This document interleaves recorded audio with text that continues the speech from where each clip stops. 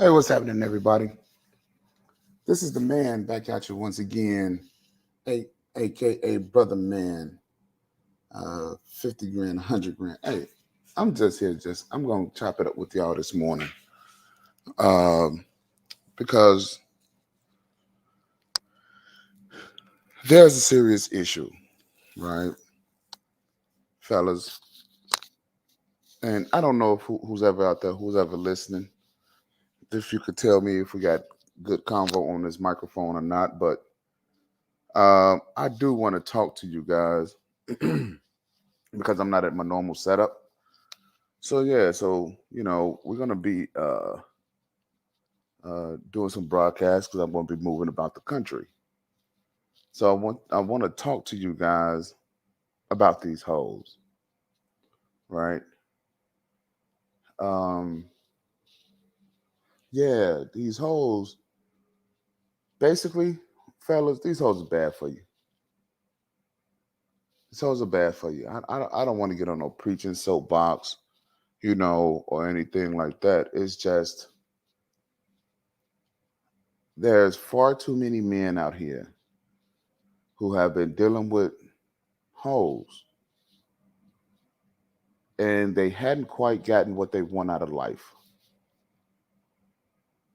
They hadn't lived their lives, got plenty of pussy, yeah, but they hadn't gotten what they want out of life. They don't have the money that they need. They can't make the moves that they want to make, and they're frustrated.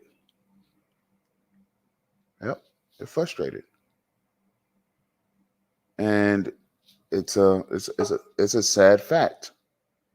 Yo, V, what's happening, man? Just give me a minute. I'm gonna bring you up. Yeah, it's a sad fact that already, that guys are out here. They hadn't made the money that they wanted to make. They can't live the life that they want to live. They don't have the resources that they want to have, right? Oh, conscious, what's happening? What's happening, man?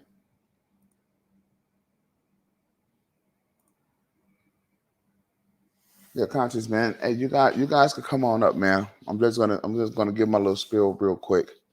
Kind of set the tone for the show, and then I damn sure I'll bring you guys up. All right. Um, but yeah, they have been dealing with time wasting females. They hadn't really gotten what it is they want. Now they got babies, they got women problems, you know. I mean, and it's just from dealing with these hoes, Now you can pick them. Now what is a hoe? We already went over. A woman that has more than one dick in her life is a hoe. So you guys are meeting females, you know that they're promiscuous. You know that they have multiple babies, multiple baby daddies. You know these things. I mean, damn, you don't even need no red flag. If a woman is trying to fuck with you and she is not a virgin, she is a hoe. And that's the bottom line. So, now what do you have? You have a bunch of, you know, crazed men out there who are upset at life and the hand that life has dealt them as if they didn't have any part to play. And you did. You chose to stick, you chose to talk to this woman. Now I get it. I get it, fellas, because society is telling us, hey, listen, you know, these women, yeah, of course they're gonna be a hoe by the time you meet her. Of course she's gonna have sex with multiple guys. Before you meet her, just accept it. Well, you don't have to accept it because that woman now is problematic. And you've accepted it. And now look at the hand that you dealt. Now you dope, broken, fucked up. You don't have a pot to piss in or one to throw it out of. You have only thing you got is a car that you're paying a note on.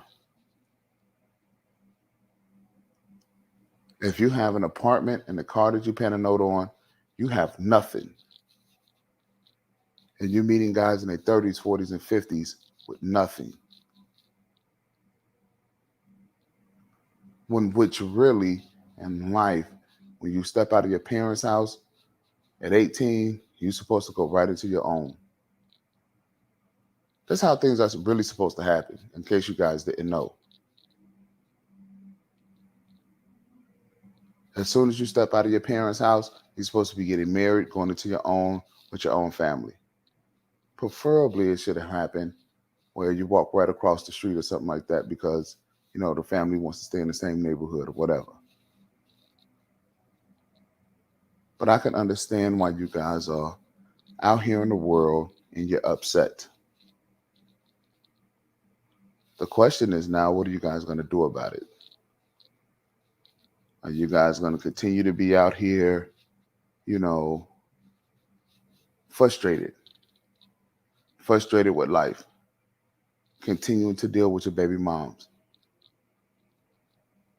Look, a lot of you guys still want to fuck your baby moms, and she out fucking another guy right now. She's a hoe. But this is the level of women we have, especially as black men. This is the level of women we've been conditioned to deal with. Hoes.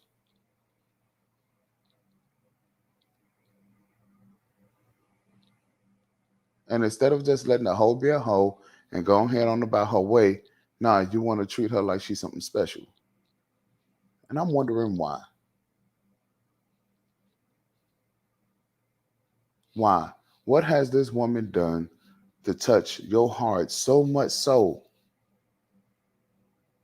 to where to whereas you can't live without her? These women have multiple baby daddies. Now I'm gonna tell you fellas something. If a woman has sex with more than one guy and you're not the first and the only one, she's gonna continue to have sex with multiple guys until she dies. It does not stop just because she had you, because she claimed that she loved you. No. Every day that woman is fighting, every day that woman is fighting to try to not have sex. Deacon, what's happening? Every day that woman is fighting to try not to have sex with someone else. She's trying to be faithful to you. That's a recipe for disaster, fellas. And you guys are out here letting these hoes win by giving them complete control over your life. It's fucked up.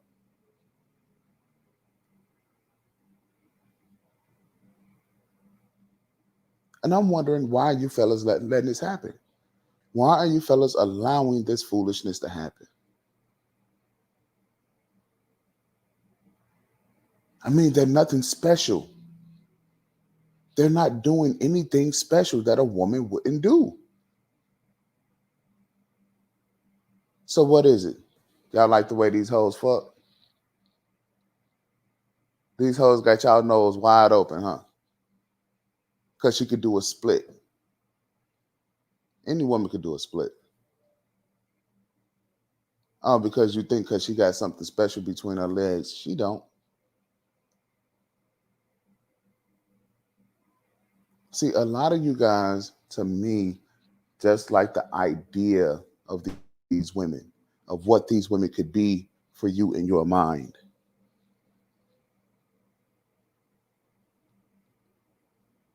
And some of these chicks will probably have even told y'all that.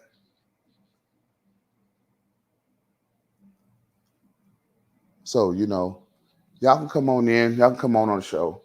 You know, all I got is about 10 minutes. You know what I mean? Y'all can come on in and chop it up. Get my man V on up here. See what he got to say about these hoes.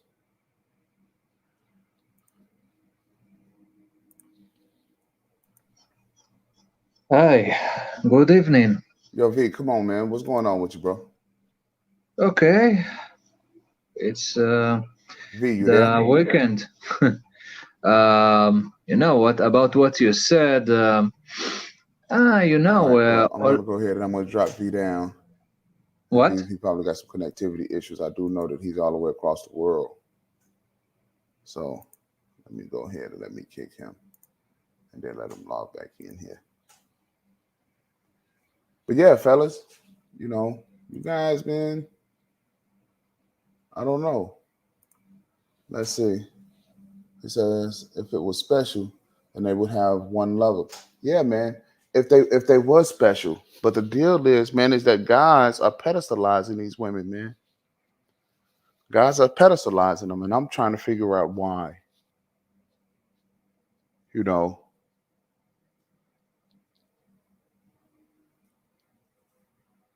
because oh, you could hear him, but I couldn't. I don't know if okay, so you guys, I'm not in my regular system. So if we have issues or something like that, just come on back because I couldn't hear him. So if you guys could hear him, let me know because I thought he was having some sort of connectivity issue. I didn't see the microphone moving around his avatar. So, you know. So Vic, come on back up here, man. If you got something to say, I didn't mean to kick you, bro. I wasn't being mean or anything like that. I was just so come on back up. You are always more than welcome on this show.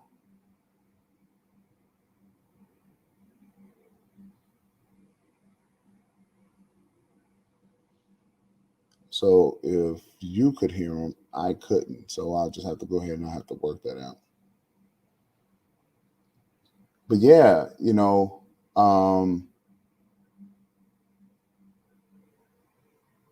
okay, so he was talking. Okay. All right. Well, come on back. Come on back, V. So what we're going to talk about today is the reasons why that these women are bad for you. And I'm sure that we have a laundry list of things that we could talk about, right? But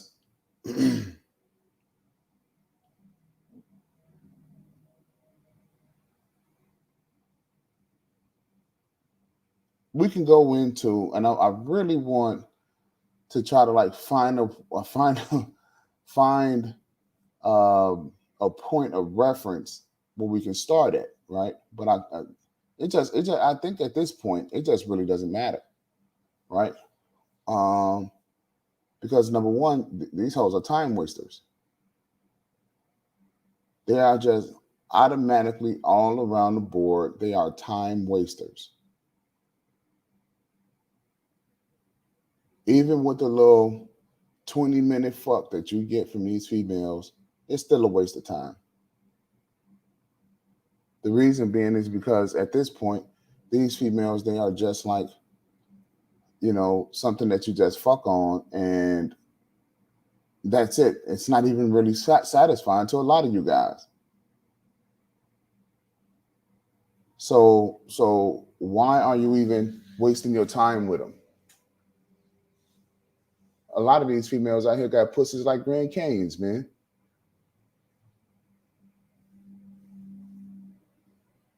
You know, because no matter if you got a big dick or not, man, these women are finding all type of shit to shove up their pussies. They are, and you guys know it.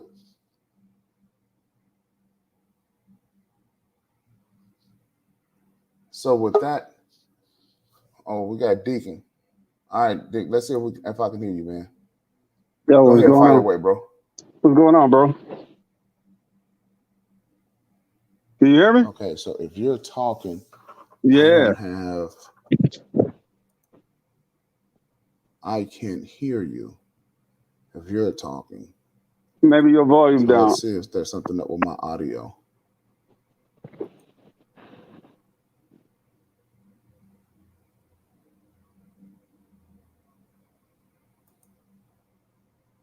Deacon, let me see. Can you hear me? Yeah, bro. Can you hear me? Yo. Oh shit.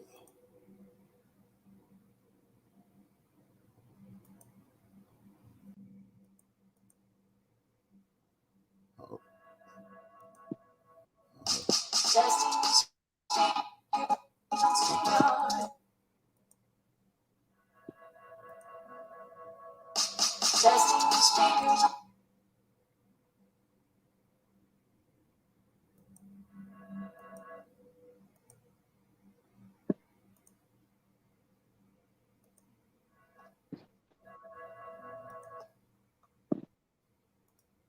Okay, Dick, go ahead, man. You got the floor. Yeah, you can you hear me? Oh yeah, I can hear you. Oh, okay. I was just gonna ask you, man. Do you believe in the whole concept that hoes are winning? You know what, man? I wouldn't say all the hoes are winning, but yeah, man, these hoes are winning, man. And that just really depends on, what you think about winning. Can you hear me okay? I Can hear you you hear me? great. Okay, all right.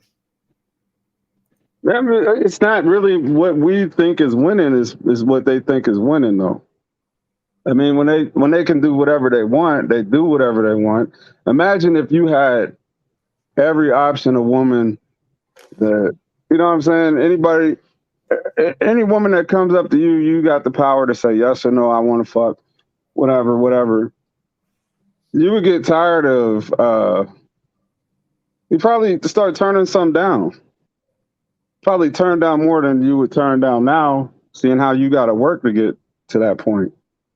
Right. So they got that unlimited option, and that unlimited option just makes the average man less special. Like no guy is special because there's another one. Right, And since, right.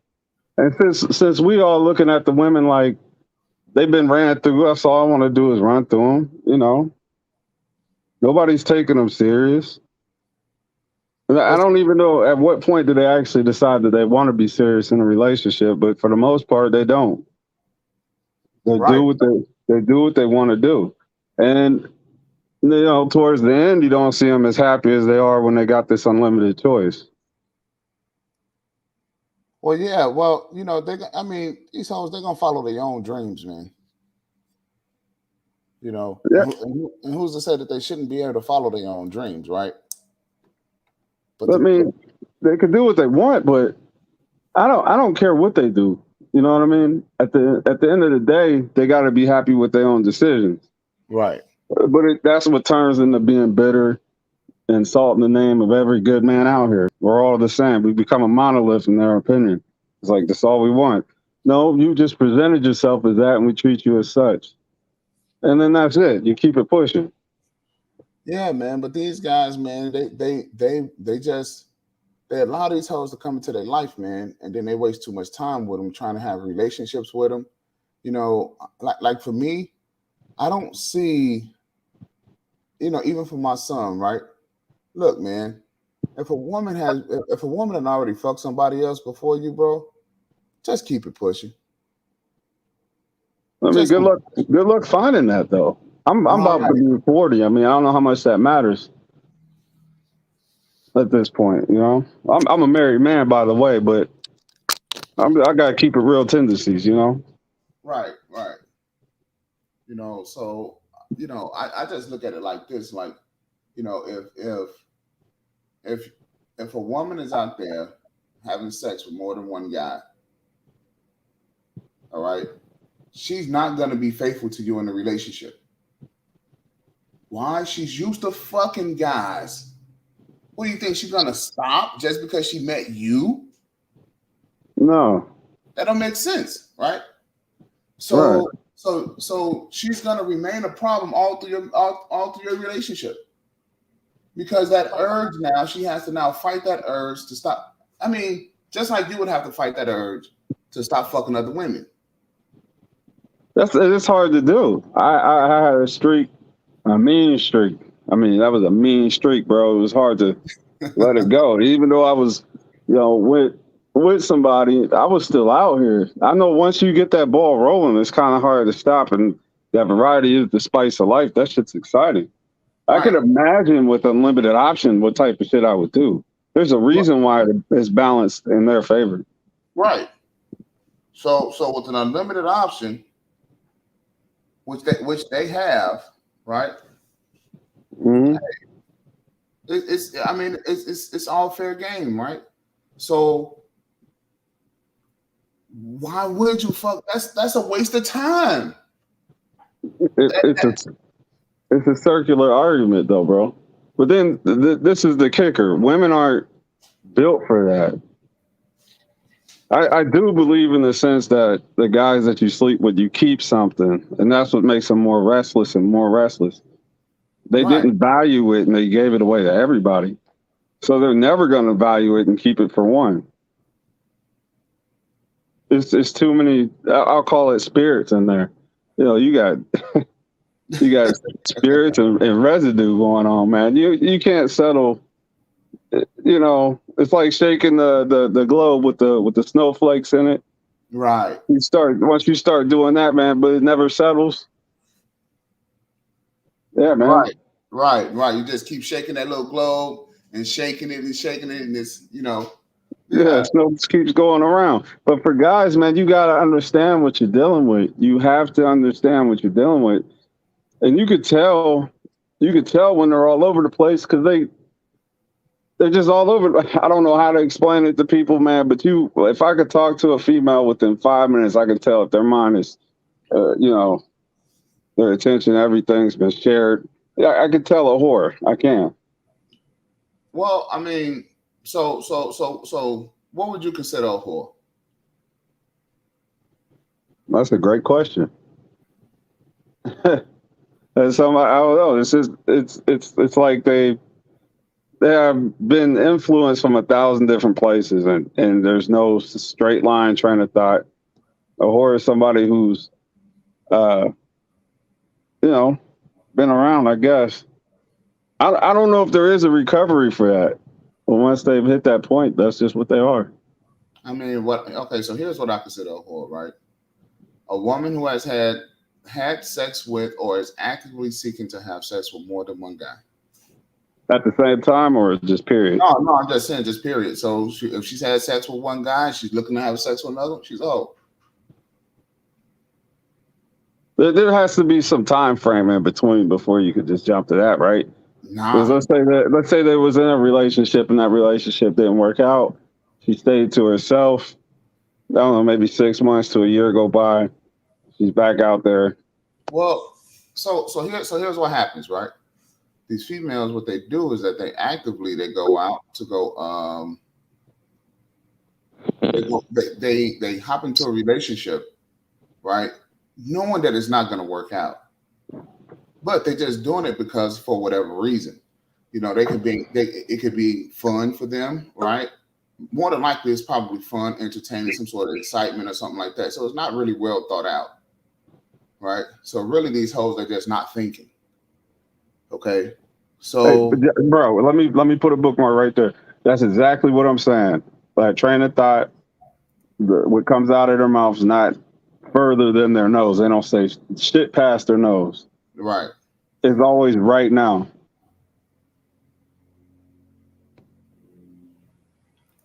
And then look at the car. If the car is dirty, the car is a manifestation of the mind. You got trash all over the place. Right. I dig it. I definitely dig that, man. Hold on, give me a second.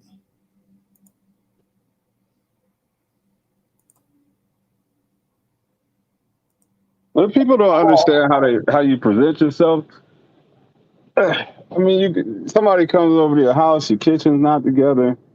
Yeah, you know, your refrigerator's dirty, your clothes all over the bed, clothes all over the floor. All of that is a manifestation of your mind. It really is. It says a lot about a person. Oh, it definitely does.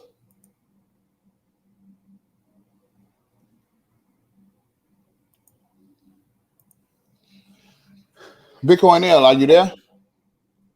Yo, you hear me? Yes, sir. We can hear you loud and clear. What's going on, brothers? What's I was up, man? hearing you ask a brother, you know, what is a hoe? And of course, you know, you will say, you know, a woman that get with multiple guys. But I got to ask y'all this real quick. So I don't know if you guys been in a long-term relationship with a woman, maybe more than 4 or 5 years or above. So Yeah. my humble opinion, let me see if y'all agree with this, because I was thinking about this too. I was like, okay, I done been with a woman for a long, like my longest relationship was like 4 years, right? And me and her, we done did a whole lot of stuff, you know, as far as sexually. And I'll be thinking, like, when I hear a woman say, "Oh, I've been with one guy, but you know, we've been together since high school till like, you know, probably in her 30s they broke up." You know, in your thought, you just think you know that this man that did a whole lot with this woman, all his DNA is on this woman's body. So, would you consider her whole if she's not been married? She wasn't married to that guy. Yeah, It she's could be, old. I knew he was gonna chop it up there. I'm trying to give him the benefit of the doubt, and you know I probably shouldn't, but I'm like just saying. I'm just saying. I done some freaky shit with my girl at that time. You know what I'm saying? We did a whole lot of stuff. Even had threesomes at the time. I'm not proud of that right now, but you know, because now I'm on a righteous path. But during the time, like we did all type of stuff, and that's you know hopefully I don't know if she was cheating on me or not, but I was the only guy she was with at the time. So you know, regardless, another man's DNA is in her. Right. And so this is kind of like the point of the line, right? Because I was thinking about this and I said I need to chop it up with these fellas because it's very rare You that find a version. that you find a virgin, but it's very rare that you get with a woman who has had sex with another guy, and then you with her, and then you're able to stay with her forever. Yeah. Okay. So now you've been with this woman for 4 years. She's occupied your time and your space and your energy for 4 years. Mm-hmm. I mean, did you become a billionaire out of that shit? Well, me personally, no. Mm-mm. Yeah, you see what I'm saying? So a man has to increase his resources over time, especially when he's with a woman. There's rarely any fucking increase that's coming out of this because you're occupying your time, which is the most precious thing that a man has, Yeah. right? With his hoe. You see what I'm you're saying? right, you're So right. it's not as much as hoes are winning as much it is that men are losing. Fucking with them. But you never admit defeat. I can understand that you could say that a woman has gained and gained and gained being in and out of relationships, whether that's resources or property or whatever. She's gained insight and perspectives. She's gained different points of views. She's gained different attitudes, different ways to look at it. They can gain from all that, right? A guy is if we're not really dealing with women of yesterday who actually bring that type of help to the table, where that will help you take your mind off the little things so you could put your time and efforts in the building. I was in a 14-year relationship, 14 years, and I couldn't even get the dishes washed or a hot meal, man, coming home to a house that smelled like dead air. So I know what it feels like to waste a lot of time. Like the time I was spending cooking and doing shit that should have been done, I could have been doing that to continue working. You know, I had to worry about that other shit. They could be a whore in the sense that they're not helping you. They could be a whore in the sense that they piss me off to the point where they're not worth anything to me. They're not doing shit. Right. You know, Well, and that becomes the I have point, a right? time, definitely. Yeah, yeah. I mean that's like the first thing, right? So you thinking, well, I could bust this nut, you know what I'm saying? Probably if I can get some, probably about 2-3 times a week. You know what I'm saying? This is gonna help me. No, it's just not because the cost is there, right? And it's the trade off, and Exactly. and this Exactly. and this is what guys is doing, right? You trading a lot of your time for hoes, man. Come on, man. It's like y'all got them in the crib with you. You know what I'm saying? It's always some sort of point of contention or something. right? It's always something, and so it's just if the hoes if they problematic, they problematic, and that's what I think guys got to do. Guys got to tell you got to tell yourself, right? You got to have a deep conversation with yourself. Like, look, am I letting too many hoes in my house? You know what I mean? Like, Yeah, wasting your time. Wasting your time is your money, so you're blowing at it. right. Well, in Yeah. worst case scenario, I think it would be if you either get married to the woman or you get her pregnant. Because if you just in a relationship, y'all might have a 4-year relationship, but y'all just break up. You don't have to see her no more. But if you get married or you get her pregnant, whatever, she could file for alimony, or she try to get child support from you. So now you got her for 18 years. Yeah. Even when y'all break up, so she gonna take more resources from you. And you're dealing with this hoe, and a lot of dudes, man. And then she might even use that money on another guy that she get with. Right. They 100% of the time do, and that's what happened. This is what brought me to the manosphere. Exactly. It's like I didn't understand these concepts, and I was trying to keep that woman, and that just made my situation worse. Then I come across the manosphere where you say you gotta let them go, and just deal with things and move on. That was like the biggest help for me and the eye opener for me. I mean, I think the greatest thing to do, man, is that like when you, especially for a lot of dudes who got kids, man, and y'all not even gone away apart from each other 3 months, and she already got another nigga moved in. The logic should tell you, oh yeah, she was a hoe when I got with her. She had already fucked 5 dudes before I met her. You know what I'm saying? So what make you think that she's At not? least she doesn't have AIDS. Yeah. Well, I mean, a Yeah. lot of these women now, they're disease free because they're taking care of themselves. We got good doctors and shit like that over here, and so and they go to the doctors. A lot of them they don't a lot of them they don't stay fresh down there, but I want to say what's up to Perfect Timing, Perfect Salute, man. 5.0, 5.0, 5.0 Builder Sphere. That's right. Juan G's, what's happening with you, man? Hey, shout out to Sugar Buck geez, too, man. man. That's my homegirl. Anyway, I think I'm Sugar going Bomb. to Yeah, sleep, let me so not forget good Sugar night. Bomb. Let Night, me not guys. forget Sugar Bomb. Yeah, yeah. But So, for me, so oh my bad, man, go ahead. no, man. Go ahead, man. Go ahead with you, bro. No, I was just saying with the title, I was, it made me also think about what Kanye West going through right now. And me personally, I don't feel bad for him because he knew what he was dealing with when he first got with Kim. Right. Everybody knows this chick is a hoe. And now he was upset that she got a whole new man around his kids, which it's like me personally, I can't be around a woman first of all, I don't want to deal with a woman with kids, but especially when they young like that. I don't think nobody should be around no children like that, man. If you want to, if you the new boyfriend or something, like tell her to get a babysitter. But that's just me. But anyway, some women will bring a new dude, barely know this motherfucker had to do around the kids. And it's like Kanye West acting he so mad, he acting all surprised. It's like, nigga, you know what you was dealing with when you first got with her. Right. I mean, you knew she was everybody knew she was a hoe. She was fucking the dude. Everybody knew for him, I guess. Everybody knew for him. Kanye was blue pill for sure. He just had money.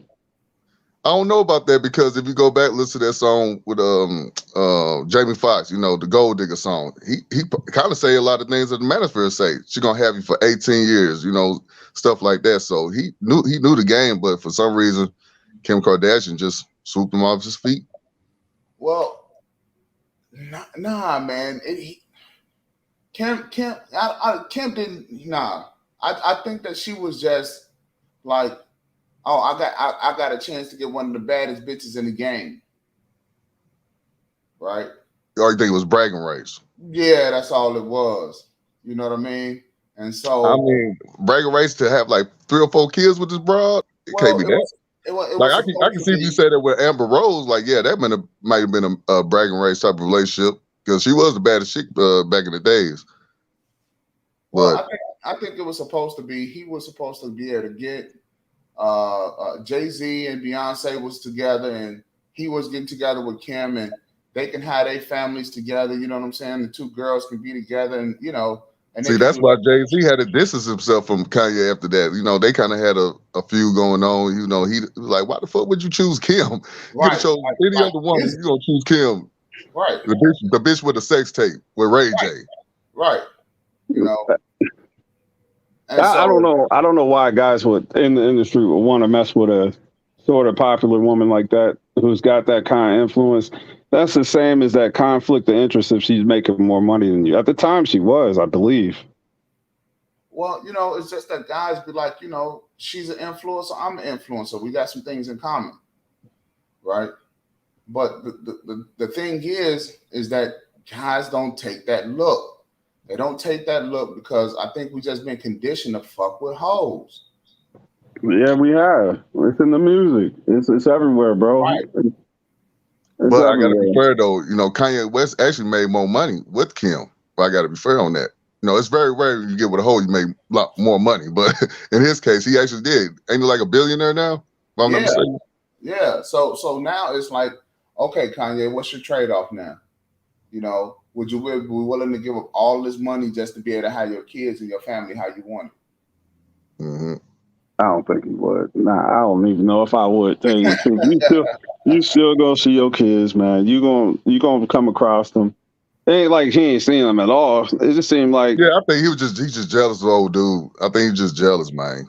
Yeah, that's that fucking that lingering emotion that he got for Kim. That's all that is. He's better right now. He's better as hell. Yeah, you know. I mean, he fucking on a model worried about her though. Hey, you know something? Kanye need to go ahead and tune into this broadcast. That's what he need to do. He probably do need to visit the space though. Yeah, man. You know, because it's like, yo, you got a hoe. She's problematic, man. She was fucking dudes before. I'm gonna say this again. She fucking dudes before you met her. She's probably more likely than not fucking dudes while you with her. You just don't know. And then she's gonna be fucking dudes, and she's gonna make it to where all of the problems that you're having in the relationship is a reason for her, you know, and she's gonna start picking out shit. Oh, you got your socks on the floor. Oh, your drawers on the floor. Oh, you didn't close the peanut butter and jelly, or you didn't close the bread, or you know, you didn't close the refrigerator door all the way, or some stupid shit, right? Put the toilet seat down.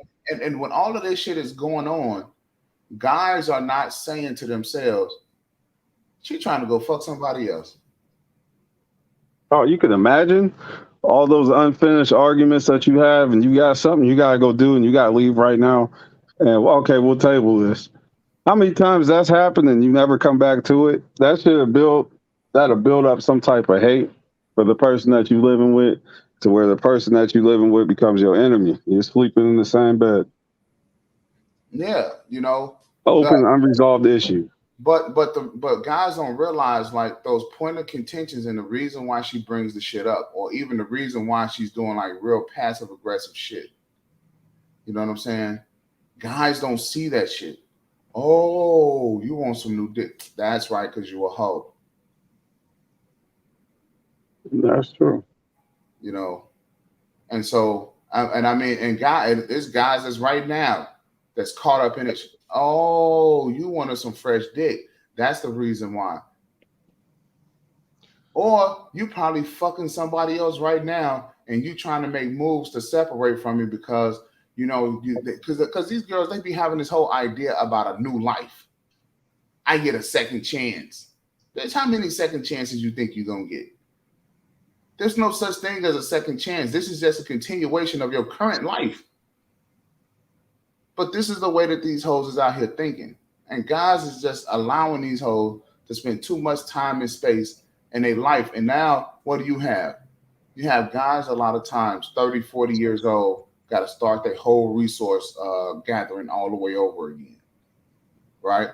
Guys don't have any money. Look, there's guys that's in this space, man. You couldn't borrow $5 from them if you ask them for it right now. Yeah. That's right. 40-year-old fucking men right now from dealing with women. You ain't supposed to spread yourself that fucking thin, man. Well, it's not even that. They could be dealing with one woman. They could have just been dealing with one woman. See, guys don't realize something. Women are a very expensive luxury. Very expensive luxury. It's not a right that you have a woman. And what happens is that here's what happens. Think of women as a new car, right? Just think of them as a new car, an expensive luxury car. Let's say a Bentley, right?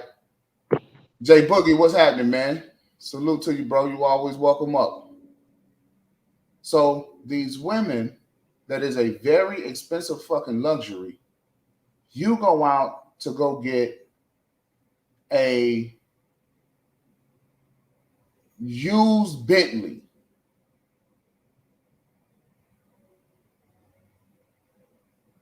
Now you see how fucked up that kind of sounds? Yeah. You go get a used Bentley with 200,000 miles on it.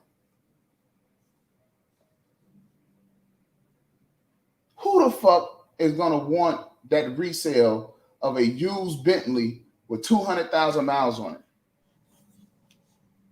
But you're gonna accept it as this is my new car. Bro, man, I see what you're saying, but there's a clear difference between people who are with these women for the time that they got them, or ones that are trying to keep them. And I think that's what gets lost in some of these translations. It gets lost in translation. When I go to a game channel, I got to remind myself that they're not talking about long term. They're talking about short term. And Right. they want to be able to say, yeah, I drove a Bentley once. Yeah, I drove a Lambo. Yeah, but you drove a Bentley, a used Bentley that had It don't 200,000. matter. They say that if you block Michael Jordan's shot on a playground, you could brag that you blocked Michael Jordan's shot, but it don't matter nowhere else. If you block his shot in the game, which I think that's a good, comparison. If you block the shot in the game, and for the world to see it, that's better. Right. But check this out, right? Okay. So let's say you take this used Bentley for a spin, right? But then you spawn another fucking car. You make a baby out of it. Now you stuck with this fucking used Bentley. Yeah. Okay. You see what I'm saying? Yeah. Like, so no matter if you get rid of the fucking Bentley, you still got to pay a note on this motherfucker. It's a small note, It may be $1,800 a month for you,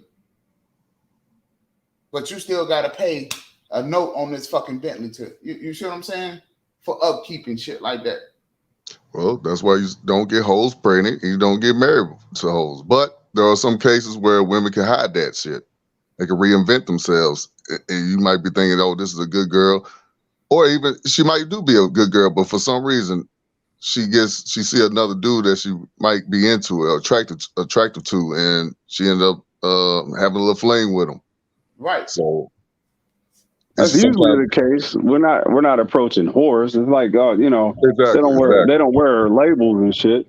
Let me go get with this whore over here. Look at the brother Lorenzen Wright, NBA player, former NBA player. He married, his wife was a good looking woman. You judge her by her cover, but she ended up getting this man killed. She got with another guy trying to get life insurance money from him. Like, I'm sure Lorenzen Wright didn't think that she would do something like that to him.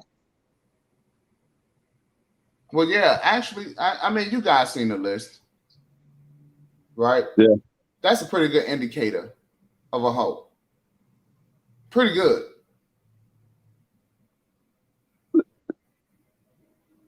Yeah, but you're never gonna know that body count, man. Well, I mean, look, anytime after one, But that that's a high percentage, brother. Yeah, no, that's a low percentage. and that's the reason why you know you can't let these hoes have no wiggle room. See, because they like to move the goalposts and all this other shit. They like to do all this other talking, all this explanation, right? Well, bitch, you already gave the best part of your woman away to another motherfucker. So you should have just went on here with that guy and stayed with that guy. There's a reason why you didn't stay with that guy. And that reason why you didn't stay with that guy, now you're trying to pull that same bullshit with me. Yep. And I don't understand how guys, the ones that will get with a woman that got kids with somebody, and she'll tell him that she put him on child support. What you think she's gonna do to you if y'all break up? Right. Yeah, that is stupid. That is dumb as hell. And guys is out here, you know, and it's the reason why these stupid ass hoes be like, men are dumb. Well, no shit. Because these guys is out here, man. You know she's gonna put you on child support. I don't know if y'all heard that chick that was like, you know, instead of having 6 kids with one guy, you should have 6 different kids with 6 different guys. Wow, somebody said that. I can believe it though. I ain't hear that. But Yeah, I seen that. You know, and it's like she's like, yeah, you know, because with one guy you had 6 kids, you only gonna get $300 something. But with 6 different guys, you had 6 different kids, you can get $2,000, $2,500. you know, it's like just like with the women, you know, they end up being a 6th baby mama or whatever. We clown her. You gonna get clowned if you baby daddy number 6. Like how do you even put yourself in that position? Unless she hiding the kids out, which I doubt it, but you knew that she had a bunch of other baby daddies, and now you gonna be number 6 or 5, whatever. That's crazy. Yeah. Nah, man, they do hide kids, man. They do hide kids. I mean, I'm talking about that many though. I can understand probably 1 or 2, but 6 or 4, or whatever, how many she had, like that's just too many. Now, dudes be open, man, and these chicks will have you come over to their crib, or they'll come over to your crib. You don't see no kids. The kids with grandma. The kids is with grandma. We ain't even talked about that. And while your nose wide open trying to get you some, you know what I'm saying? Then she spring kids on you next time. Or you go over there, you see some shit in the floor like a Ninja Turtle, whatever. You know what I'm saying? And that's the hint. Or the car seat, she got, you know, in the back seat of the car, she got like a Happy Meal toy or something. I was like, where the fuck that can come from? You know what I'm saying? Right. They do hire kids, because normally when they go out, when they want to do their thing, they do that shit solo. And I ain't having that conversation. And that's why I'd be like, bro, you a hoe. And I'm not, you know, and I'm taking all whole precautions. You know what I'm saying? But me personally, like, okay, I could kind of, I don't know about you guys, but I could respect a woman that protects herself. Like, she probably would sleep around with a bunch of dudes, but she ain't getting pregnant by it. Like, for example, Rihanna, she just got pregnant, but she was known to be sleeping around with different guys until this up and coming point. You know what I'm saying? So I can kind of respect a woman that protects herself, you know, make sure a guy put a condom on and, you know, do her thing with him. But, you know, she ain't trying to get pregnant either. She's going to protect herself. You know, it's very rare that you see a woman who give a fuck about relationships. It's very rare, right? Because these women out here, they just don't give a shit really about relationships. I mean, I don't know if you guys heard me say this, but, you know, there's only 3 things that this modern woman deems to be successful: going to school, getting the bag and whatever money could buy, and having access to dick. Right? Those are 3 things that make them feel successful. Other than that,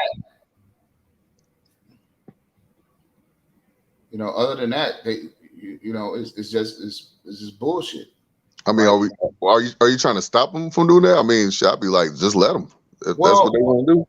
Well, if that's what they want to do, right? But what men have to understand is that what makes us feel successful, or what's success to us, is being able to establish relationships, right? From what I've noticed, is to be able to establish relationships and be able to gather resources to build for the future, okay? And be able to take care of those ones that's in our circle, right? And maybe be able to help some of the ones outside the circle. But the deal is that we give a fuck about people, about relationships. They don't. Women have like zero regard for life. They don't give a shit. See, the only solution for that to me is arranged marriage. That would be the only solution. Have her being raised in your home, your daughter being raised in your home, and you raise her to get with a certain guy. So, get her ready for a certain guy that you pick for your daughter.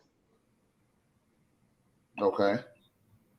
I don't see that as like really a realistic approach here. Maybe it's saying elsewhere, but here. Well, yeah, she got too much influence. She got too much, social media and all that. Yeah, she's going to be influenced by that, of course. Yeah, you're right about that. You're right. But I'm just saying that's the only solution. There's nothing else. We can't change no laws because women outnumber us. So, of course, they're going to vote against that shit. So, no. What the thing is that having hoes, having a plethora of hoes in society is supposed to be it's supposed to be profitable, right? It's supposed to be profitable for society. And as we can see, you know what I'm saying, hoes, they just out here, they're just spending money. Women are the number one consumers. Yeah. And so anything that money could buy, they want. And they're never happy, right? That's one thing about a hoe. She is never satisfied. Right about that. With nothing. Okay? With nothing. I think a lot of men are finding out that they're dealing with hoes, whores. Gino, I guess there's levels to it. They find out after. They don't really see that when they approach a woman. They want to believe that they're all good people genuinely. Generally, you almost have to teach guys how to spot the differences between a good woman and the whores out here. But you're saying more than one, you'll walk away from 99% of them if you ask them. Well, let me read what Gino is saying. Gino says here, he says the solution is marrying a woman that's a virgin to avoid 304s. Only virgins or maidens are wife candidates. You need to find a woman that was raised in a vacuum practicing household. Oh yeah, I agree with that. But the problem is you got to find that virgin. It's going to be hard to find it. That's why I said with arranged marriage, you raise your daughter, you're a protector from, sleeping around with other dudes. Of course, you're going to try to shield her from all that. And then you find the right mate for your daughter that's going to be there to provide for her, protect her, and she's going to be submissive and be feminine towards him. Right. So, one of the issues, I believe also that woman got to have a father in her life. A leader, an alpha male father. A father for sure, and that's rare too. Well, I can understand what you're talking about in terms of alpha male, so to speak, because my wife at one point in time she tried to make me become docile like her uncles. Mm-hmm. Because those was the man that she had in her life. She didn't have a father in her life. Mm-hmm. And I'm like, wait a second. If you trying to make me into your uncles, that's not gonna happen. So they some pushovers. They let women run over them. Yeah. Yep. Yeah, I noticed that also with a lot of fathers that they'll, I got to be honest. Some of these fathers be trying to tell their women that they don't need no man either. Like if you listen to that Biggie song, I forgot the name of the song. He was like, "I give my daughter college grant so she don't need no man." Some fathers would play into that role too of telling their daughter, "You don't need no man. Do what you got to do. Go to college, get an education, get money, and go do whatever you want to do. You don't need no man to tell you what you need to do." John, an analyst in the building. So let me read what Gino was saying. And by the way, fellas, if y'all haven't already, man, just like, share, like, and subscribe. You can share the channel if you want, but just go ahead and hit that like button, man. I'm trying to get these like, I'm trying to get these subscribers up, man. At least to 500. You know, for right now. You know, evidently I'm a pretty new channel, so go ahead, man, and just hit that subscribe button if y'all can. Gino is saying I don't even waste my time with community property any longer. Call these hoes community property.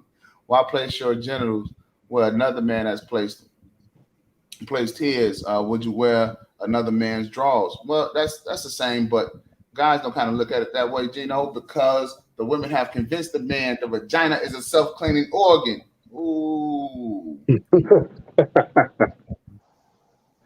Man, I have cracked the seal on a box. Are you That's not true. Are you brothers married on the panel? Anybody married? Yeah, I'm married. Yeah, I'm married as well. Okay, both y'all married. Y'all, y'all don't have to tell me that if it's personal, but I was gonna ask y'all married virgins? Yeah. Oh, No. you did. Brother said no. Okay. So you wearing another man? You wearing another man's drawers, Deacon?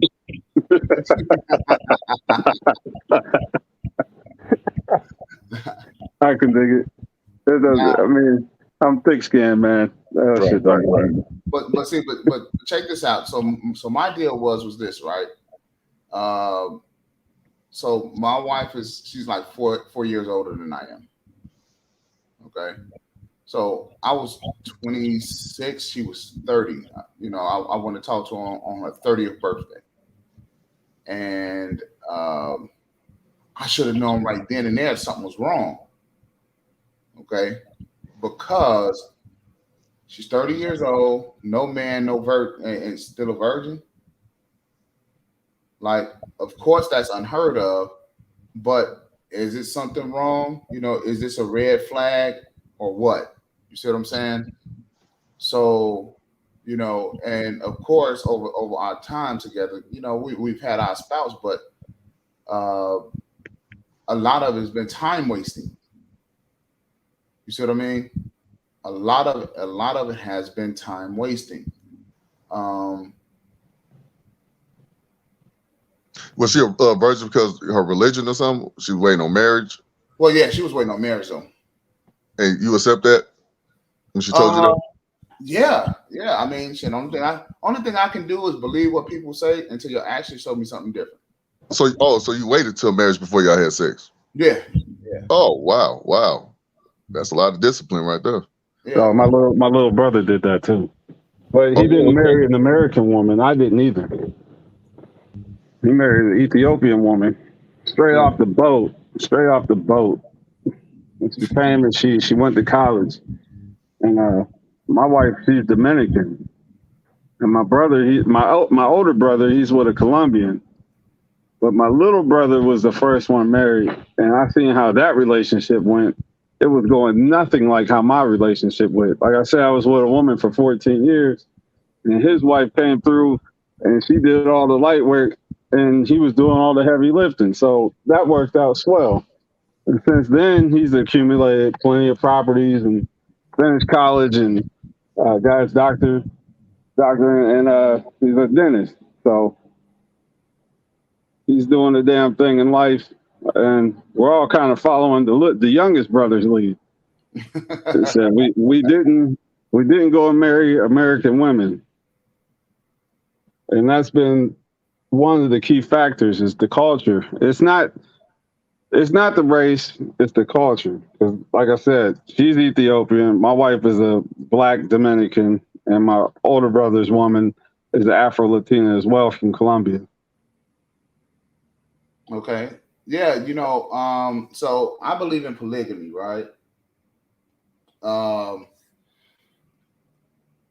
So I'm on this whole wealth building trip right now because obviously I want more women, and I was thinking about, you know, going back to Africa, and I was thinking, you know, which women make some of the best women, and man, I'm telling you, those women from Ethiopia, boy, very attractive, very attractive. They're very slick too. They're some slick ass women, I tell you that. It's some slick people. We went to New York, and we was paying a third of what they was asking everywhere we went. It's like she just knows how to talk to merchants. They all come with their little quirk that's better than what you've seen before. Okay, so Very, Gino, just real quick, bro. Real quick. Gino says here, he says, I'm for arranged marriages. I'm studying Canoon. I don't know if I'm pronouncing that right, fellas. Canon. Um, so if I had a kid that got pregnant by a Pookie, a single mother, from single motherhood, I guess, I debo her, banish, disownership, exile, banishment, ostracization, etc. Damn, Hey, Gino. I agree with that, Gino. That's the thing. That's why I think a lot of fathers also they send for their daughters too. But when they get with a guy that's not that you don't see as a good man, you don't see no value in him. He's a Pookie. You got to kick her out. Hey, if my daughter bring home a whole thug ass nigga, hey, you go to his place, you pack your shit up by my house, and you go to his house. You follow his leadership from now on. I All right. told you. Hold on, just real quick, fellas. I want to finish with the continuation. He says, betroth your virgin daughters to men that you've extensively vetted. And then he goes on to say, all right, so it's pronounced Canoon. Canoon. Okay. And then he goes on to say, the brother is correct. Hashtag girl dad simps. That's not me. Hey, I did that one. Like, I don't know if y'all heard that story out there in Houston, I think it was somewhere in Texas, but a dude, it was a father, right? He told his daughter he didn't want her seeing this guy that she'd been dealing with. So he went to work. I guess he came home early. He heard some noise in her room or whatever. He bust open the door. It was the dude that she was telling him that she told his daughter that she didn't want him to be with no more. So they got into a little fight, whatever. And I guess the boyfriend pulled the gun out and shot the father dead. Yeah, the father, yeah. Yep. See, those stories like that happen. That's why you gotta be firm. When your daughter dealing with somebody you don't like, you gotta tell her, hey, if you continue this relationship, you out of here. Like if I was that father, I'd been like, I wouldn't even fight the boyfriend. I'd be like, okay, put your clothes on, you pack your stuff, it's time to go. I done told you stop dealing with this man. I'm not finna get killed over my daughter neither. Just like I won't get killed for none of these hoes, my daughter neither. Well, check this out, right? So I think it's all about in how you raise your kids, right? So like for my kids, now my son is 9 years older than his sister. So for right now, I'm teaching my son, listen, you don't owe anybody anything. Nobody. You don't owe anyone anything. So don't feel obligated. Don't feel guilty. See, a lot of times, a lot of reasons why guys be messing around with these hoes is because they feel guilty. Right? You are better than these fucking people that's out here. Believe me, you are better than a hoe. You don't deserve a hoe. A lot of you guys are selling yourselves short. I mean, just think about this for a second. A lot of these Negroes is out here selling themselves for a fucking prepared meal that come out of a fucking that prepared macaroni and shit like that come from Walmart. Really, nigga? A plate? You dealing with a hoe because she made you a plate? Think about that for a second. Oh, come on. You know the sex good. Shit, man. A lot of these niggas, they're tricking themselves into believing that the pussy's good. Because they ain't had no good pussy before. It was the best at that time. It was the best at the time for him. You know, so I'm teaching my son right now, listen, here's what it is. If you have a disagreement with somebody, get up and walk away. A disagreement is going to lead to an argument. Argument is going to lead to a fight. That's all it's going to do. So what you do is, and here's the disagreement. I'm going to tell you the difference between a disagreement and respecting a woman's opinion. Here it goes. I use this analogy. Water, lemon water. Let's say you as a man, you like lemon water. All right? You like lemon in your water. That's fine. As soon as a woman says, you know what, I like a man who just like his water straight, or I like a man who like Hennessy or as his drink of choice or whatever, just get up and walk away. You don't have to say shit to her. Just get up and walk away. Because that's a disagreement, and she's already telling you what her likes and dislikes are about men, about you. When which really the only thing she should be saying is, "Well, I prefer my water without lemon." That's how a woman is supposed to talk back to you. What she prefers in her shit. But too many guys get wrapped up in. Can you guys still hear me? Yes, sir. Okay. Yeah, I hear you. All right. Yeah, but too many guys get wrapped up in even having disagreement with females. Now I do it on the panels and shit like that because it's all entertainment when we're doing this here. But the deal is that in real life, I don't talk back with women. I don't have bitch. Okay, well, all right. And I exit stage left. I don't even say shit to them. I won't deal with them. I see women with weave and shit in their hair. Man, if I'm not doing business with you, I am not talking to you as a person. I see you with makeup and all that shit on because the only thing that's going to come out of you is an argument, is a fight. That's all that's going to come out of you.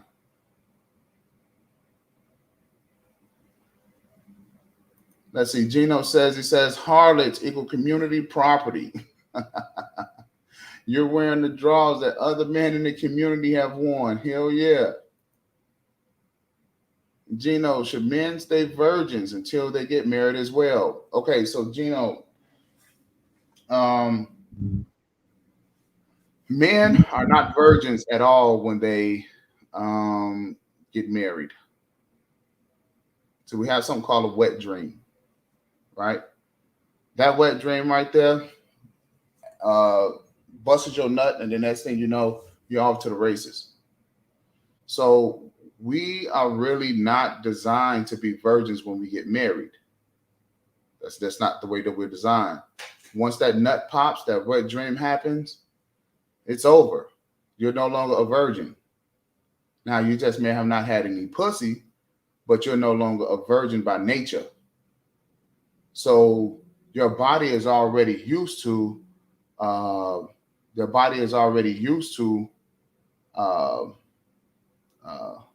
having sex. The body is used to that process, right? So now your body is saying, listen, I need something to stick this penis in. Now, the thing is how do we rectify something like that, right? Do we go out here and do we continue to have sex with women even though that they hoes? Or do we start arranging for our boys to start, vetting women? What do we do? Right? What's the right process behind that, right? I know for my daughter, I have to come up with a whole entire system on how she's supposed to be to a man. And what support am I going to lend to her husband? Because because he's obviously going to be in a position where he's taking care of my daughter. But at some points, I know that I need to make sure that my daughter has a large treasure chest of cash that she has available to her, because at some point she's going to need to help her husband. So, so what do we do? Well, go ahead. Brother, I like that he has Brother Gino about, should men be virgins? In my humble opinion, I believe there's more male virgins than females in today's era. A lot of guys, you could say they are virgins, by force. They don't have no option because, a lot of these guys are, quote unquote incels. They can't get a woman. So what they do, sit around, play the game all day. Women, they can always get sex whenever they want. Right. So they always going to be, they got more options than men. So yes, men can be, but I agree with Gino when he said about the whole, arranged marriage for his son, because I don't want my son bringing home no hood rat neither. I'm going to kick him to the curb. Like, Boy, I done told you what type of woman I wanted you to be with. You brought this little scallywag over here who can get you set up and get, just mess up the whole situation, the whole program for as a family. And I'm not gonna allow you to do that neither. So it goes both ways, my son and daughter. Now I did that, right? So let me respond to what Gino is saying here. He says, right. So there's no such thing as a male virgin. There is not. So as a correction, your boys really shouldn't have sexual recreation experiences until marriage. It's interesting. It's interesting, because of how we was raised, right? So Gino says, I ain't sending any sons to the college dorm either. Arranged marriages only for boys and girls. I agree with that. So here's the deal. That's part of the problem, right? So we're saying boys and girls. Hey, just 1 second. The brother Conscious asked him, would you be cool with that if your parents did that to you? Well, you got no choice. You're going to be born into it. So you're going to think it's normal. Right. Like, you got the mind, the mentality. Now you're just going to be like, damn, I can't fuck what I want to fuck. You're going to be mad. But, when you're born to something, you're going to think it's right. Well, so I was watching Mad Men the other night, right? I don't know if you guys seen that show, but Mad Men. Mad Men is about it's about these guys back in the turn of the century, the early 1900s, and as a matter of fact, I think it was probably even the 1950s. I'm sorry, I can't remember. But what it was about was these guys in these ad agencies, right? And their concept of selling things to people, right? And the concept was the conversation was about love he was having with a woman. And he says, love, no, I don't believe in love. Love is one of those things that guys like me, ad men, sold to the public, right? So that you can continue to do things and sell things like, Valentine's Day and so forth and so on, right? But love is not a real concept. Well, let's even take that and say that, okay, so you got this love thing that's a feeling, right? And someone sold that to you. And they sold it to you as a concept. Now, people do have feelings for each other. Okay? People do have feelings for each other, but those feelings grow with time. The issue here for me is we don't really have a community where the boys and the girls are growing up together. See, my children have different diets. They have special diets. Okay. And I would want the children that my children be with to grow up with the same type of diet. I mean, other groups, other communities, Asians do, right?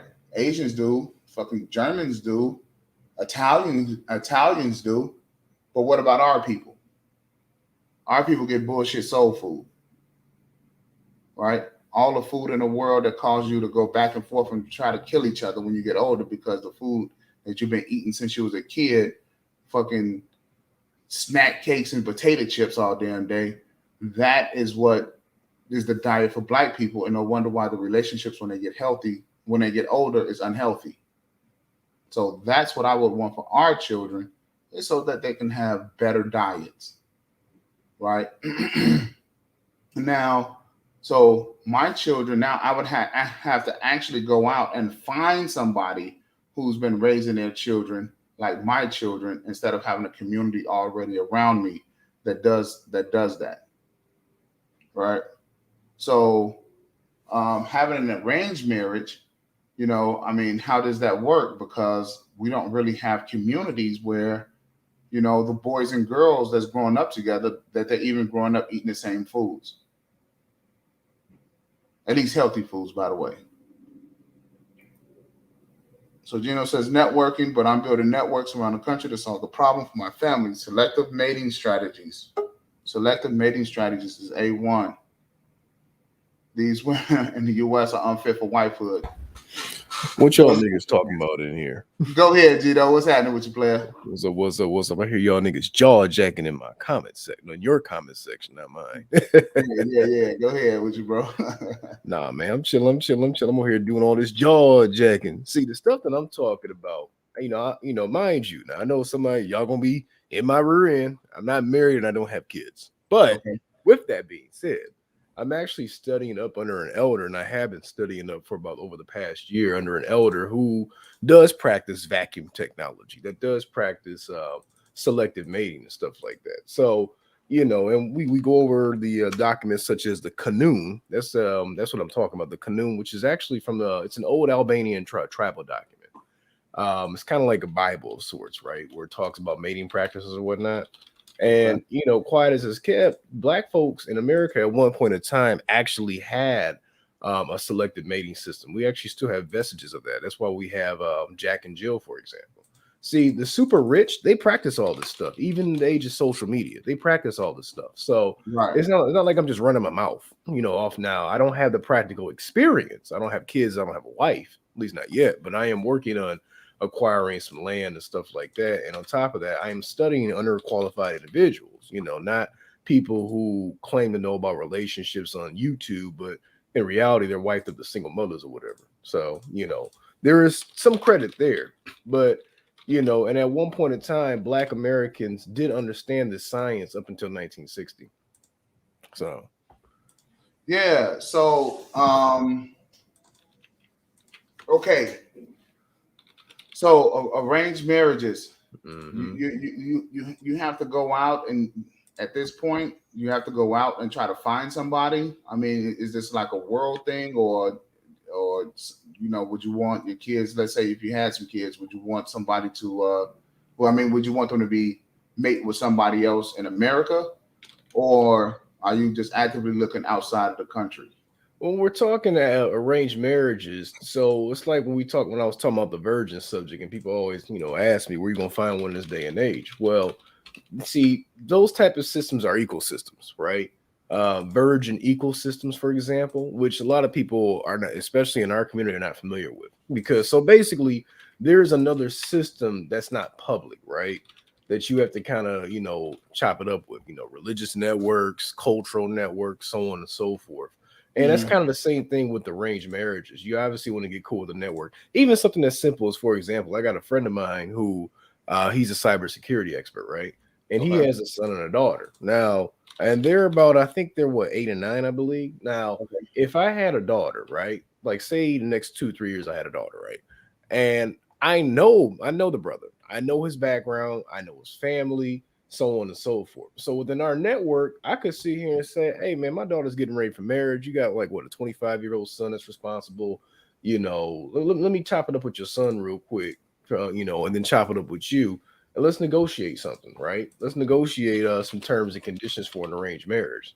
So it can be something as simple as that. Go ahead. So let me slow you down here, brother. Let me slow you down here. Yeah, go ahead. All right, because now we're going to deep dive. There you go. All right. How old are you? I am 31. I'll be 32 this year. 31. 30. Okay. So let's say you were looking for a wife. Let's start there. So let's say you're looking for a wife. All right. Hold on. I want to say this to Conscious, right? Conscious, brother. This is what it's coming to, brother. This is what it's coming to. See, society is forcing you to come to this type of shit because you cannot live with these hoes.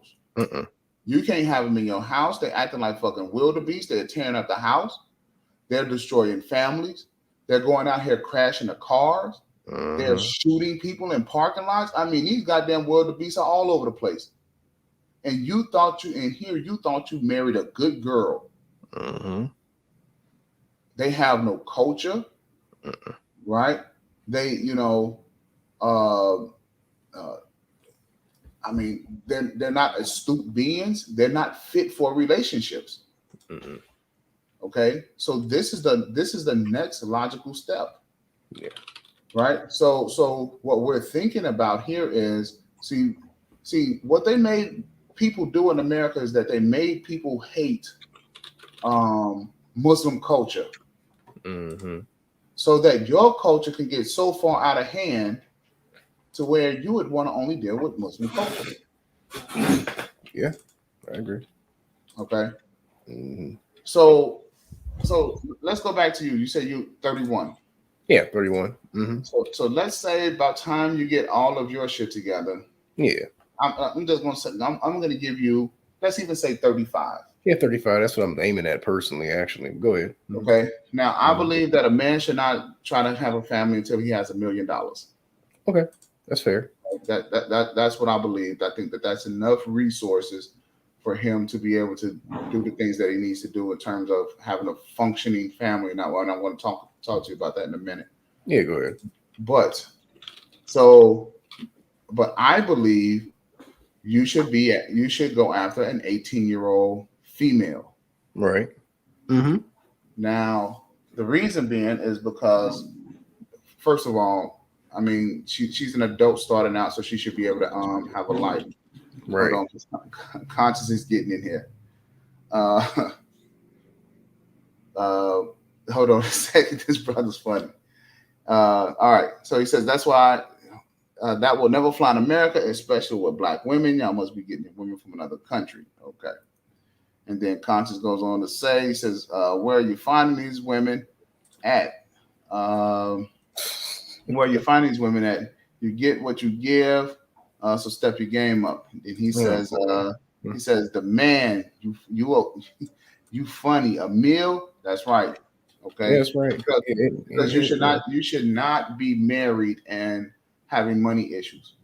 Yeah. You should be able to effectively run your household. And I would raise, let me go ahead and let you finish, but I would raise that for men trying to establish themselves, because look, if I had $1 million in, which I'm working on, and I had a child, right? I had a son and he was getting ready to get married, I would say the threshold would be lower for him because he's going to end up inheriting my property. He'll be my heir, right? So if you're trying to establish yourself and establish your household, if you have to clean up what your ancestors didn't do for you, or not really your ancestors, but your parents didn't do for you, you should have that $1 million. But go ahead, brother. Go ahead. Yeah, you should have the $1 million. And in fact, what's happening is that people are seeing bills. Yeah. Right. So if you're thinking about, let me slow it down here. There's two reasons to have a woman. She's there to entertain you. And she's there for procreation. Okay. She can't effectively entertain you if she's worrying about paying the bills. Yeah. Okay. And she can't effectively procreate with you. She's worried about paying the bills. Yeah. Other than that, you should have a system for dieting. You should have a system for your entire system should be set up. Yeah. Food production. Right. Okay. Your entire household. All right. And you should contract with her very well. And one of those things now should have to include, if she gets out of hand, what's going to happen if things go awry in the removal process from your home. Yeah. All right. I agree. Okay. So, but we've digressed. Let's go back. Y'all want pit? $1 million is a high bar, bro. $1 million is definitely a high bar. That's the reason why women are having a family is an expensive luxury. It is not a right to have a family. Okay. And plus amassing $1 million is not that hard to do. And $1 million is not a lot of money. Now, right, it's not a lot of money. I would argue that should be $1 million of net worth, right? So to add a little bit of nuance to it. So I think land ownership, for example, owning like at least 50 acres of land, I would argue 100, but inflation, right? If you have 50 acres of land, that's a good look. That's a good start. But I do think on a net worth perspective, so owning investments, and mind you, you're talking to a guy, I have an accounting background, so you're talking to a finance guy. So, and do me a favor, put your info in the back chat, yeah, because I have a finance background as well. Oh, okay. And so you and I, we're talking some things that a lot of guys don't quite hear or they don't quite know. And so we have access to places that people don't because we know where to look. Oh yeah, absolutely, absolutely. I guess the brother, the conscious moron, I guess he named himself correctly because he's definitely acting like a moron in the chat. So he says, y'all want pets, not partners. Good luck. Actually, Lord, what you want is a partner. What you're getting is a pet. Actually, what you're getting is out of control zoo animals in your house. Yeah. That's what you're actually getting. You know, we want actual partners. We want people who you can conversate with, who you can talk to, who can walk around with clear minds. Someone that's moldable. Yeah. Right. And so because we're talking about nature, you know, people think that, you know, when I say things like women are here to entertain men, no, that's what they're here for. That's the reason why they look sexy. That's so that they could draws our attention to them. Well, I would also position that if we go back to the days of the Bible, because you don't have to necessarily run them to Islam. You know, you have Orthodox Christianity or whatnot. It's a bit more traditional. But regardless, the Bible does say that God created Eve to be a helpmate to Adam. So a woman is supposed to support you, entertain you, and of course, you create children with procreation, right? So I would say those are the three pillars, you know, of womanhood, essentially. Yeah. You know, and so, but what's happening is that guys don't they typically don't get that type of situation or that type of deal going on with women. No. And you know, for the most part, these women, like I said, they're turning out to be goddamn wildebeest. Yeah. In your home. They're not even pets. They're worse than pets. Even my pet cat has more discipline than these scraggly dagglies out here. Okay, so by the time you're 35, right? Let's say you want to go after an 18-year-old chick. Okay. What time frame do you think you should start vetting her? I would say around if I want to get married at 35 on the dot, right? The time frame should be around 34. I would argue 33. Because when it comes to that vetting process, you need to be in communication with their father. So you have to vet that she comes from a conservative or traditional household, right? So you should, you know, that's when I would. Because now this is actually something I'm working on because I have a family friend in the middle class. He actually has a little bit of money over in Antigua. So I've actually known him since I was 6 because I went down there back in '96. I mean, returned down there too. I haven't been there since 1996. But regardless, we've been chopping it up on WhatsApp over the past year or so, and because I got back in contact with him, and so I'm actually working on building that network, right? You know, building that family alliance because he could get me access to within a network of other potential families down in that country that may be interested in having their daughters marry somebody of a certain caliber, right, over in a Western country. So this is actually something that I'm actually putting into practice right now. But I do know that as of right now, I don't think that I'm fit for fatherhood as of yet. I'm actually also taking a course by my elder in fatherhood, a man who's been married for God knows, he married a virgin, I think 20, 30 years ago, and he has 6 children. And right now, all his kids live in, even his grown kids live with him on his land because his philosophy is his children don't leave the household until marriage. My household is going to be a bit different, primarily because I actually had a pilot in my family. My grandfather's a pilot. So I want one of my sons to take up aerospace engineering or to get into aviation. So I may end up having to send one of my kids away. But I'm setting up an executive bodyguard company with my boy, the cybersecurity guy. So if I do that, I would send one of my, my resources over there with them, right? But that's neither here or there.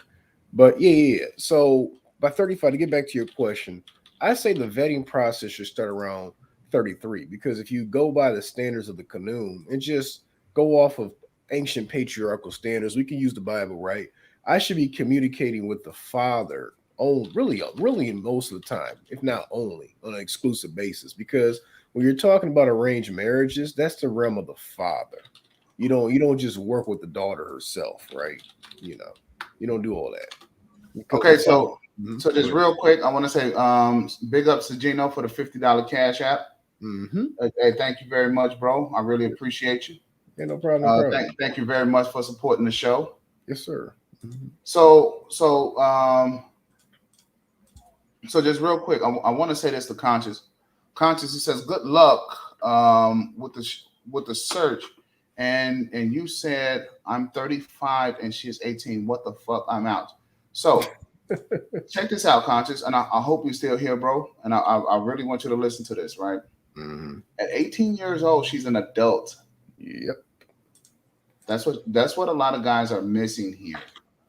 Okay, 18 years old, these women are adults. Yeah. Here's Mm-hmm. the problem. Mm-hmm. The problem is about time they're 18, they have not been raised properly. Okay, they haven't been raised properly, and this is the issue with American. This is the issue with America, especially Black people in America. So they let their children do whatever they want to do for 18 years. And the value system is not because the mothers are primarily running the households. Correct. Men do not primarily have any say over the households anymore. Nope. And so what are you seeing? You're seeing a devaluation in relationships. Well, people still want to have relationships. Yeah. Because people still value relationships. And the reason why they're allowing the women to run the households is so that it's good for business. Yeah, corporate interest. Okay. So yeah, right. You're going there. It's corporate interest. All right. Okay. So if you see, having multiple sex partners, right? This nigga. All right. Sorry. Go ahead. It's okay. It's okay. I'm gonna mute up. Because here's what's happening. Her brain is still a child, bro. Stop it. And what does that say about a 35-year-old dude who wants a child that's half your age? Here's the deal. I agree with you. The 18-year-old brain is still a child because of the way that Americans are raising children. They're not raising children. It's all the way to the point where there's 40 and 50-year-old people that still think like children. How many of these motherfuckers still can't get out of high school? Yeah, the catch a flight. You can't. The juvenile behaviors. You can't get no coochie. You're a lame. All this other crap. All of this crap. You see it, man. You still see 40-year-old women out here shaking their ass on a YouTube with a baby right there. Yeah, with shit in their pampers.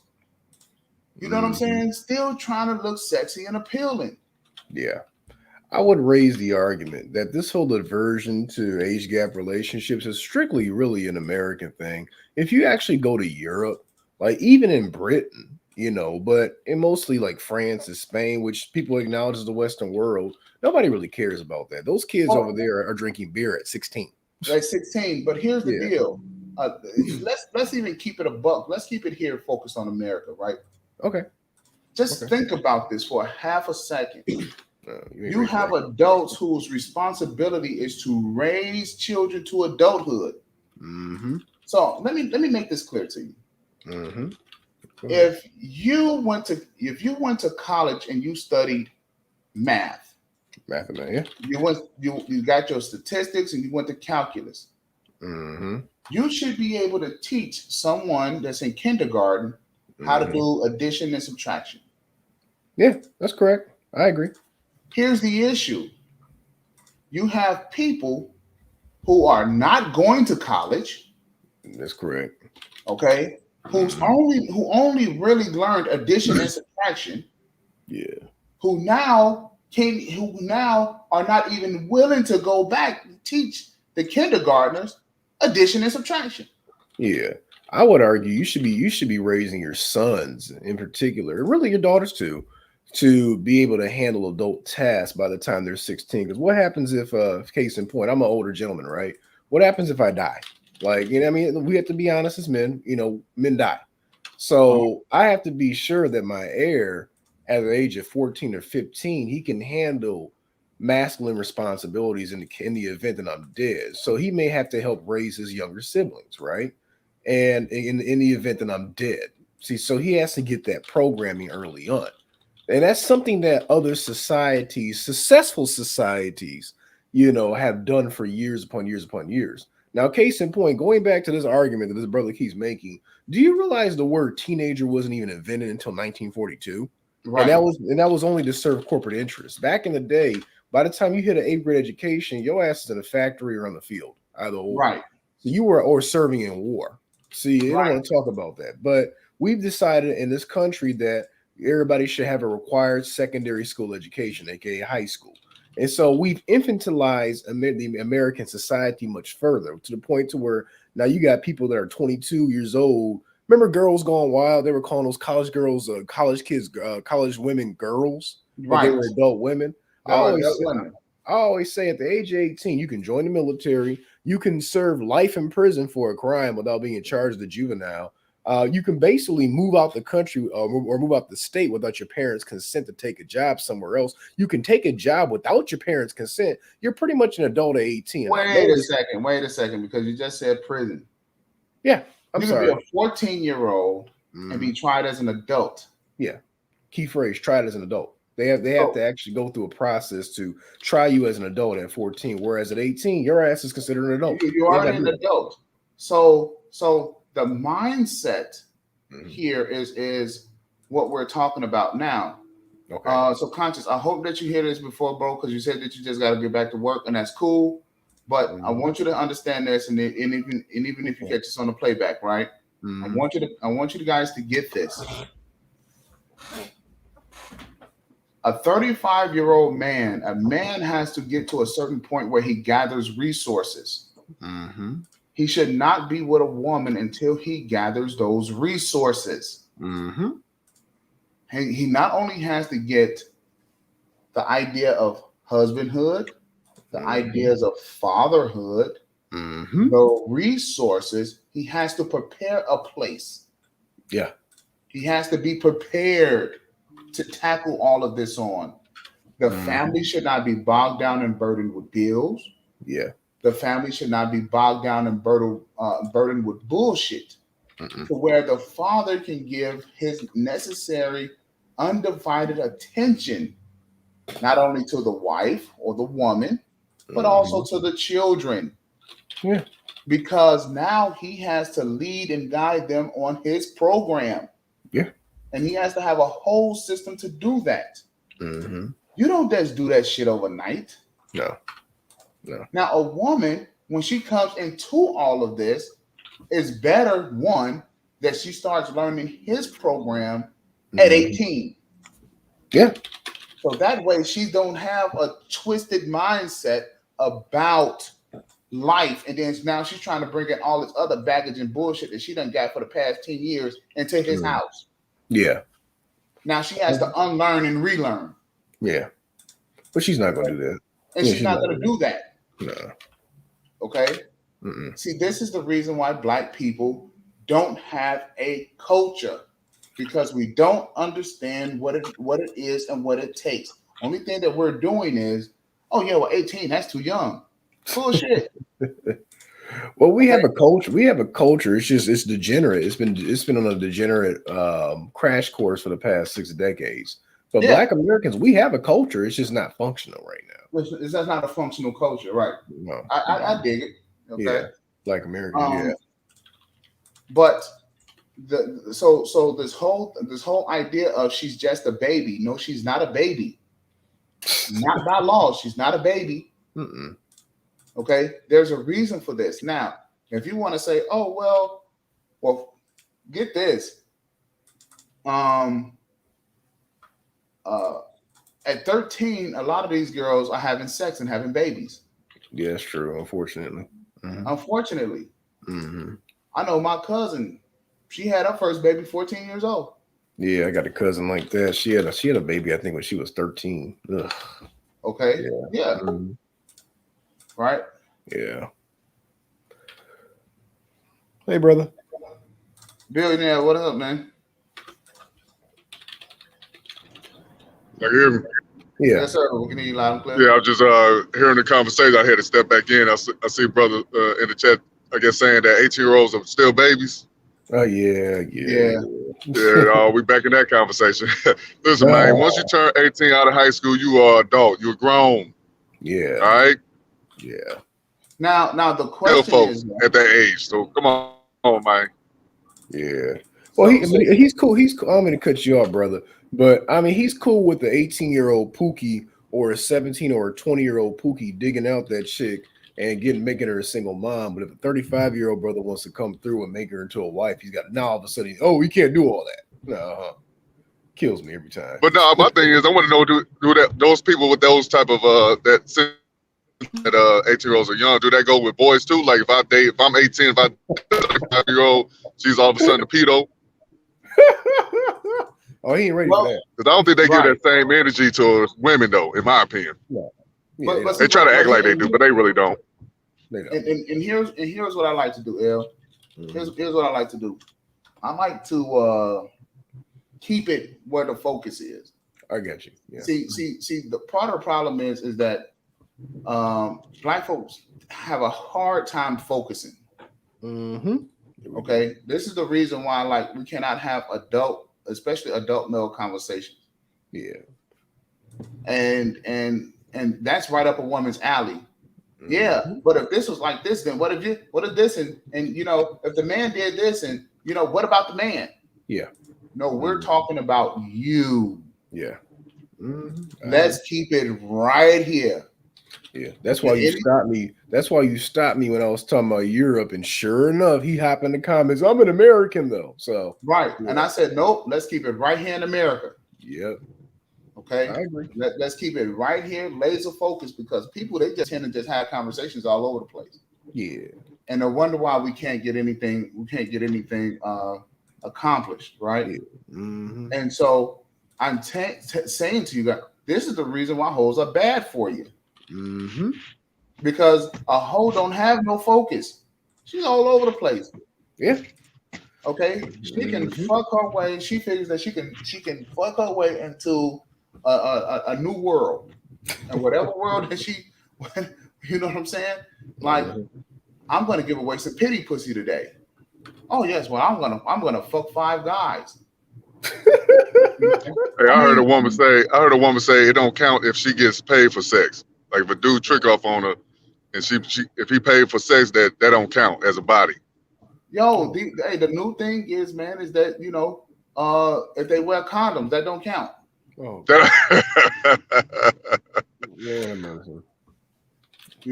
Wow. It don't count. It's not a body. Right. Right. I can't that. It's so stupid. I ain't gonna lie, I never heard that one before. That's a new one for me. Yeah, I can't. He stunned me with that one. Yeah. My cousin tell me out in LA, right? But I believe him though. I can see a woman saying some shit like that. Yeah, me too. Because they always have to change the rules when the environment no longer suits them. And that's one thing. Exactly. I have to give DeAndre some credit because he's right when he says that women are always products of the environment. That's true. And they have to always fix the environment to make sure they always win. That's just in their nature. Yeah, but they try to make it normal. Like in the black community, we try to make it normal to have kids out of wedlock. Try to make that norm. Or to worship strippers. That's another thing. We're worshiping strippers. The worship of strippers. You're not a man. You're not a black American man until you go on to Magic City in Atlanta. What the fuck is that? Hey, fellas, we kind of do that too. With if you don't have sex with multiple women, you're not a man.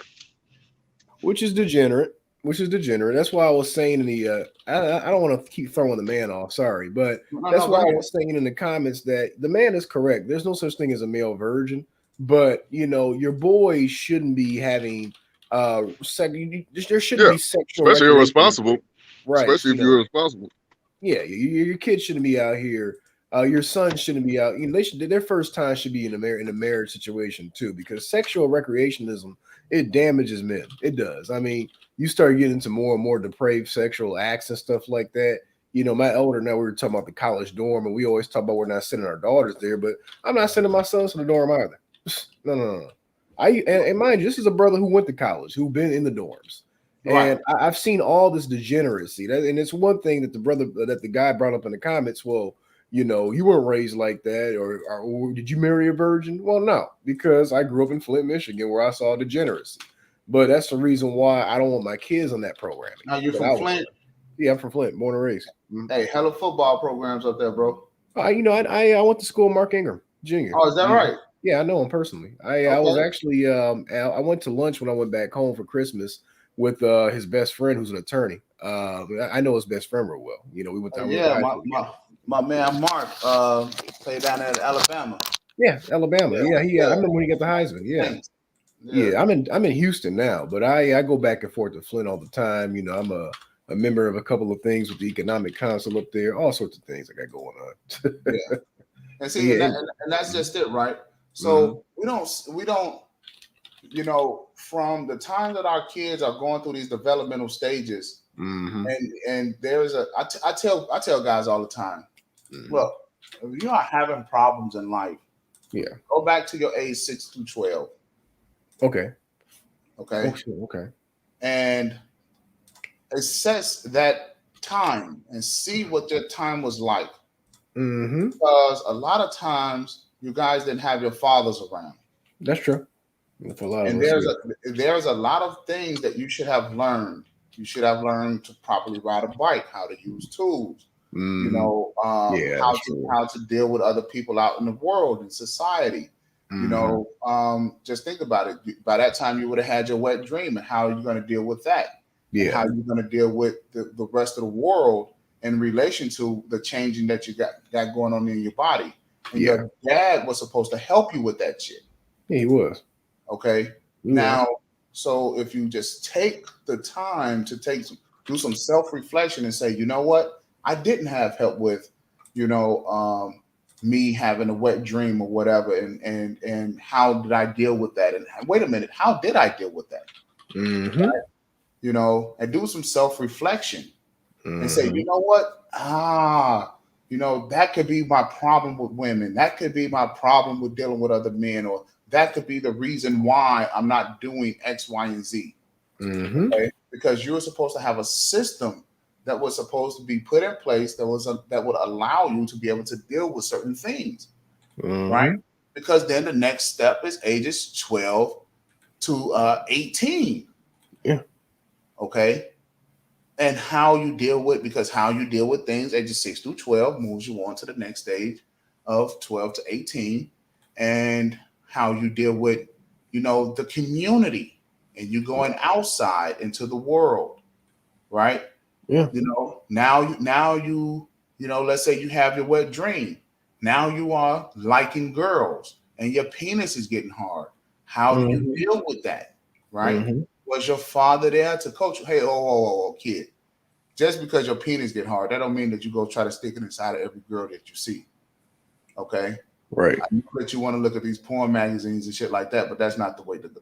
That's not the way to go. Here is where you should be channeling your focus. Here is where you gotta stay focused here. And once you're able to think about these things, then you can say, oh shit, no wonder why I'm focusing on pussy instead of focusing on real estate, instead of focusing on money. Okay? I wasn't channeled properly. Okay. No wonder why I can't focus in a conversation, and people can't keep me on task and shit like that in the conversation, because my dad wasn't here to focus me properly. So let me start focusing on what I need to do. All right. Now, my father died when I was 2 years old. Sorry to hear that. Oh man. I mean, it's been a hell of a ride, but but the thing is that I've had people along the way that kept me focused on the task that I had to do at hand. Yeah. Right. So yes, I was an all-star basketball player, all-state football player, and I've been on TV several times and all of this other shit. Okay. But I knew that, wait a second, I see a lot of guys going through high school with babies. I don't want to be that guy. Right. Okay. I didn't have a child till I was 30. Oh, okay. Now I've had plenty of opportunities, and hopefully don't no babies pop up in the future. Right. You know what I mean? Yeah. But yeah, man. Guys just have to do some self-assessment. Audit your life. Yeah, there you go. The audit process. Hey, you was saying that guys, you know, when teenagers that have, I guess, wet dreams, boys, they are no longer virgins. That what I'm hearing from you guys. Yeah. Well, there's no such thing as a male virgin.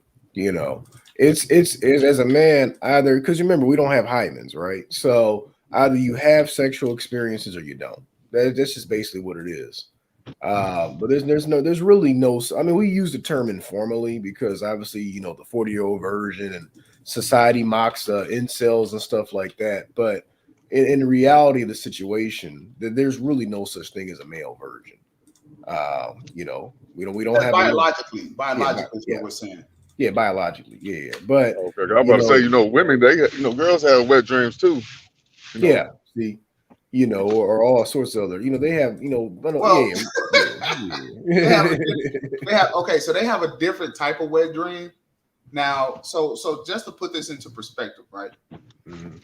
The reason why God did that to us naturally is because men will get so laser focused on what he's doing to where he wouldn't want to procreate. Yeah. So you'll have guys who will never have sex. Yeah. Okay. So that's the reason why he did that. Now, so the only thing that's left is now the male penis starts getting on hard, and now he wants to go stick it in the female. Yeah. You know, so Right. that's the reason why that happens. Yeah. So so now this is why back in the day they used to say things like, I've never been with a woman before. Mm-hmm. Okay. Mm-hmm. So and the woman would know what that means. Yeah. I mean, that was highlighted in what, Forrest Gump? Yeah. Right. Mm-hmm. I mean, that dude waited forever for Jenny. But if you see what he kept doing, he just kept getting involved in from one thing to the next. And he could have had sex. I mean, especially down in Alabama, he could have had sex with all the women. Hell yeah. Right. But he just, you know, his focus just kept being off away from women to, you know, him doing shit. And then by the time, you know, Jenny had AIDS, then that's when she wanted to go give him some pussy. That was fucked up. Oh, fucked up.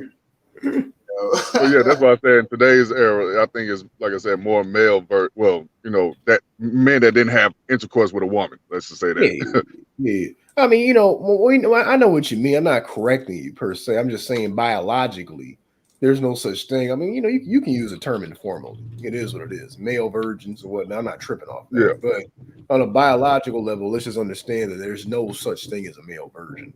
That's all. Right. But you do have.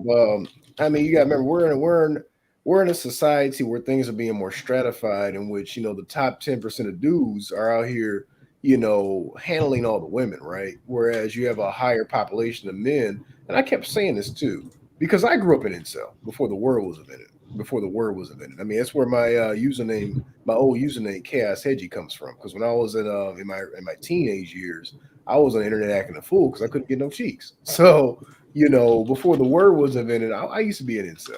So, but obviously, as I've gotten older, I don't have those problems anymore. But you know, that's where I got my start. I was a Negro nerd, right? So I understand where these brothers are coming from. And I was telling somebody the other day, we're at a point now that not only do we have more single mothers and more divorced women than we ever had on the planet, but we also have more men hitting 30 now that had never been with a woman or have never had kids or are unmarried. And that's not a good look for society.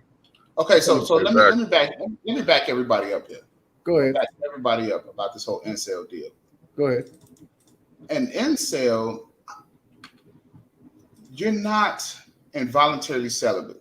Mm-hmm. There's plenty of women who want to fuck you, especially in college.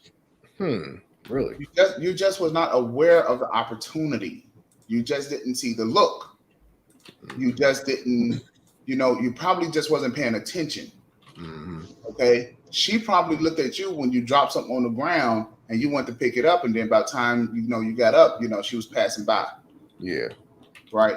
So but there's been plenty of well, from my understanding of an incel, I think there are guys that want a beautiful woman. They want the type of woman they want, but they just don't want any type of woman. Yeah. If they can't find that one woman they're attracted to, they don't want no woman. If I'm correct. What I'm saying is that you may have been attracted, you may have missed the opportunity to see. Okay, a lot of times for men, it's about those bedroom eyes. Mm-hmm. And that woman is giving you those bedroom eyes at the chance that you missed the opportunity. It could have been the chick working in the cafeteria. Mm-hmm. Okay, that's the first time I seen a white chick really wanted to fuck the shit out of me. She was serving us food in the cafeteria.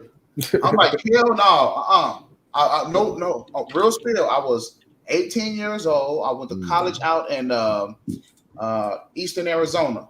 Oh, okay. God damn. Okay. Now in Eastern Arizona, when I got there, I seen cotton fields and shit, and I'm like, oh no, this is not what niggas are supposed to be at. I did not know they had cotton fields in Arizona. Me neither. What the fuck? Yes, yep, and they got cotton fields, and the goddamn cotton fields is right adjacent to the football field. In the desert. Wow, that's Yes. wild. That's fucking foul. Fucking desert. Yep. That's wild. Okay. And when I seen them shits, I'm like, nah, this is not the place for me. Nope. And during lunch, we go to the cafeteria, and the white chick is giving me those bedroom. Nah, no man. You think about your life at that point. No. Fuck that. Then the next night, the Indians, I don't know if there was Indians or Mexicans or something, but they were shooting down the backside of the college, talking about niggas go home. Man, look, you ain't got to tell me twice. Now you want the niggas to go home, but you don't want white folks to go home. All right, I see the game y'all playing here. Yeah. I'm out of here. And that's when I left. Wait, you say Indians? You say Indians? Yeah, I don't know if they were Indians or Mexicans or what, but they was shooting. Wow. Yeah. Okay, I'm about to say, you know, the Native Americans, they don't like that white man. Yeah, but apparently they had this thing against these niggas. Yeah, no, it's probably Wow. probably the Mexican cats, because the Mexicans, the Arizona used to be Mexican territory before the U.S. took it. Before it was seceded into the Union. Yeah, And I don't want to say the U.S. took it. I think we they paid them $17 million for. Yeah, we paid California, for it. Arizona, New Mexico, and Texas. Yeah, we paid for it. There you go. Yeah, I don't want to say that we took it, because that's what they always say. Yeah, they stole our land. No, we paid for it. No, they try to say we stole it through a bad deal. Oh, whatever. You made the deal. Whatever. I mean, and if Mexico don't watch it, America is gonna wind up taking that place over. Yeah. Because I don't know, man. Because them cartels are a mug, bro. man, them cartels ain't shit. It's like this, man. It's like America wants to kind of keep things the way that they are. They don't want because they own this real going out of space shit. Yeah. You know what I'm saying? And already, me and my uncle, we kind of laugh about this, just a little bit off topic. We kind of laugh about this a lot in terms of, Earth, planet Earth, right? As you can see, it's rich in resources. I mean, to me, this is like an oasis, like a gas station oasis for, if there's other planetary life in outer space, this would be a stopover planet. Yeah. Right? Man, don't no aliens want to come here. This is the hood. It's ghetto, man. You know what I'm saying? Like the planet Earth is the hood. You don't want to stop here. And quiet as this kept, man, all jokes aside, God gave, and I know niggas is gonna get at me on this religion shit, but God made this earth for us for a reason. I'm not against space exploration and stuff like that, but when you start talking about trying to colonize different planets, I'm not on that at all. Like, I think that's low-key in the front to the Lord, to be honest with you. Like, and I don't think it's gonna be really successful like that, because we were designed to be on this planet. I mean, this is the Goldilocks zone. No other planet within this galaxy has the conditions that's right for life like ours. So, it is. Well, that's just me going on a tangent. I'm kind of conservative on that front, but it is what it is. But Mexico can stay where it's at. I'm not really rocking with the cartels like that. And I used to be in the service. I actually do care about this goofy ass country. And I think that America, I don't want to risk, American soldiers, or military lives in general, to try to take over Mexico, because them cartels, that's guerrilla warfare right there, man. I'm good. Well, it's just money. You know what I'm saying? For me, it's just America. Just they need the cartels. Cartels are necessary evil. Yeah, they know, are, and I it's the think thing. about it like when the Romans tried to take Gaul. Remember when they had when Caesar had that campaign in Gaul? Yeah, You know, that's kind of how I look at Mexico, like Gaul. You know, for all my cats who don't know what Gaul is, you know, that's basically France, Britain, Germany, basically ancient Europe back in the days of Rome when it was a bunch of European tribes running around. That's kind of how I feel about Mexico. If we try to take over Mexico, we're gonna have to deal with a lot of Gaelic basically Mexican Gaelic motherfuckers, man. You're gonna have cartels double crossing each other and double crossing you, and I'm good on that. yeah. Well, I mean, America likes this whole idea of gangs anyway. Oh yeah, we do. Yeah. I mean, it's sensationalized, and Yeah, so I mean, it is what it is. yeah. But I wanted to share with you guys something about incels, and one thing that I think is that guys need to become either V sales or vol sales, Both sales. voluntary celibate. Okay. Because at some point in time, you need to stop fucking around with women, and you need to get your resources up. Yeah, you do. Okay, a lot of guys, and I tell guys this, right? He says, "Listen, there are programs out here now." And for any of you guys, listen, I'm going to drop some game on you guys so that you guys could understand something. There's no reason for you to be without housing, right, in America. Okay, if you are a W-2 wage owner with a credit score 520 and above, that's simply you just got a credit card from Capital One. Okay, you can get a 203K loan. FHA, right? You can get up to 4 units. Now, here's the deal. Most people don't even know how to start out. This is America's starter system. You get you a 203K loan. They will give you a 3% down payment that you would have to pay. And they have a first-time home buyer down payment program. It will pay the down payment for you. So that way you get 4 units that they will make sure that covers your mortgage payment plus. Where you don't even have to pay to live in one of the units. The other 3 will make sure that the mortgage is paid for. What about for guys like me, who because I'm thinking about I get access to a VA loan. So, Jack Spade, what's happening? What's up, Jack Spade? Well, and I mean that puts you guys in an even better situation. Yeah, because I used to be a mortgage underwriter for GE and for Wells Fargo. Oh shit! I used to underwrite for now they're known as United Wholesale Mortgage, but they used to be known as United Shore. Okay. Yeah, back in the day. Let's see. Jack Spade says is that if you're not talking about something, then you're leaving for the next guy to take. No different than leaving a nice looking woman sitting by herself at a restaurant. You should leave nice looking women sitting by themselves at restaurants. You should not be messing around with a chick if she's at a restaurant. She's already showing you who she is. She married herself. Well, no, she's problematic. She's going to be a goddamn problem. She's going to be a problem. Okay, and if I don't think I ever seen a woman by herself at a restaurant. Like I see women together as a group, but I never seen that before. Well, I've seen women by themselves eating all the goddamn. I mean, I've seen them at the damn Red Lobsters eating all the damn. I mean, she got a goddamn lobster feast going on over there in the goddamn corner by herself. Was she overweight? Was she looking good? Well, some of them do. Some of them do, but some of them look good. You know. But yeah, but yeah. What's that transmission like? Well, I mean, the thing of it is that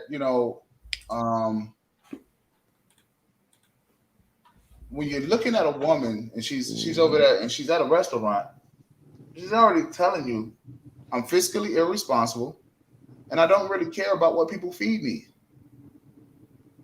So why am I going to care about you? Why am I going to care about the kids? And so if you care about yourself or if you care about your kids and you already know as a man, I'm going to care about these things, and she don't care, that's already a conflict waiting to happen. Mm-hmm. So everything that you're doing is to care about the kids. And she's like, look, I'm taking care of these kids and I don't give a shit about them. Mm-hmm. And so she's looking at you as it being a sign of weakness to take that you're taking care of these kids. Mm-hmm. You don't want that. You just You absolutely you got this because she's in the restaurant. Yeah. See, So what you doing in the restaurant? See, men are supposed to be forward thinking. Mm-hmm. Okay. So let's go with this whole restaurant idea. Restaurants are for a reason for men. It's for a reason. Men congregate at restaurants so we can do business. That's true. Yeah, men true. congregate. That's true. Men That's congregate true. at restaurants so we'll have a spot to go in to think, maybe grab a drink or something like that, so that we could maybe blow off steam or whatever the case may be, so that we can move on about our day. Yeah. All right. Like all of these big ass. So you went chains, because of business, basically. But you're saying you went to the restaurant for business, basically. Yeah, that's why you have a meals and entertainment clause in the tax code and taxes, right? Mm-hmm. Right. Yeah. You see, that's the reason why the shit's there. Yeah. Is not there just to just to be fucking around. Right. Mm-hmm. Okay. So here it is again, women coming into men's spaces, and and guys are saying, you know what? If women want to come here, we're going to make some money off of them. Okay. Okay. Let's do that. Fuck it. Let's make it a whole family affair. Fuck it. Bring the whole family down. Yeah. All right. So, So about staying on topic about the real estate, right? Mm-hmm. Yeah. In terms of real estate, you get a 203K loan. You can build up the 4 units. Okay. Yeah. There you go. And have those other 3 units pay for where you're living. Right. Okay. Yeah.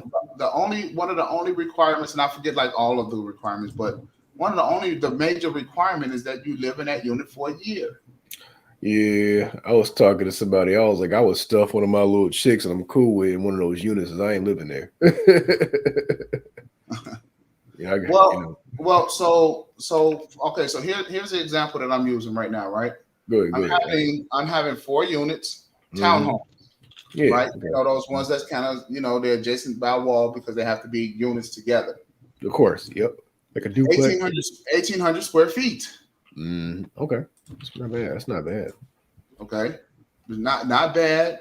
Townhomes, 3 beds, 2 baths. All right. Nothing wrong with it. Government's paying for it. There you go. Well, I'm paying for it, but government's backing it. Yeah, because they're you don't have to pay mortgage insurance, right? No, don't have to pay PMI. Nope. That's nice. Yeah, PMI. There you go. You taking it back. Yeah, I mean, you always have to have a code. See, the issue is, man, is that men are not being forward thinkers. No. Right? We're supposed to be forward thinkers. We're supposed to be thinking, okay, with this female here, what's the outcome? And am I going to be able to achieve my desired outcome with this woman? That's all. It's like buying a car. Am I going to achieve this outcome of buying this car? Am I going to be able to effectively transport myself with this vehicle? That's basically what it is, when it comes to these women. And even when we're talking about mating, like the fact that you got to go and do all this goofy stuff looking for a chick with bedroom eyes, see, all that stuff is really degenerate. That's why I keep saying we got to go back to arranged marriages. So that's how you're gonna cure the incel. That's what I said. That's what I said. Wait. Just real quick. We were just talking about the incel deal. Yeah. And what I'm saying is that a lot of times about incels is that they miss the cue. Yeah. Okay. That's all I was saying about that. Right. Well, sometimes these dudes are out of shape. They're fat. And I mean, I hate to be the guy to throw critiques on cats, but there do be some dudes that be out here not taking care of themselves on a hygiene level, and they think that they're entitled to. Breath need to be corrected. Breath all stinking, all that, man. You got to brush your teeth every day, man. Because you got to remember, that's the dark side. I know I talk about Pookie and all this and all that, and but these single mother households also can create incels because they don't know how to be men. And part of being a man is you have to be active. You have to always be productive or doing something with your life and your time, And like that's why I talk about the importance. Like I don't know how to hunt and fish, but I'm surrounding myself with brothers that do. I know my elder, the one I was speaking of earlier, he was talking about we could do a retreat and he can show men how to butcher an animal, which I don't know how to do. So that's something that we're talking about. This is stuff that men should know how to do in case that we're in a situation, But don't incels. That's the white community. I mean, I know a few small percentage of black brothers that's in the incel community, I guess, but majority of them white, right? Non-black. Well, off of population, yeah. I mean, there's more white men than there are black men, but I'm just saying the ones that are incels. You think they was raised by single mothers? Yeah, single mother has a problem with white community. White single mothers, excuse me. Yeah, I kind of thought they kind of had their fathers in their life still, but like I said, some fathers are beta males. They some of them are weak. Now every father is a man. Every father is a leader. Yeah. Well, the white community has a 50-something% single mother rate. It's lower than the black rate, but it's about 50-something%. And with that being said, a lot of men in both black and white communities are what we call eco cucks. They pay the economics of the household. They're always paying, but they're basically cuckolds. They don't have any authority over their household. So we call them eco cucks. or beta males. You can call them beta males if you wish. I don't like the alpha beta dynamic because I just call them beta male providers. Yeah, I don't like that term only because when people are alpha and beta, that's more of those dynamics are flexible. Like right now, I guess some would consider me an alpha male, but you lead this panel, so I have to put myself in a beta position. Like if you join the military, you might come from an alpha house. You might be raised being an alpha male, but you have to submit to the authority of men that are of a higher rank than you. Fact. That's why I don't like alpha. Well, I was I just use the YouTube lingo. I just use what majority of us companies, so they kind of understand what I'll be saying if I say beta male, Pookie, Ray, educated. Like I don't say it in my normal day life. Best believe that, but I got you.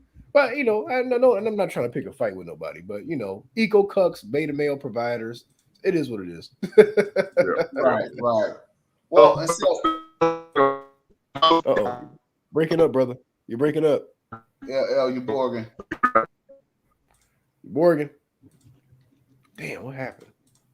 Yeah. Well, y'all hear me now? Yes, sir. We can hear you now. Go ahead. Y'all hear me now? Yes, sir. Okay, I was saying, I think you should have a house before you get into a serious relationship with a woman. That's what I was just trying to say. Well, that's the reason why I was saying about you need to have $1 million. Mm-hmm. Okay, so Gino he kind of cleared it up. You should have at least $1 million net worth. Yeah. Okay. Hey, TK Kirkland, the comedian, said 25,000 in the bank account. That's what he was saying. I don't know if y'all heard about that. So he was trying to. What he was saying was, that's what you should have as like a starting point. Yes, sir. Okay? Now, for me, I would say $1 million in net worth is because that's not hard to do. No. But the reason why men need to do that is because men need to. Okay, so there's two major things that you need to learn in America. Mm-hmm. Okay, as a man, you need to learn the law, which there's three different types of law. There's administrative law, criminal law, and civil law. Civil law. There you go. Okay. And so you need to learn these three, right? Not so that you can so much argue your own case, but at least you'll know enough not to get fucked by an attorney. Yeah. Okay. 2, you need to learn accounting. There you go. Accounting covers all aspects of business. Yeah. It covers business and marketing. Yeah. And it teaches you how to keep your books. I'll give you some nuance there because I am an accountant. I'm actually studying for my CPA right now, but I have a degree in that. I would say, I do have a degree in that. I do have a BBA in it, but I will say that, a basic financial accounting, managerial accounting courses will suffice. Kind of like in business school where you got to take financial and managerial, which is accounting 101 and 102. Right. That should suffice. You should be able to get by with that.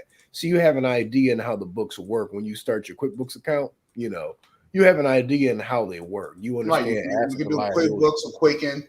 Yeah, Quicken.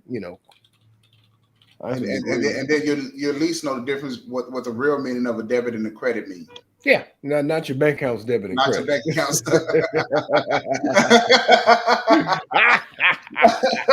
They ain't ready for that. They ain't ready for that. Wait a minute. See, we're the only two laughing. Yeah. Because we really understand what that shit means. Hell yeah. And these guys coming into the game like this. Oh, shit, did it play? Did you hear that shit? Yeah. Yeah, my sound effects are working. Yeah. DJ Kuda hooked me up with his P4, man. I got all. Oh yeah. Kuda be on point, man. Kuda will talk you to death, but he will lace you.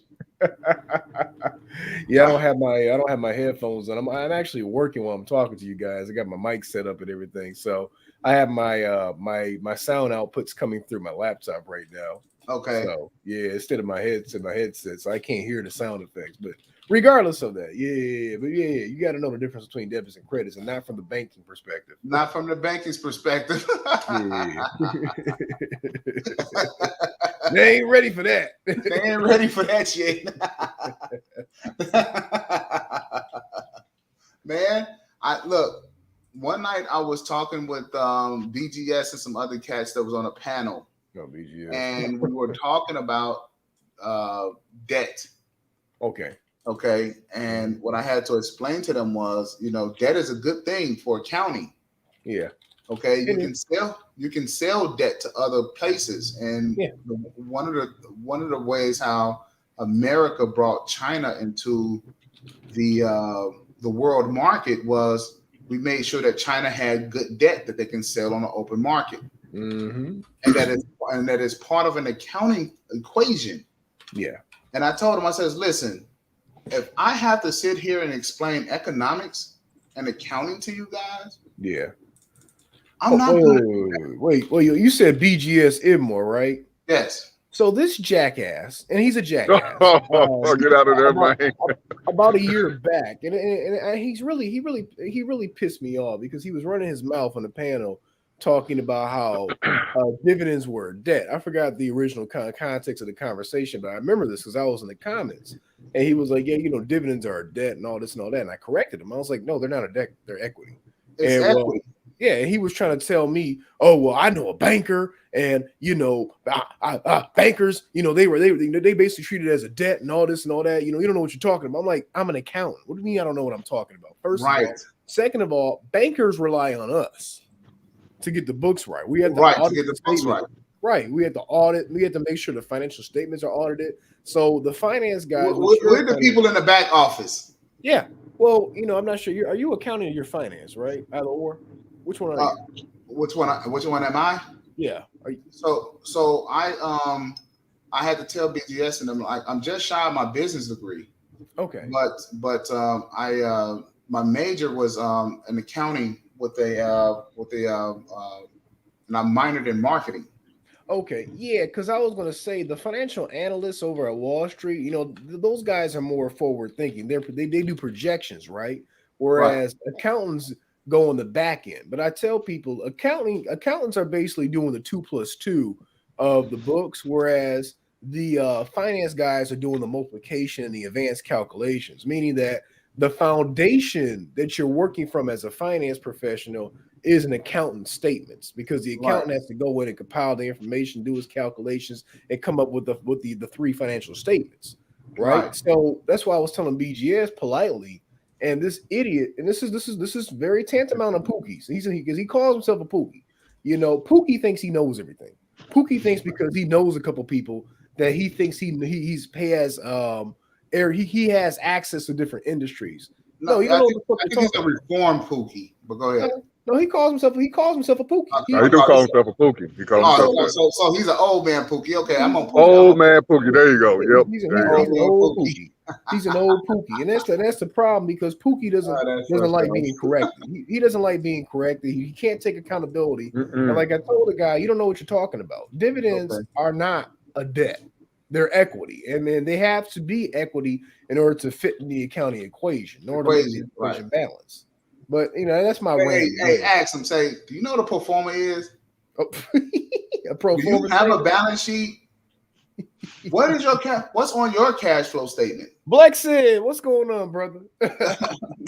Blackson and I talk all the time on the back. Blackson, what's happening? What's happening? That's my boy. Hold on, let me read this here from Jack Spade. Jack says I have to disagree with that because some people's careers requires relocation flexibility, and in some larger cities, rent within the hub is more beneficial than buying outside of the hub. Okay, so let me explain, Jack. Yeah, go ahead. The deal is that your renters are to pay for where you live. Mm-hmm. Yeah. It used to be back in the 50s and 60s where they had a duplex or a rooming house. Yep. That will pay for where the manager lived. Mm-hmm. Now, because the duplex is not enough money anymore, yeah, you now need 4 units. A quadplex. 3 units to take care of you, and 3 units to pay the mortgage so that you get to live free. Yeah. And then once you make enough money, because you are supposed to save that money over time, yeah, you can now go out to buy yourself a home, get another renter in there, and now those 4 renters now pay for that spot and your new spot. I know a guy that he kept leveraging that, and he owns apartment complexes now. That's right, and that's what you're supposed to do. Use it as leverage. Yep. Okay, the government is giving you that leverage. That's the reason why the government is not doing anything about the homeless problem. Right, that's correct. Because there's no reason to be homeless. No. Okay, so a lot of mental California health. got it bad too, by the way. Yeah, you do. Right, so there's a lot of mental health people, mentally ill people, but there's not so much. A lot of these people, especially white males, are choosing to be homeless. Yeah. They're choosing to not be part of their own system. So with that said, the Section 8 program is not just, according to HUD, it's not called the Section 8 program. Well, it's Section 8 as we know it because it's popular, but it's really called the Section 800 program, which deals with residential housing and all of the programs that they have for you to own homes in America. Okay, so go to HUD and look up the Section 800 program. Okay, and then it will start telling you guys all of these different programs that they have and what you need in order to qualify for the program. The other thing, and I'm going to talk to you guys about the appropriate things that you guys need to get on the bus. But the one thing that you guys need to do is to find a loan officer. Yeah. Okay. Get yourself a loan officer, not just one at the bank. You can find, just Google one, loan officer. Just Google 203K loan officer in my area or near me. And you Google that, and it will start bringing up different places and things like that, and then they can help you out from there. Right? You can get you 4 units built, new. Built, okay. What they say, from the ground up. Okay. Okay, as opposed to what? The top down, right? But you can get them built from the ground up. Yeah, Go after it. I'm glad you said that, because here in Houston, you know, I want to get a quadplex, but there's not a lot of supply of them here. Right. 4 unit. I'm glad you said that. Okay. Yeah. You know, I used to have. You got a cash up, man. You got a cash up. Yeah, man. Yeah, you can get me at Man's Media Network. Look at the ticker. I got to scroll down in the bottom. Okay, I see it now. I see it. Yeah. Just go ahead and just pause it right the there. All right. Yeah. $ Man's Media. But yeah, so you could do that. And that's anywhere in the country, right? And the government will help orchestrate the whole damn thing for you. All right. So you need to get the right people on your bus. Yeah. Okay. And there's no listen, and you can, in those 4 units, you have to think about it now. You now have 4 units, Yep. which is equal to damn near like 4 single family homes, damn near. Yeah, because you can That's the charge. reason why. That's the reason why I'm getting townhomes. Yeah, you Right. can charge a market rate for those things a piece. That's like I think in Houston, if you got like if it's 2 bedrooms, 2 bathrooms per unit, for example, that's gonna run you about. It could run you about 1,500 in some places here in Houston. Where you Right. build that. Now it's good that you said that because I used to own a home down in Champions Park. Oh, in Houston, okay. Yeah. Okay, Champions Park. Let me Google that up. Let me Google that. I don't think I've been around that area. Yeah. It's just north of the city. Oh, Champions Park in Houston, Texas. Okay. Yep. Okay. Oh, I see it. It's a HOA. Okay. Yeah, Yep. off of Cypress Creek. Okay. Yep. Okay. Yeah. Yeah. Okay. So, I know where Cypress Creek is at. Okay. So I used to own and manage down there. And yeah. Okay. What a wealthy white people are. Yeah. Okay. Okay. Yeah, out there, we chose our own police. Okay. So we chose who we wanted to police the area, and we paid the police. Mm-hmm. Okay. We chose what stores we wanted in the area. Right. We chose those things. Okay. Okay. So we chose what type of schools and how much that we were going to pay and how to raise bonds, all of that stuff. We did that. Raising bonds. Yeah, cats don't know about that. Yeah. See, people don't know, like, I'm telling these guys, look, do you understand like what goes into a school and how you to start a school system? Like, I like Umar Johnson. I like what he's trying to do. Just about to say that shit. But he's asking for donations in which really he should have raised the bond. Yeah, he could have. He could have raised the bond and could have had that money a lot quicker. Yeah. He could have been done everything that he was trying to do, but he just don't know about it. Nah. And so that's why I'm kind of hesitant, because I'm like, he's not talking to real financial people, real financial, and he's not, and if he is, he's not taking that advice, which lets me know, it's going to be over before it starts. Yeah, he just wants attention. Umar basically defrauded a whole bunch of people, man. Well, I hope not. Yeah. It's kind of, it's kind of old news at this point in the game, man. But yeah, I lost hope in that along. I mean, when you look at the data, man, that but I'm not gonna slander that brother's name. So it is what it is. Well, I just hope that he does. I just hope that he does better. Mm-hmm. I just hope that he does better. But with that, man, it's like, but that's how you go about acquiring back to the units. That's how you go about acquiring a good $300,000 or $400,000 in net worth. Yeah. It's real quick. Yeah, real quick. In some instances, depending on where you want to get these units at, it can be $700 million. Yeah. It could be. And you can use that as leverage. Yeah. Yeah. It could be. Now it's crazy because I have a company that I do consulting work for. I own it. I contract under it, and I've been making some good money for about a year. I could probably qualify once I get my statements audited. I could probably qualify for one of those loans. Now I will have to run the VA version of my end, but still, I mean, now that you told me that you can get properties built, I mean, I could probably see what the VA would say about that, because I'd be interested in building a 4-unit. Yeah. I mean, in VA, it makes it all the more easier. Yeah. Okay. I mean, to get a VA loan, a VA construction. Oh, come on, man. Oh yeah, construction loan. Oh yeah. Oh yeah. And so this is one of those things where they're not saying, okay, well, you're black, you're white, you can do this, you can do. No, they're not saying that. They're saying if you qualify, this is what you get. Yeah.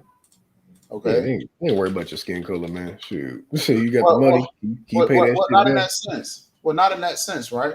Yeah. Not in that sense. Mm-hmm. Bitcoin L said that he sent something over, man. Hey, man, this is A1, man. Okay. Hey, thanks, Bib, for the $15 chat, man. I really appreciate that, bro. For the cash app, man. I really appreciate that. Mm-hmm. Yeah. Now we can take care of some bills. There you go. You know. But yeah, she said Section 8 has ruined historically black middle class neighborhoods in Chicago, i.e., Austin and Chatham. Hey, and Inglewood. But here's the deal: Section 8 that's just one version of the housing program that's for women and children. Well, no, that's for. I wouldn't necessarily say that it's primarily they give it to women and children or for women, but it's for everyone. But that's just a housing program that's under the Section 800 guide. Okay. Oh, the Section 800 guide. Okay. Right, the Section 800 guide. So there's a whole list of them, and the laws and rules and what it's supposed to pan out to be. Let me see if I can grab it here for you guys real quick and put it up here on the screen. I'll take a look at that. Huh, interesting. The Section 800 guide. I actually never heard that. Huh. Let's see.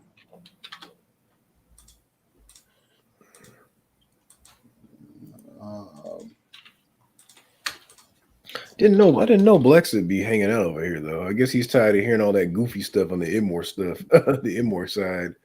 Always complaining about women. I'm getting tired of those conversations. Let me see here.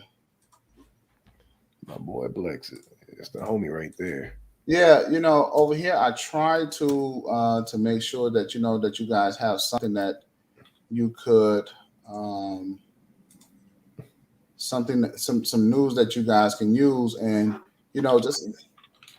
these hoes, man, they're just bad for you, man. I mean, they really separate you from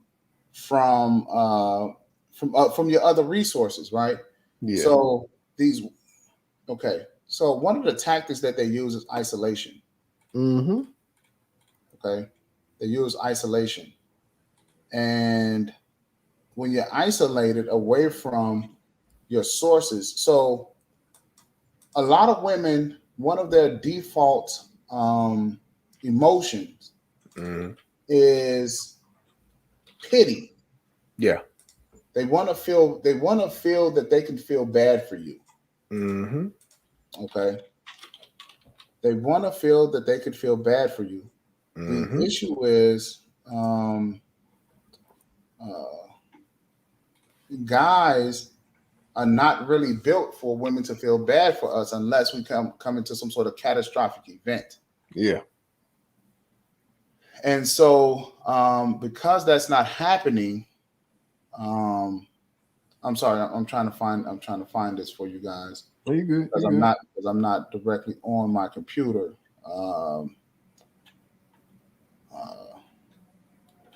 Okay, so that's not what I'm looking for.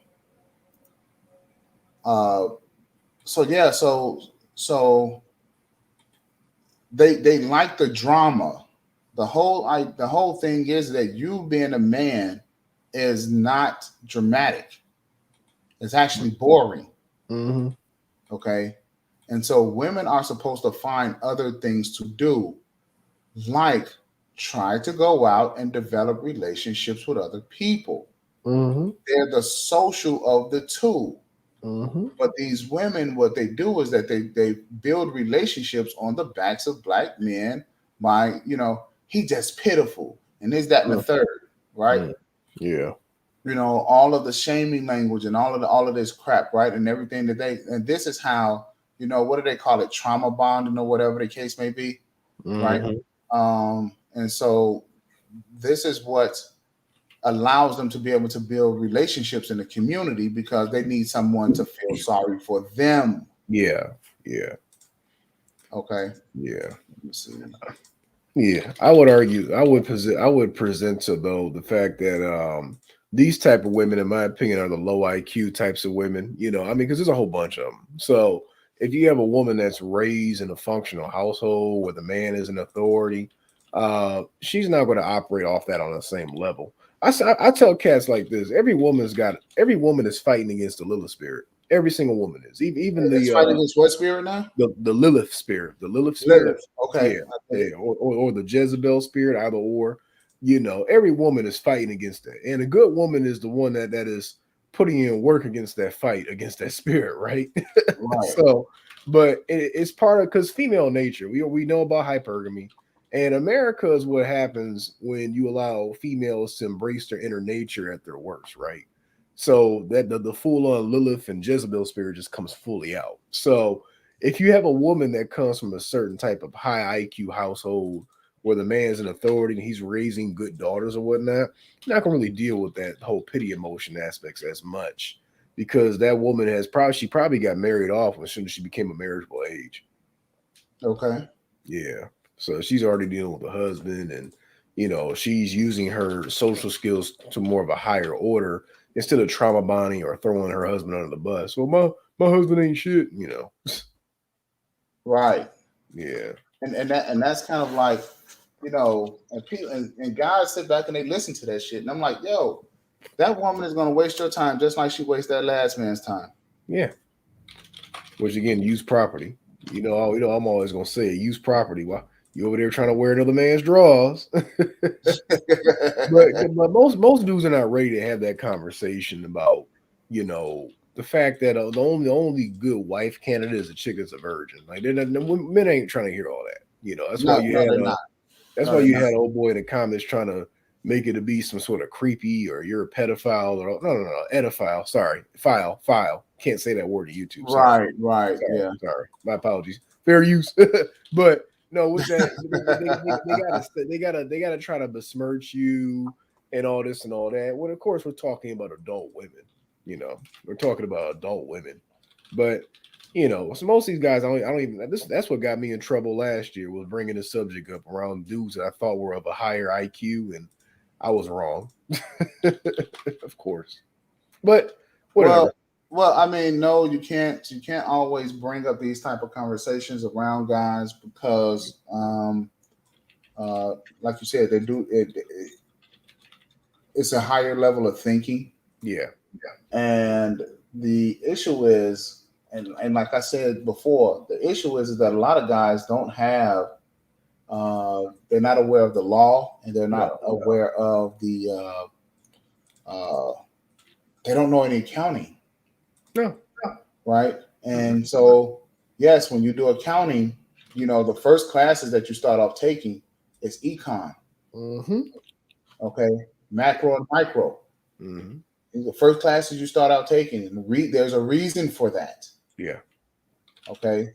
So that you can understand GDP Mm-hmm. and how the rest of the world works on the macro level. Yeah. And you got to understand what XN is. Mm-hmm. You got to know. You got to understand how the whole forest is laid out before you start analyzing the trees. The trees, mm-hmm. Right? People don't understand how they even come up with prices at the grocery store. They ain't ready for that. Right? They ain't ready for that. You know. And I mean, because my wife, she thought she could do the same thing I did, right? Mm-hmm. So she was like, you know what? I'm good with numbers. I always like numbers. Mm-hmm. Yes, I want to go to I want to go to school to be an accountant. I've always liked numbers. Oh boy. Right? Mm-hmm. Okay. Well, she thought she can take the same class as I did. Not realizing that accounting is not just about numbers. You have it's not just about numbers. You know, accounting is. I always tell people, accounting is basically law with math. That's all it is. That's all it is. You have to know when to use certain calculations, when to use certain methods to, you know, to use the numbers. It's a lot. it's more than just I like numbers. Right. Yeah. Okay, so here's what I'm going to do for you fellas. Because I can't find what I'm looking for right now. But what I will do is that in the chat, I will post a link to HUD. Mm-hmm. So you guys can go on to the HUD website, right? Mm-hmm. So get over there to HUD.gov. Okay. And I have to go in. I have to find the link that I used before to the Section 800 program, because then you guys will be able to drill down on and you guys can see. but they changed. So since then, since I've been messing around with it, they changed the website. So what I'm going to do is I'm going to share my screen and see what I can get. Let me see how this works.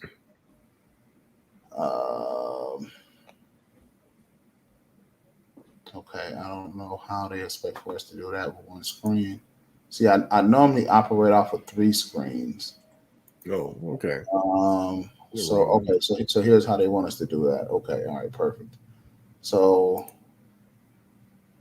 what I'm going to do is that I'm going to share the screen with you guys, and so you guys should be able to see it. So this is the HUD website, right? So if you guys need rental assistance, local public housing, the REACT property and unit inspections, home ownership, you see that? Yeah, I see it. Home ownership. Yeah, I'm looking dead. Home ownership and rent relief resources. Now, a lot of those rent relief resources and rental assistance and all of that stuff, well, you could probably still get rental assistance, but the rent relief resources, those deals are probably going away because those are probably some COVID deals. Yeah. And obviously everyone is trying to get rid of COVID. I don't understand why they're acting like this shit is gone. See, it's hampering the economy. That's why. But yeah. Okay, but you can try to find some rental assistance. Hey, and this is a bad picture right here, bro. This is a bad picture. This picture is not doing us no justice, is it? Man. Ain't nothing wrong with that, brother. Hey, he likes what he likes. I told you, I'm not policing what another man does with his pipe. No, but I'm just saying his smile is too big, man. Let's see the picture, man. They gonna say, he got tired of the scraggle daggles, man. If he had to deal with a label of the scraggly daggly, shoot, I'd be smiling like that too. Hey, okay, so obviously it's the stuff that's in the news, but if you see right here, homes for sale, and find a lender. Okay, find a lender. See, this is what you guys will want to click on, right? Yeah. Just click right on that joint and find a lender. Right. So this is why these hoes is bad for you, man, because they don't, it keeps you guys from learning this stuff, man. Right. Now down here, these resources, and always at the bottom of every page, web page that you go to, it should have, especially the governmental page, it should have all of these resources that's here for you guys, right? Yeah. But just click on the resources tab, right? And then you'll start seeing, jobs at HUD, right? That's funny. People don't think that you can go work for those places. You can. Ben Carson did. Right. Yeah. Actually, you know what? What was funny, man, was that I picked his wife up from the airport. What? Yeah, I picked his wife up from the airport, and I took her out to one of her children's houses that's out here, and she was telling me about all of the great things that her son was doing, and she said her name, but I didn't think about I didn't put 2 and 2 together. Yeah. Then she called Ben on the phone. What? She said, she was like, "Here, I'll let you talk to my husband." Yeah, and I chopped it up with him for about 5 minutes. Okay. Yes, sir. That's cool. So if you see HUD asset sales right here, you guys have seen that? Yeah. Asset sales. Okay. Here's how you get rich. Here's how you get wealthy in America. And I'm sure you can agree with me on this one, brother, because you're an accountant. Yeah. You have to buy and sell assets. Yes, sir. That's simple. Also, debt can be an asset, but debt can be an asset, but don't say that too loud. Oh man. Let me turn my mic gain down. Debt is an asset. Y'all didn't hear that. Hey, we're gonna strike that from the record real quick. There you go. Now, you guys see right here, you click on buying a home, right? You click on that. Quick side note. Isn't Ben Carson married to a black woman? Yes. But they swear he's a buck dancing, No. His family's black. I mean, wow. I've seen their son. Like I told you, I drove his wife home. Yeah, I'm telling you, man, these people, man, Ben Carson's probably got more black credentials than half these pro blacks do. Yeah, yeah. So I mean, I don't even trip, right? I don't even trip. Moving But on. Yeah, sorry. if you can see, listing HUD homes, Yeah, right? Okay. Lenders, right? Here, lender training. Oh wow. Okay. Listing HUD multifamilies. Okay. Other listing federal agencies. Okay, you guys, you can buy homes from the FDIC. Okay, that's the Federal Deposit Insurance Corporation. No, I didn't know that. Okay. Yes, you can buy homes from the Treasury Department. I also didn't know that. Yes, all of these things. Okay. Wow. Okay. Every business has assets. At least they should. But every governmental business has assets. Yes, sir. Yes, they do. Assets is real estate is an asset. That's right. Vehicles, well, they're depreciating assets, but they're selling vehicles. Yeah, vehicles are only assets if they're used, because remember, all assets depreciate, right? All assets depreciate. So I always tell people, at least real estate wasn't supposed to depreciate until well, you know, it appreciates due to the market. The quick side note, I make the argument that a personal vehicle is just property. It's not an asset, because if it's not using the commission of making money, and I'm not talking about I drive my car to work every day. No. If you're not using it independently to make money, it's a depreciable piece of property. Okay. But so before you go too far off into that, I want to interject something here. Go ahead. All right. The reason why you have a driver's license is because a driver's license is so that you can have a license to do commerce. That's the reason for the license. You do not need a license to travel. The Supreme Court has already went over this. Okay, so you don't need a license to drive a car. They cannot impede your right to travel. All right, but if you're going to exercise that right, you better make sure that you got a lawyer on standby. Yes, sir. Okay, because everyone doesn't know about this.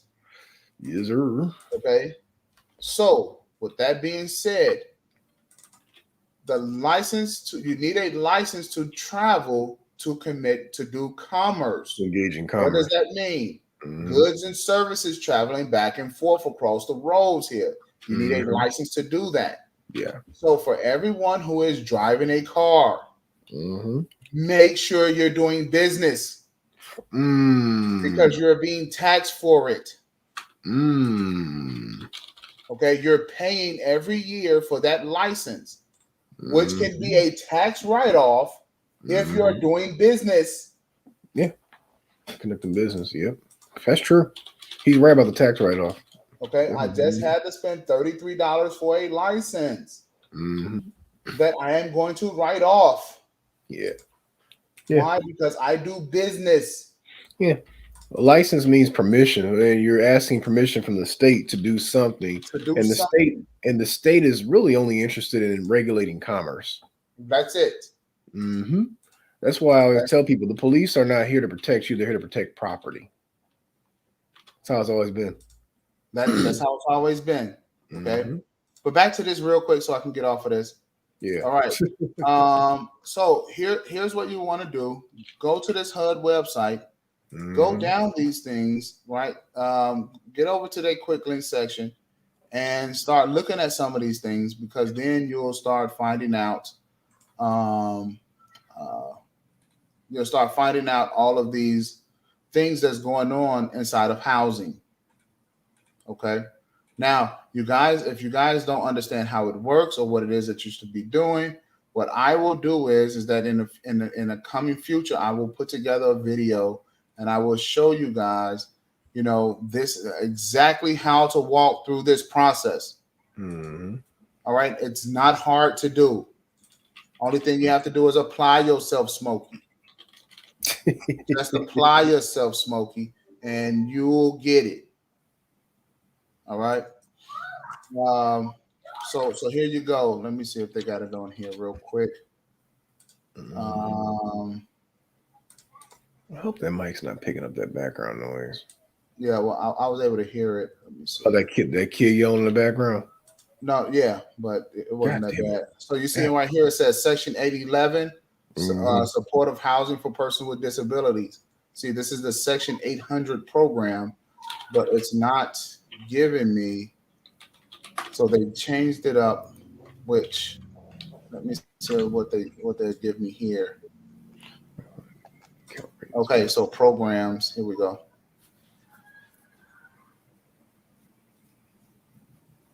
Let's see if we can back it up one.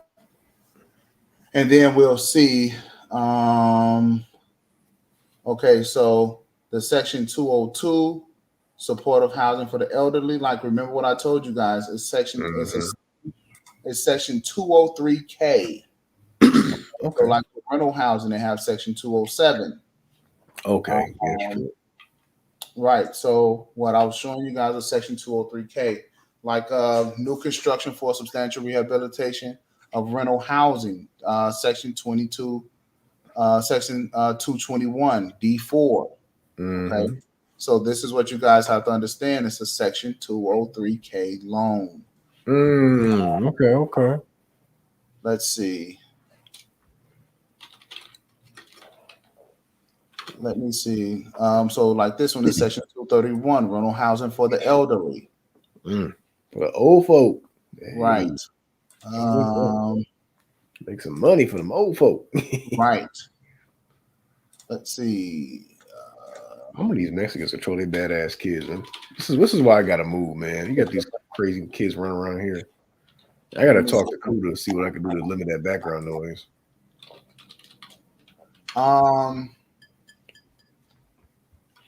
Yeah, talk to Kuda because see, I use a voice mod. Oh, okay. And on my voice mod, you know, we can cancel out everything that's in the background. Yeah, because I got a dynamic mic. I got the SCV7 per suggestion. Okay. Because sometimes my cat will be in the background meowing. I don't want y'all hearing that shit. You know. You get these crazy ass Mexicans with their kids running around the courtyard screaming. I'm like right now, as you can hear. Oh yeah. Yeah. Fuck. It's not even 3:00 over here in Houston yet. And y'all already doing all that? Come on, man. Go back to school. Shit. Well, at least they don't have that mariachi music playing right now. Boom. Oh my God. Boom. Bro. Yeah, I'll be on it, man. Yeah, mariachi. Where you at? Louisiana or something? I'm in Dallas. Oh, you in D-Town. Okay, you up the street. Okay. Yeah, they be killing them in Dallas. I ain't been in Dallas. And so if you guys seeing like all of these housing and all of these apartment buildings and everything that's being built is being built based off of HUD. Okay, so one thing people don't realize about HUD is housing and urban development. They deal with all of the real estate in the country. Yep. Both commercial and residential. Okay. That's HUD. So every piece of property that ever is running through the country, that's them. That's HUD. Yeah. All right. So you can come across commercial properties for sale. You can come across all of those things. Right. Let me get back over here. Let me just check this out real quick. I'm loving the audience, man. Some of these names up in here. So see, these brothers ain't just about the foolishness. I love it. they looking at good wholesome. Because I'm still sharing. So let me take a look here. Okay. Oh, Cam Rob, what's up with you, man?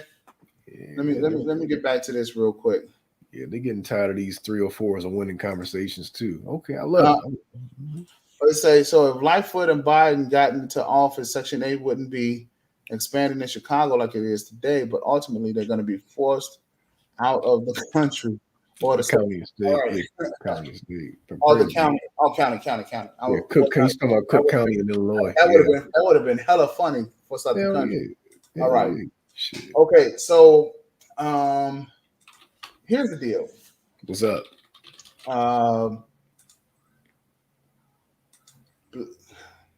Black people are not forced. So I'm from Inglewood, and California. Okay, we have houses. We have vacant lots. So it's supposed to be about 60 houses on one block. and we have houses we have blocks that only have 15 houses on them. Wow. Okay. And the citizenry is not saying anything about it, and it's been like that for 50 years. Wow. And no wonder why the things are going on the way that they're going on in the neighborhood is because you need new blood in the neighborhood. Yeah, you do. The fact is that it's going to take some building. Mm-hmm. And they don't want to start building in these communities. No. Okay. Yeah. Because then it's going to start solving a problem.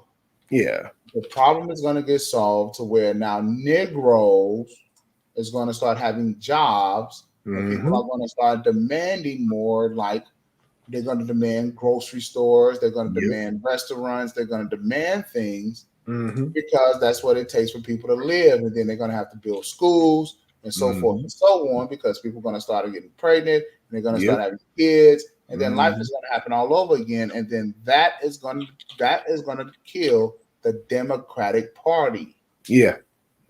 Yeah. The Democrats need Pookies and Sharkeishes out here. That builds their voter base. Yep. Okay.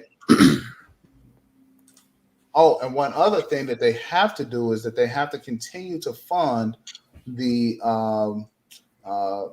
prison industrial complex. Yeah.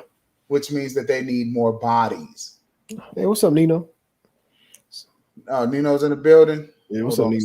Let's go through some more of this real quick before we say what's happening to Nino. Most people don't want Section 8 in Chicago as the crime increases, so the opposition to Section 8. The manosphere hates Ben Carson. Yes, they do, because they hate a brother who has who's a goddamn neurosurgeon. By the way. Yeah, neurosurgeon. Yeah, he worked on brains. That's why they hate him. He can fix their brains. Yeah, Ben Carson. They made all sorts of goofy statements about Ben Carson, man. I'm like, Lord, Ben Carson got more black credentials than half these pro-black cats do. At least he's got a wife and kids. Look, man, Ben is like I told you, I chopped it up with him for about 5 minutes. I've seen his programs. I've seen his nonprofit organization. You know, the guy is a stand-up guy. His son is out doing shit with, I think, food distribution or something like that. But his son's a multimillionaire, I believe. That's what his mom was telling me. And you know, I think I was dropping her off at a daughter's house or something like that. If I can recall. But yeah, I mean, his kids are not out running the street shooting up each other. I mean, shit, what more do you want? He did his job. He worked hard, did his job. He went out and did a civil duty. How much you want to bet that his son isn't married to some street woman? He probably no. I wouldn't doubt it. It was probably arranged marriage. How much you want to bet? See, those are Jack and Jill cats right there. See, that. Remember I talked about virgin ecosystems. See, Ben Carson's family, they got their own mating ecosystem. See, I talk all that stuff about going to Antigua, maybe because I have a connection in that country, but I'm also trying to build a mating strategy because I want a mating pool. So that way, when I have sons and daughters, you know, particularly my sons, you know, they can get good wives, right? So you got to come up with a selected mating system, you know, for your kids, not just yourself, you know. Well, I mean, so the like my wife and I, we have our battles back and forth because, you know, she's like, what's wrong with our son having, you know, a girlfriend or a wife, you know, from a mama who a single mother? Oh boy. Really? Oh God. we gonna have this conversation, huh? Oh Lord. And so what I always come back with, my default is, let me ask you a question. Do you like our relationship? No. Well, what's the common thing you and I have? You was raised by your mama. I was raised by mine. Now, do you want our children, to go through the same headaches that we're going through? No, of course not. Now, here's what I know. She Mhm. will say no, but do Mhm. everything in her power to where our son will have to go through the same shit that I'm going through. Oh yeah. Brother, you got a misadventure with that situation. Couldn't be me, I tell you. Cause see, I'm the king of kicking chicks out of my life. Well, I mean, you know, you try to do what you can for the kids, man. You know, I you get got it. I get it. kids, I you got respect it. kids, you got a head scratch a lot of times, and you got to let patience work. Yeah, I respect it. I respect it. You know, we are black people. You know, we are dealing with dysfunctional situations, so it is what it is. Yeah, You know, so I ain't mad at you, but yeah, you got to put your foot down and say absolutely not. I don't want my son to marry a woman that basically went through harlot training because she came out of a single mother household. 9 times out of 10, she was raised to be a harlot. I mean, yeah, I hate to be mean, I hate to be ugly with it, but that's just the harsh reality. You know, it is. It you know. is. So let me go through some of these real quick. Cam Rob's in the building. Mm-hmm. Cam says everybody in Section 8 housing is not a bum or lazy or deadbeat. Some Mm-hmm. people actually need it and Yeah, have come off of it and made better for themselves, which you should, as you should. yes, you should. I think that uh, okay, so the government's position, Mm-hmm. like these loans have been out for a long time. Yep. Okay. The thing is that the government cannot advertise them. Oh, it cannot. Okay. It cannot. The government cannot tell you, hey, look, you know, they can. That's the reason why when people telling you to sign up for Section 8, it's always word of mouth. Mm. Think it's advertisement. You think like you've seen it. No, you don't see sign up for Section 8 today someplace. You know what I'm saying? That the government is doing. Somebody Yeah. may have made a copy and put it up on a board, Mm-hmm. but you know, it doesn't come straight from the government. That's true. All right. That's true. Let me knock these out. Okay, not allowed. Okay, okay. Yeah. So government can't say, "Hey, sign up here." That's the whole thing about the whole COVID and making sure that you know people can get their unemployment and things like that because that was something new, and they had Yeah. to make sure that they did that within the ramifications of the law. Is that Okay. Inglewood is east enough to where developers want it. Now, let me explain to you guys about Inglewood. Hmm. Okay, because I'm going back to Inglewood. And I'm going to get a lot of blocks in Inglewood. Okay. Inglewood, Chicago is 15 minutes from Midway Airport. From Midway Airport. It's Oh, also 15 minutes that from Lake Englewood. Michigan. Oh, that Englewood. I don't know why I kept thinking California. Are you talking about? Right. Okay. Not Inglewood with an I, Inglewood with an E. Oh, yeah, I'm a little slow. Yeah, Lake Michigan. Okay. Yeah. It is also 20 minutes from downtown. I'm tripping. Inglewood has various veins where you could take public transportation right into downtown. Okay. That's good stuff. Okay. So you could arrive downtown Chicago 15, 20 minutes, 20 minutes, half an hour even. Okay. Right. So all of Inglewood and West Inglewood. I lived in West Inglewood. Okay. Okay. All of that is prime real estate. Ooh. This is the reason why so the place that you know of called Chirac, that's Inglewood, primarily West Inglewood. Okay. Because they want everyone to leave that area so that they can gentrify it. Mm-hmm. So I'm going to be raising a REIT, a real estate investment trust. A REIT, yeah, I know about REITs. Yep. So I'm going to be doing that so that we can start raising money to start buying those properties in those areas. That is the best investment that you could make in this country today. Is that area. Understand something.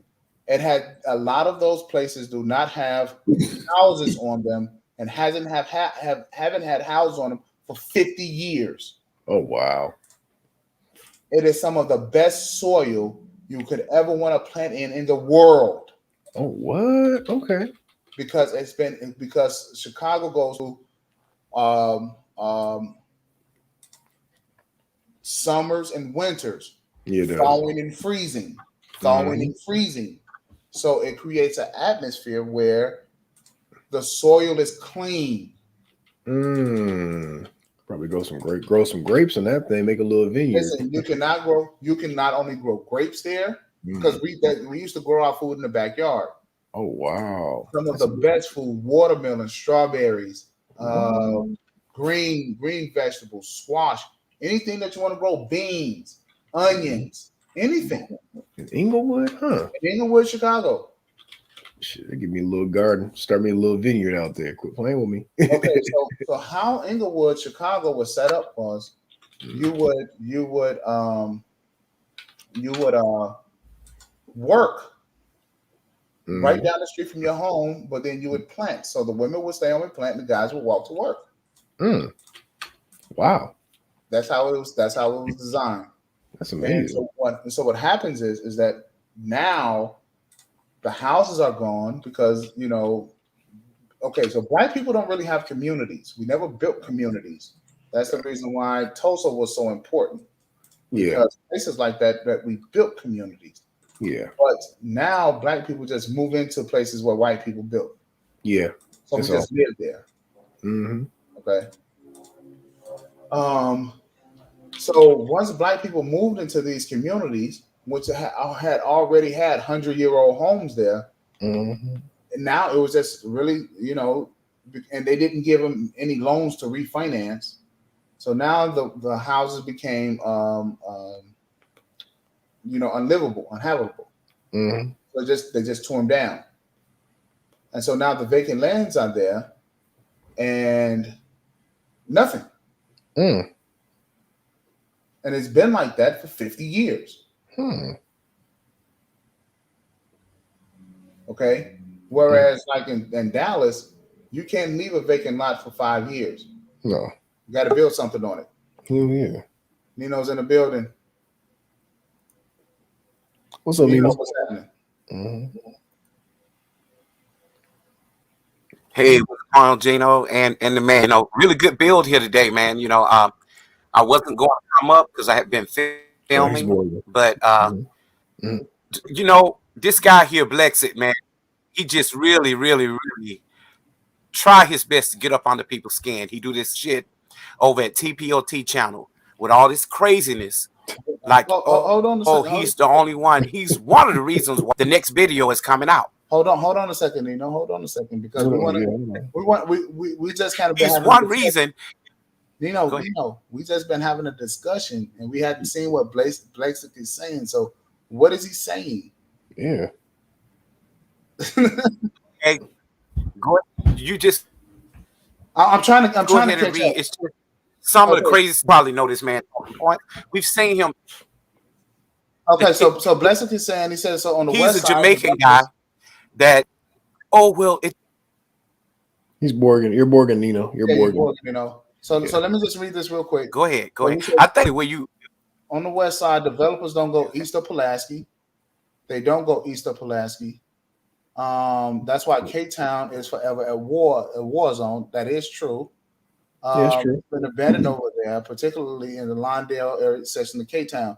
I do know now. People don't know what K-Town is. K-Town is the street names like Love and I think Comiskey and all of those different streets that's over there. So he is that is true, and what it is that he's saying. But let's see what else that he's saying, so we can catch up with Nino real quick. So the Garfield Park and Humboldt Park sections of K-Town are war zones too, but Lawndale, it just looks worse, man. Okay, so the area that he's talking about, Oprah Winfrey used to have Harpo Studios over there. Okay, it's where Cabrini Green used to be, all over up in that area. So Cabrini Green was on the north side. It's on the northwest side, which is like prime real estate over there. And in fact, they have a solution for that problem. I think that they're building this whole police academy thing that's over there. Okay. Also, That's beautiful, man. I didn't know that. Thank you for that information. yeah, Oh, Man. James. Okay, what's up, over James? there. So just Oh real, man, Gino, Let me man, say what's something good real with quick. you, Hey, man? James. Finally caught you, bro. Hey, James. Oh, What's confused going me. on, Nino, man? What's good with y'all, man? Salute, salute. Nino, and Gino. Gino, $3, Jack, my man. What's Gino going on? being the crowd. I be chilling. I really like Gino. But this is what I have to say, fellas. You know, and my goal with He's bored every again. one of these to be cool with them and learn how to. Am I? Yeah, Yeah, you're you boring yeah. kind of badly. Am I borging? Yeah, man. Yeah. Yep. You gotta Hello? find a good place. Are you buy some trees?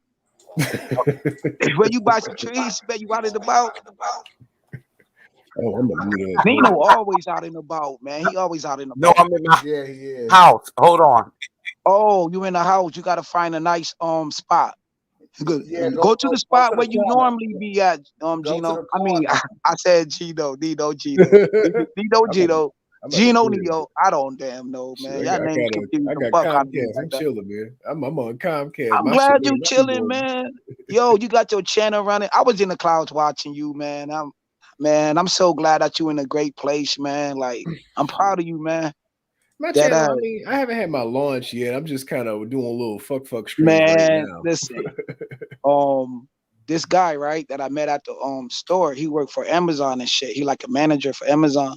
And he told me, man, even if you get your broker account, man, and you don't got no money in there, long you got something, you got it though. You got off your ass and you got one. So that's gonna give you that drive and that focus to put something in that motherfucker. Whatever you want, man. I remember what's his art? You know I love art, right? I love art. Yeah, big up The one that paint and stuff. He only had one sub, bro. It was me. I was ask him. He'll tell you. I was the first one to support his channel. Yeah, ask him when you get some time. Email him, ask him. Look where he at now, bro. Yeah. Doing his thing. Yeah. He in a better place than he ever was. So let me run some things past you guys real quick. Yeah, no doubt. Because you know we have another financial guy on the panel. So just real quick, trust. So the trust is the foundation to all of your finances. That's the foundation. Most guys, we'll put it this way, a very small percentage of black males have a trust. Very, very small. Very small. And you're talking about an irrevocable or a revocable trust. Either one. Because irrevocable is really where it's at for family building. But right, for family building, an irrevocable trust, yes. Yeah, I'm setting that up right now, actually. Can I tell you my account now? Do I sound better? Yeah, you sound awesome, and I'm going to let you go here. I'm going to let you go here in just a second because James, I think he was talking about a brokerage account. Is that right, James? Yeah, he was. Yeah. Yes, sir. Yo, that's the one I got. I got that. I got stocks like at my company though, but you also could get it separately too. Like you really don't got to get it through your company. You know what I'm saying? Well, the whole deal is that when you buying assets, right? See, here's what you guys would want to do. The proper setup for this whole thing is to have a trust. You have successors, beneficiaries, because a trust puts you now in business. Yep. The business that you're in is increasing monies or assets for the beneficiaries. That's your job. Yeah. Okay. Now that is the true meaning of being self-employed. Yes, sir. Oh, see, I didn't hear it in that. Oh, okay. Wow, I didn't hear it like that. Okay, I got That's you. The true meaning of being crazy. self-employed. Yeah. You are literally employed for yourself. I got both of those. I got the trust. Cause I'm a wild motherfucker, man. Ain't no telling what's gonna happen. So I make sure everything go to my kids, man. Hey, but Make sure I got that. I had the same the beneficiary with the same life insurance since 2010. Okay, good. Yeah, I just rolled it over because I don't work for that company no more. I just kept it. And this pay. It ain't even that much, man. It's light money, like all these game banging ass kids, all these thugs, whatever you want to call them, they parents need to get them a life insurance policy plan. You want to be out there, so because you don't want the mother to take out a mortgage on a house, gotta her house get liquid, whatever. Like, nigga, get life insurance. It's cheap. So here's okay. Yeah, believe it or not, James, you do. I'm just trying to get the Pookies and the Ray some help. So let me finish running this past you guys. So that the listening audience, so that they can understand. Yeah. So your trust, so with your trust, people don't realize what assets are. That's the reason why you need to be with a CPA. Yeah, that's why I was making that comment about how cars are not really assets, unless you're making money with them. But unless you're making money with it. Yeah, right. Regardless. Because then it just really just opens you up. Just wow. All right. Yeah. You don't want to put rims on a Benz. You don't want to do all of that shit. You don't want to put loud ass speakers. Well, that depends. Oh, okay. It depends. That depends because if you're using that Benz to ride it up and down in a parade or something like that, you write the whole car off as a tax write-off because it's business. Yep, it's business at that point. It's business. That's the accountant's favorite statement. It depends. Okay. Yeah, I like that. Yeah. So from your trust attorney to your CPA, right? They between that person and your banker. Yeah, banker. Yep. They are supposed to assist you in the buying and selling of assets. Yes, that's correct. That's correct. He's right. Okay. So this is the reason why you have these things. This is the foundation. If you do not have a trust, your whole financial picture is going to fail. You're going to be in a different category. I would argue that because most people don't have trust. Most people don't. But if you want to operate on a high IQ level, I would argue an irrevocable trust is where you want to start. Okay. And I'm actually setting that up. And your irrevocable trust would be a family trust. So family trust. Yeah, that's where you can set up your inheritance, your successors, your beneficiaries. You can have standards. I know a good friend of mine. He has a irrevocable setup, and the trustee is his local credit union. So, because it's irrevocable, meaning that he doesn't have direct control over the finances. He's not supposed to. He's not supposed to. That's how you prevent somebody double dipping and using the trust for expenses that ain't supposed to be used. But so what if I have a trust and then I don't have a will? But would it go to, because I don't know, I'm just asking, I'm learning. I don't know anything about this shit, right? So what if I do have a trust, right? Life insurance, whatever the case may be, right? And it's in my kid's name. But I don't have a will. Will that go to the next of kin? Okay, so let me answer that question. Go ahead. You would need something called a pour over will. Okay, there you go. Okay. Now, what that says is that, so let's say you pass away. Okay. Right? And let's say you have some assets that you did not put into the trust just yet.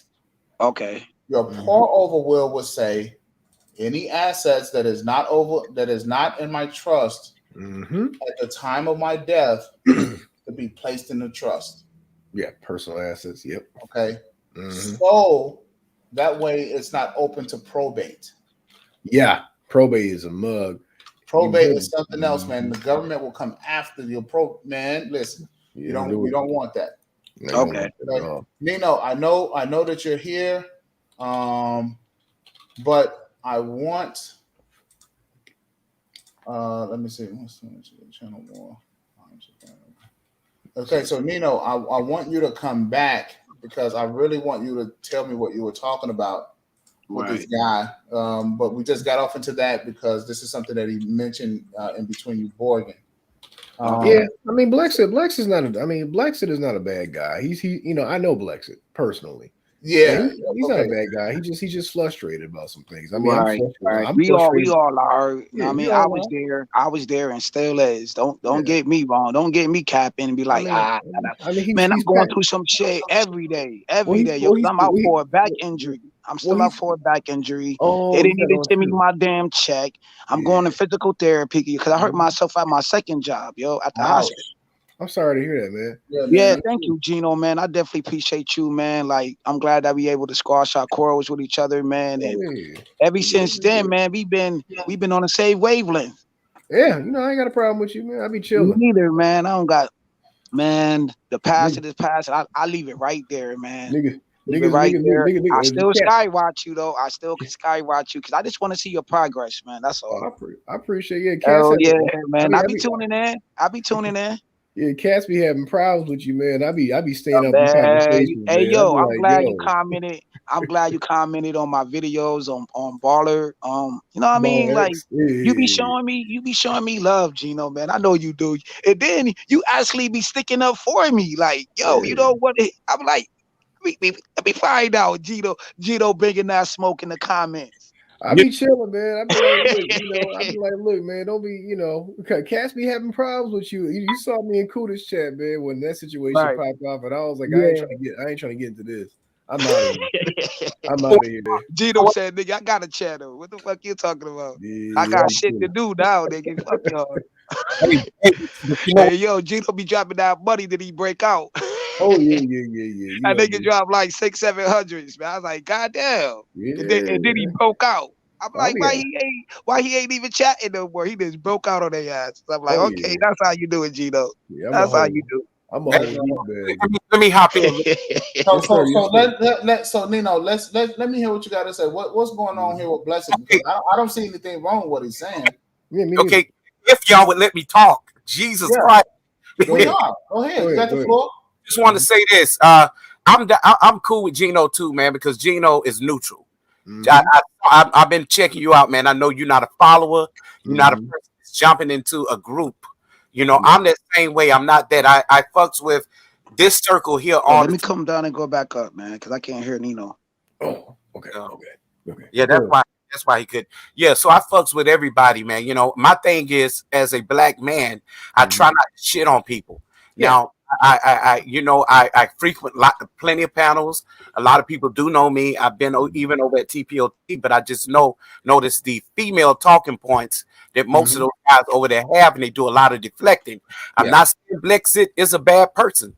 I've seen some things that he typed up that was really good, in the chat, but it just seems like a brother like him can never see anything good in black folks, meaning he don't ever focus on the good things, because the thing is, if there were no good people out here, he would not be a good and a successful, black man himself. See, but he misjudged people like us and think automatically that he's the only one. Brother, I come from good stock too. Okay. So let me ask you this, what is he saying today that gives that should? Well, he said something about he was shitting on Section 8 people, right? And I ain't never been on Section 8. I ain't never been on no fucking welfare. None of that. I come, but it don't make me no better. I'm in the same lineup as this guy, educated and all, but I'm not going to sit up in the chats and be like, oh, but you're this, you're that. Oh, thank God my parents did this. I have actually snapshot every damn thing that this guy has said. So he will be in the next Pookie's and Ray Ray's documentary. Oh boy. Let me try to defend my. Go ahead. I'm gonna let you. Go ahead. Yeah. So my thing is, I get where you're coming from, but I'm not the type guy to put everything on politics. I stay neutral with that because I'm not Democrat, I'm not Republican, I'm none of that shit. So these guys, they have nothing else, to say anything good about black folks, I don't think, and I don't mean to speak for the man. He's his own man. But from my conversations with the brother privately, the brother Blexit is very passionate in his community, and I think what his thing is, I don't think he hates black people. I think Right. he's trying to stratify the classes, because people and human beings have been classes since the dawn of time, and men tend to be very I get that. exclusionary creatures, right? I get that. I get what you're saying, but there has been situations where if he don't agree with you in the chat, he automatically calling you Pookie, calling you. What the Hey, fuck? yo, you gotta look past that. Hey, yo, Gino. I mean, damn, my bad. Nino. Nino. Yo, they do the shit. Yo, I just had an incident yesterday where this chick, I ain't gonna say her name. She ain't gonna get no validation. Okay. She was doing the same shit to me, man. She dropped a $50 spot. Know what I'm saying? Put Stack my up and name all match in up. that shit, knowing I'm going to battle with 2 other people in the chat. I get on the chat, then the host want to talk some shit. So I'm like frustrated already. So I cussed everybody the fuck out and hard ass. I said, keep, and then I took my ass to the goddamn bank because I was mad as a motherfucker because I got cash on me. I put that bitch in the motherfucking bank, came back in this motherfucker, went back to that nigga panel and dropped the motherfucker 50 spot and talked mad shit. I don't give a fuck. Yeah. Fuck you. And me, I'm just not that guy that's gonna. I was heated though. I'm just not gonna sit here and do that with you. You know what I'm saying? I'm saying, Right. you know, because I just see the deflecting points. I have studied this space for 6 fucking years, and I know what some of these guys do. I know this guy talking points. You know what I'm saying? And it's not about me. I can respect where he's coming from. He says some fucked up shit, but I respect it. But when Hey yo, ask Gino. I blame Gino for some fucked up shit. Go ahead. I mean, hey yo, I was like, motherfucking Gino, man. You use such and such name and shit. You talked about my father. I cut Gino the fuck out. No, that wasn't me. No. And Gino was like, but Gino wasn't I high. I was irate, right? At the time. Yeah, you were. I was fucked Gino was on my ass. I was on it was crazy, right? But we came to a conclusion like, yo, man, we both in these same spaces. We both know other people who we highly respected. So if we gonna be in this space and be in the same chat box, let's come to this conclusion. You know what I'm saying? We had a peaceful talk. But it took a while to get to that point, though. It took a while. Hold on, brother. The brother Nino's trying to get something off. Yeah, no doubt, man. Go ahead, Nino. Okay, keep this coming up. See, this kind of stuff right here. What he said? Hold on, let me read that shit. This is just not your everyday shit. I don't live in this type of situation, and he talking about $500 homes. People are getting. I come and I live in all that shit, but it don't no better. The first thing that black people want to do, they want to go, oh, but I'm the only black on my block. So fucking what? You see you, you're fucking invisible. God bless you. I love to see black men doing good. Right. So hold on, Nino. Nino ain't playing with y'all. Yeah. Nino be chilling. He be I'm trying to understand, what's wrong with this statement. Listen. I want to listen. I'm just saying these are his talking points, and I respect them, but they just roll off. Everything he talks about is negative. Okay, we want to know what the brothers are doing good. Right. Talk about these motherfuckers. Nino, man, let me hold on, man. You know what I'm saying? I love to shout y'all, man. I love you motherfuckers, man. You motherfuckers talking about the analytics and man, I'm loving YouTube studios. I love that shit. Like that shit is fire. When I get bored, I have my eyes right on YouTube studios. I be chilling. I share everybody's shit. But let me get to this shit, right? We had a state of emergency up here in Rochester, New York, right? From like 13 to 25, I think 28. These motherfuckers is killing each other, man. Left and right. These young motherfuckers don't give a damn. They carjacking, they killing, they cutting motherfuckers up. So I understand what he's talking about, bro. Like sometimes you need a separation and you help the ones you can help. See, me, I'm only helping a motherfucker that's like 8 years old. He's 16, 17, and I see some change in him. I'll give him the benefit of the doubt. But like 28 and 30 and all of that, man, you can't tell them niggas shit. Okay, fellas, I'm good. let me finish, please. Just let me finish. Yes, sir. Yes, sir. I mean, Anyway, go ahead. Okay, just 1 minute, and then I'm gonna get. All right, boss. I'm gonna stay up here. All thing I'm just saying is that my channel promotes good. I try to see good in who deserve to be, sought good in. Now all that other bullshit, we know that stuff happened. Some you're gonna be able to help. Some you just ain't, and I get that. And we all chose to, help who we want to. I chose to just not shit on black people, period. Because there's a reason people are in the situations that they are in. Okay? You can sit back and you can criticize all day, but what are you going to do about it? What are you going to do about it? You ain't no different than anybody. You know what I'm saying? Wow. Regardless to your fucking class. There we go, that part. And I'm a high value man. Okay? Yeah, you are. I love your channel, man. Yeah, I love when you came up. You know, got shit that nobody don't got. Like, you make your own fabric, yo. Like, you up there with Dapper Dom, bro. Like, hey, I appreciate these motherfuckers need to give you the more credit. They need to give Charles Faulkner more credit. They need to give the Angry Man more credit. Even Cerulean crazy. I mean, not Cerulean, but yeah, you need to give Cerulean more credit.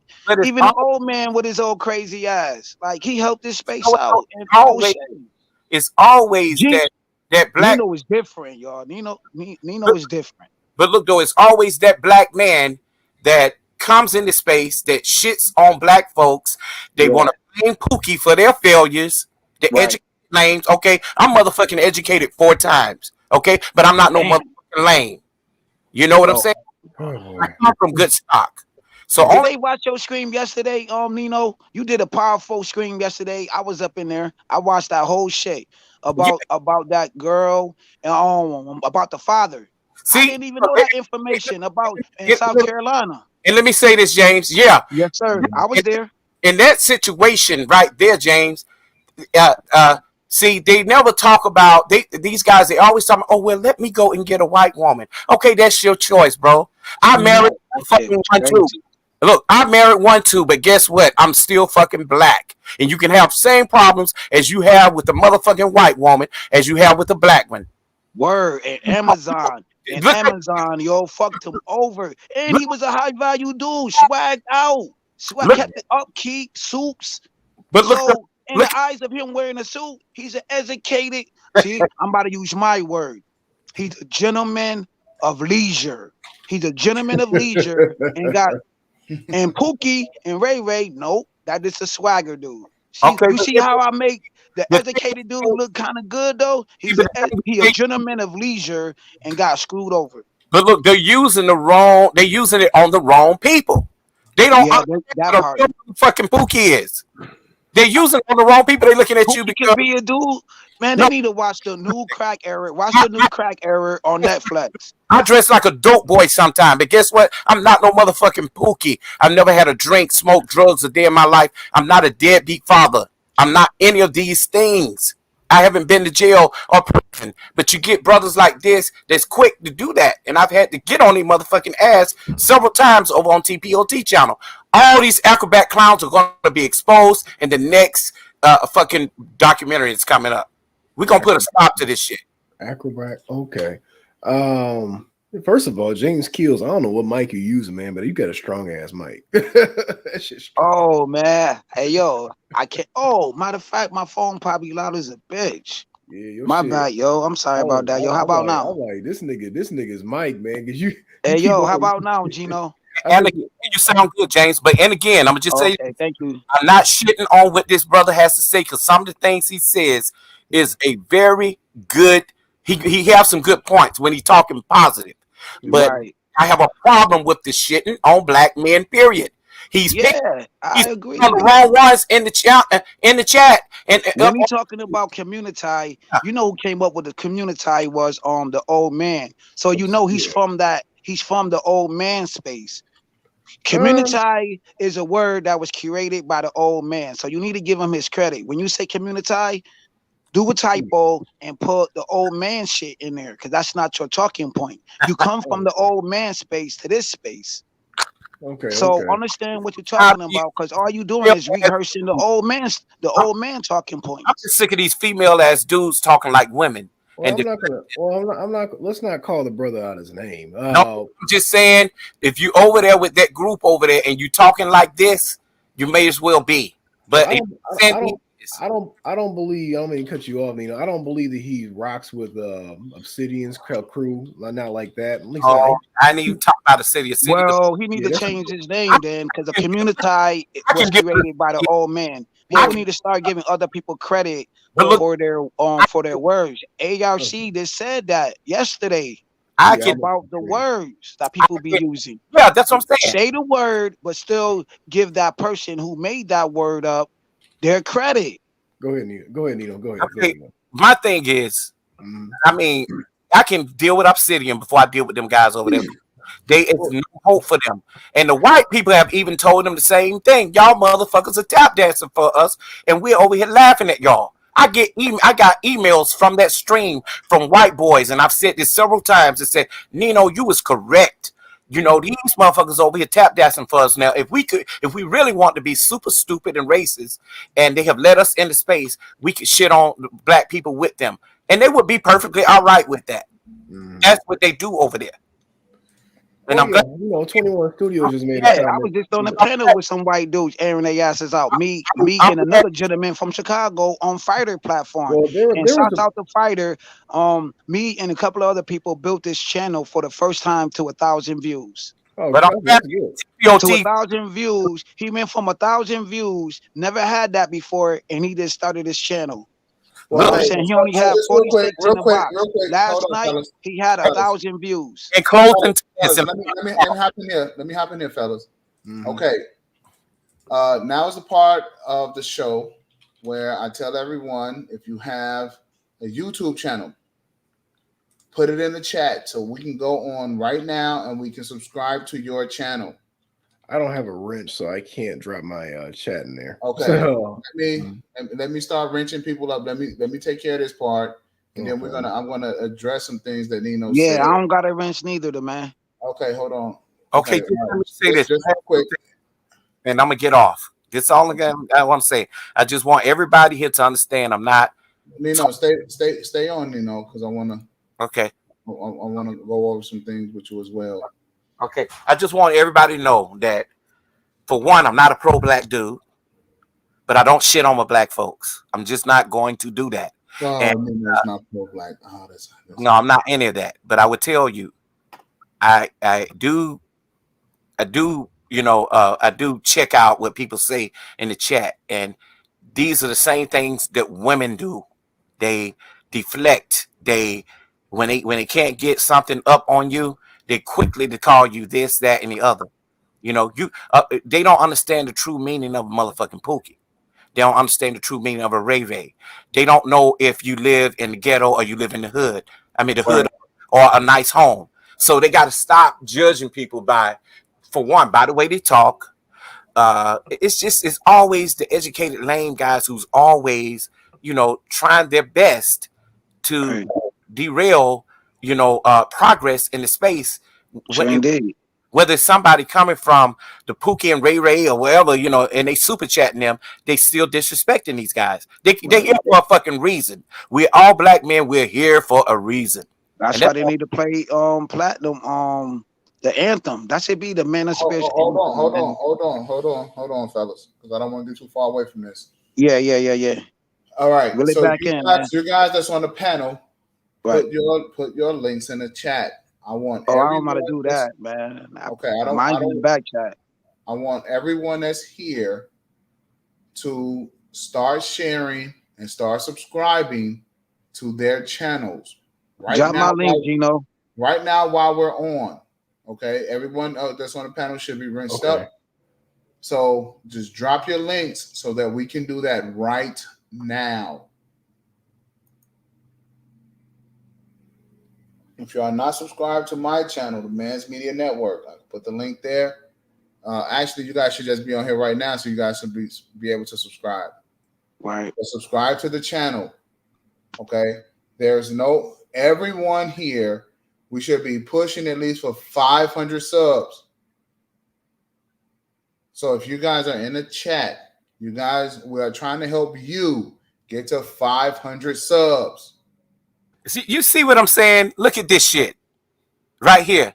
Yeah, this act like it's sin to be black from a Nino, give it a second, Nino. Oh, we're gonna start addressing this stuff. Mm-hmm. Let's just let everybody just start subscribing to your channel first. Yep. Okay. Yep. Let's start the subscriptions first. Let's get that. Let's make sure that we're doing that, and we take a moment to get that out the way. Right? We can we spend a lot of time wanting to go at each other's throats about things. Let's get at each other's throats about making sure that our channels are being built up properly. Yeah, because I mean, at the end of the day, I mean, it doesn't really matter. I mean, I've had my fights on YouTube, but and this is a fight. I'm just speaking my piece. If I could ever get it through. Yeah, we're gonna get it through. All right. Okay, but we want to get you to the five. How many subs do you need? To five for 500. You don't even worry about that. I told you my channel is not about subs. It's about getting the message out. I'm a nonprofit channel. We're gonna get you the sub. We got to get the sub so that you can be able to get your community tab and that you can get your message out there. There you go. It ain't that many people here to even do that. I'm gonna get them. Don't worry about it. But there's people that's listening. I'm not about that. I'm not about. I told you. Come on, man. We talk on the phone. You know I'm not about subs. I'm not about money. Nino. But there's people that's listening right now, and this is what we do. We promote the channels. Yeah, for me to get the message out to them. That's right. That's all. I don't care nothing about the rest of it. But there's people that are going to be listening that may want to subscribe to you. Oh yeah, that's cool. They could do that. They have the chance to do it, and if they don't, I'm okay with it. That's all I'm saying. I care more about the message. Mm-hmm. Most of the shit people not covering, and a positivity about black men and the thing, that's what we need to do first. And the same talking points we hate that in black women or women period, they're using them on each other. So I'm gonna cover all that shit. Okay. So you want to cover what's going on in the community. And the talking points or the things that he's saying. Right? Let's see. Give me a second. I want to make sure that I'm subscribed to everyone's channel real quick.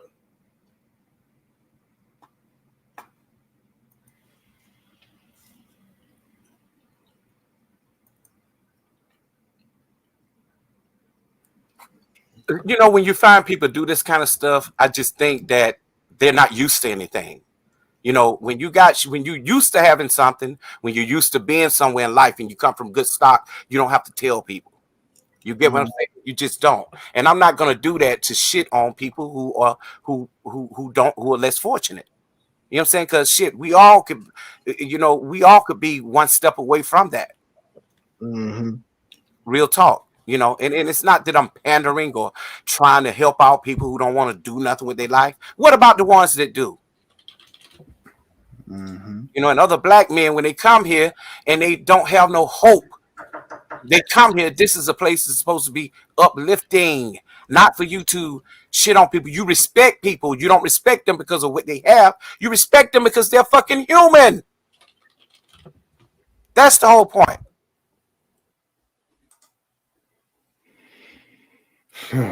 I can verify he's black. I mean, I know the brother personally. Oh no, I get it. Yeah. I'm not saying when he used to be over there in the Roger Report, he was really good at some of the things he said, but when he get over there with them clowns, he changed up and he switched. Well, I mean, some of his talking points are my talking points. That's kind of why I'm a bit defensive here because okay. And I mean, I'm not, I don't have the smoke burning, I'm not out here. Well, go ahead, brother. Go ahead. I've never heard you disrespect nobody. That's the whole. I don't disrespect people unless you come after me. That's kind of where I'm at. But I have talked about class and exclusionary topics because that's how a lot of competitive men in other cultures, we recognize other people are human, yes, but we have to separate. They separate themselves. Like in the white community, for example, a lot of those dudes don't frequent with trailer trash, and they will acknowledge people like Billy Bob up in the trailer park, and they don't associate with those types of people. So I get where Blexit is coming from, where he has a problem, and I kind of identify where he's at because I'm from a Midwestern city, right? Flint, Michigan. I grew up seeing a whole bunch of goofy stuff and degeneracy being worshipped. And a lot of my content is going to talk about how in our culture we do worship degeneracy. We do this. So I get where he's coming from, and I get where he's trying to exclude. He's being exclusionary in his thought process, which I don't really think is a bad thing. Now I get it that we're all human. I get it that we're black men, but just like there are some black women that we shouldn't associate with that are harlots and whatnot, there are certain types of brothers or black men that we should not associate with or should not deal with.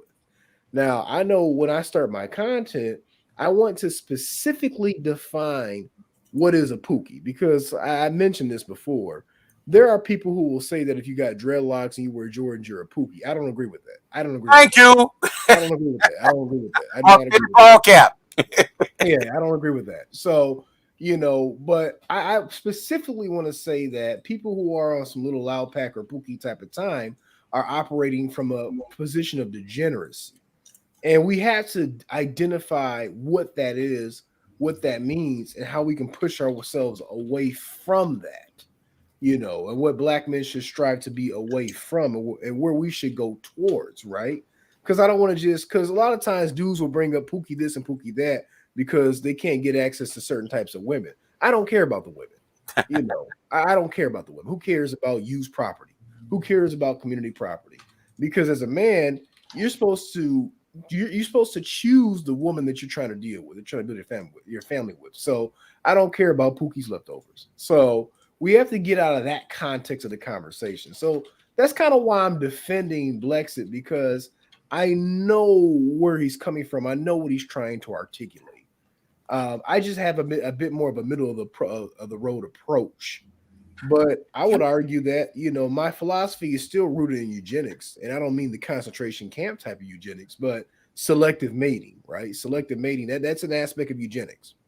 I get all of that, and I've heard what you're talking about too, Jano, and I respect where you come from. I even respect the brother Blexit. Don't get me wrong, Okay. because he is who he is, he us. But at the same time, I'm just saying, I don't dwell in Pookie behavior. I don't be in the Pookie neighborhoods. But guess what? If you're a motherfucking social worker, a correction officer, anything dealing with public service, this is why police fuck up all the time and end up killing folks because they don't know how to identify with people who are different from them. See, if you're dealing with anything, people, money, and you're a public servant, you just can't get to the point to where you're going to discriminate. You may not live in the neighborhood. White people do it all the time. They don't live in the neighborhood, but they teach at black schools. They do. You see what I'm saying? Well, in regards to the police, that's unconstitutional, right? You're supposed to, if you're an American citizen, it's funny. I was just getting done playing a Roman game last night, and there's a scene. It's called Expeditions Rome, pretty good computer game. And there's a scene where they're declaring martial law, and the Roman citizens are like, "We're Roman citizens. We have rights." So that was something that was understood, and it's rooted in history. It's alternate history, the premise of the game, but it's rooted in history, right? The Romans thought highly of themselves because they had rights, and if you killed a fellow Roman citizen, you would face consequences. Even if a Roman citizen went abroad, there were consequences on dealing with that citizen. So same thing over here. No, the police, you can't unconstitutionally kill somebody or delete somebody. My apologies, because we have rights. All Americans have rights.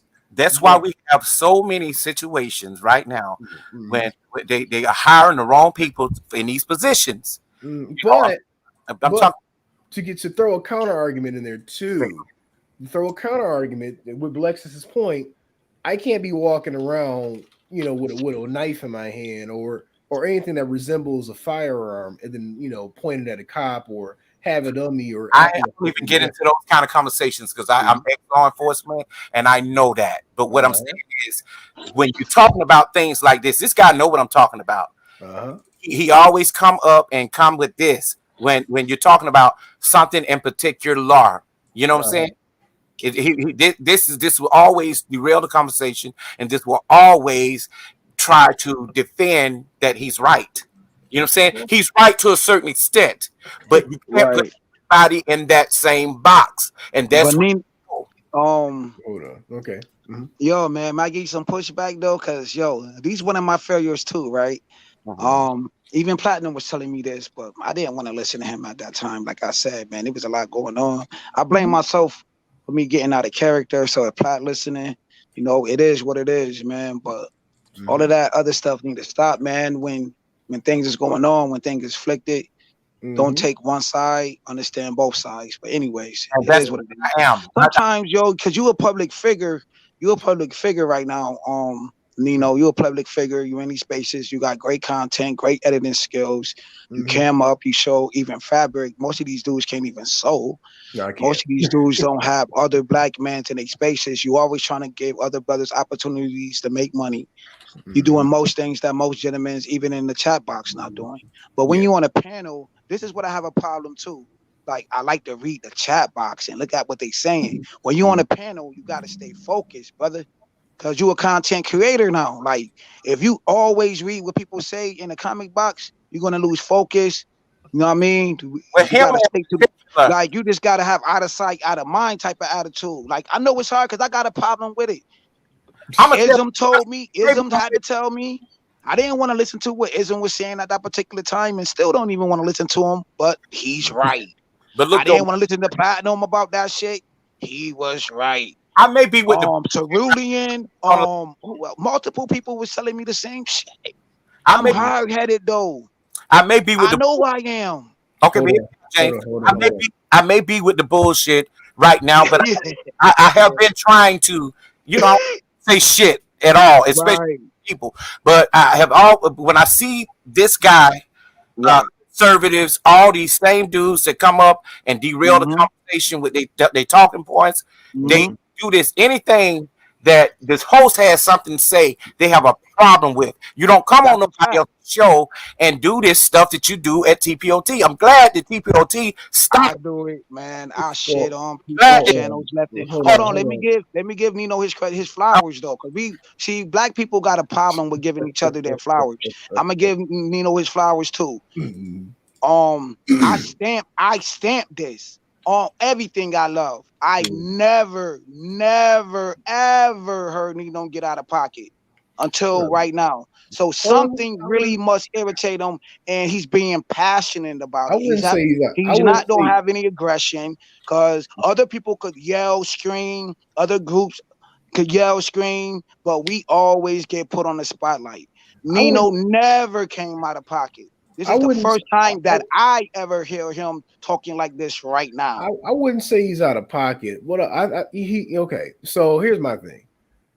What Blexit was saying, because brother, the man and I were talking, and he was talking about the Section 8 programs, right? The Section 800 program. Yeah, I understand that. Yeah. And so what Blexit was saying was actually relevant to the conversation, because to his point, he's saying he doesn't want more Section 8. And I remember reading his comments. Oh, like living by him or whatever? Right, in his community. Yeah, Dave Chappelle. Dave Chappelle said the same shit. Hold on, brother. Yeah, go ahead, bro. I know what you're getting at.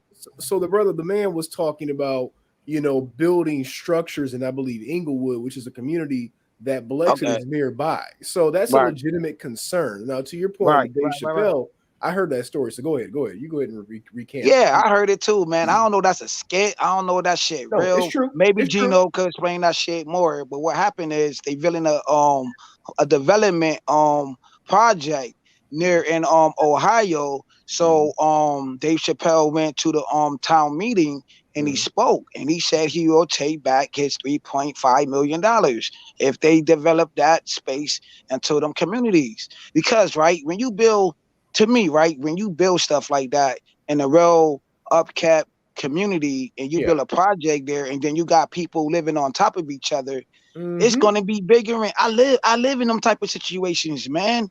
The motherfuckers was ignorant.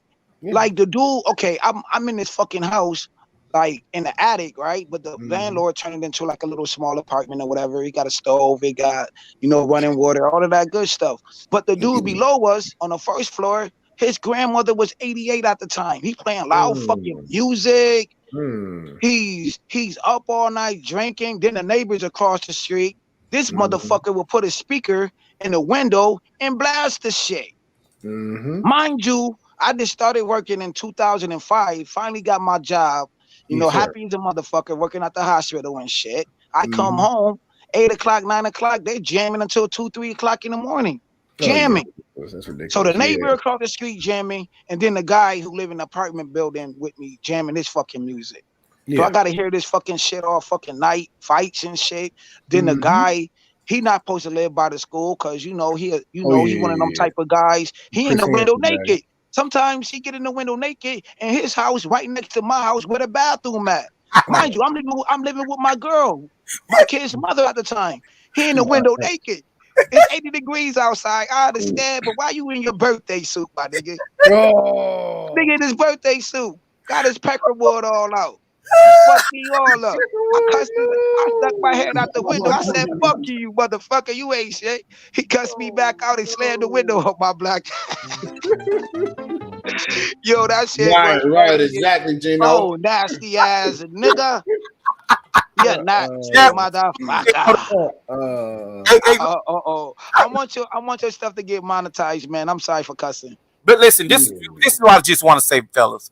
I'm glad I made you laugh a little bit, Nino. Yeah, you did. That was funny. I don't think I'm just saying, fellas. And I get all of that. I come from the man has pulled up my house. I don't normally talk about my personal life and my personal business. So what? I live right behind the gated community where my house looked just like theirs. The housewives of Atlanta and all of the loving hip hop people that got money and all those folks. But it doesn't mean that they are the model citizens. You see what I'm saying? So it's all about the act right in the people. Now, when you do have these programs, there should be rules, because I'm gonna tell you, out here in California, they are very strict when they have those kind of programs. So you do have black people that live in upscale Section A housing. Oh, right. You gotta understand, man. Some people just don't have it like that. I had to learn that yesterday. Hold on. Some people don't. Okay, go ahead. They have training programs. Right. And saying what Blex is talking about the homeowner association rules. I had a motherfucker Indian man that used to walk by my house every day just to say, "Hi, how are you?" Just to look at my grass to make sure that it was cut. And he lived up the street from me. He wasn't coming by to see if I was okay. You know what I'm saying? I've had that's the bullshit you go through, man. I've had white boys to get mad because my sports car was not moving in front of my house and tried to get it towed. It was nothing wrong with it. You know why? Because they wanted it. They had wrote plenty of notes on my door. Hey, we'll pay you $50,000 for this right up front. My dad said he'll write you a check. No, black men. Word. See, that's the thing. Just want to get ownership from you. And that's the thing. Black people, I'm used to seeing black people have shit. You see what I'm saying? Now, others may not have. And I'm not that type person just because I'm up that you shouldn't be too. And just because I'm up, it doesn't mean that I'm going to disrespect you. Right. Because I ain't gonna lie. I go to the city and I interview these people. But when I come home, I live in a real nice neighborhood. But I'm not shitting on them. You get what I'm saying? Yeah. I put the resources out there because there are training programs that could help these people. Some people just don't know. And it's not your fault that they don't know. But at the same time, if you can't say anything good about them, if you can't help them, just live in your motherfucking high value community and shut the fuck up. Yeah.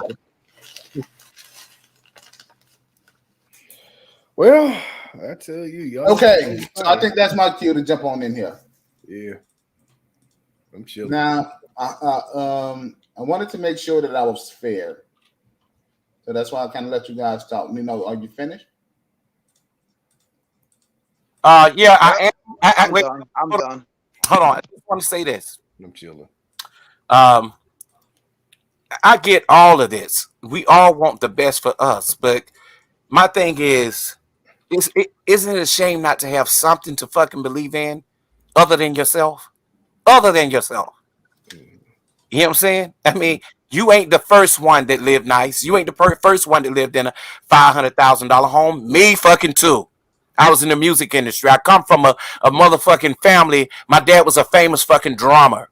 And an educator. And my mom was a fucking teacher for 30 some years. I didn't come from bad stock. But when I saw people that looked like me, or even when I went to all white schools, they still treated me just like the people that were Pookie. So it's no fucking different. I was ex-law enforcement. I got a fucking master's degree in criminology, a fucking correction for goddamn 10 years. I was the fucking deputy sheriff, all of that.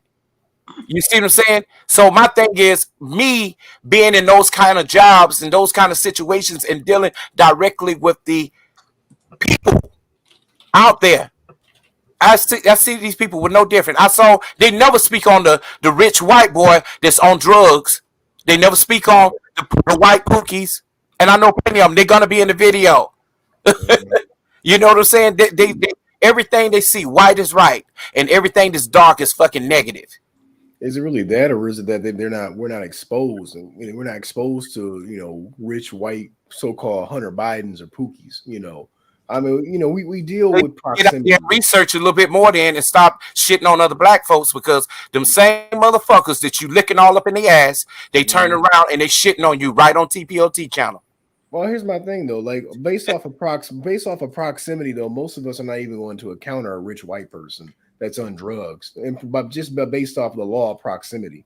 So that's why the focus is on little Loud Pack and Pookie, because how most of us. It's quiet. Let me tell you something.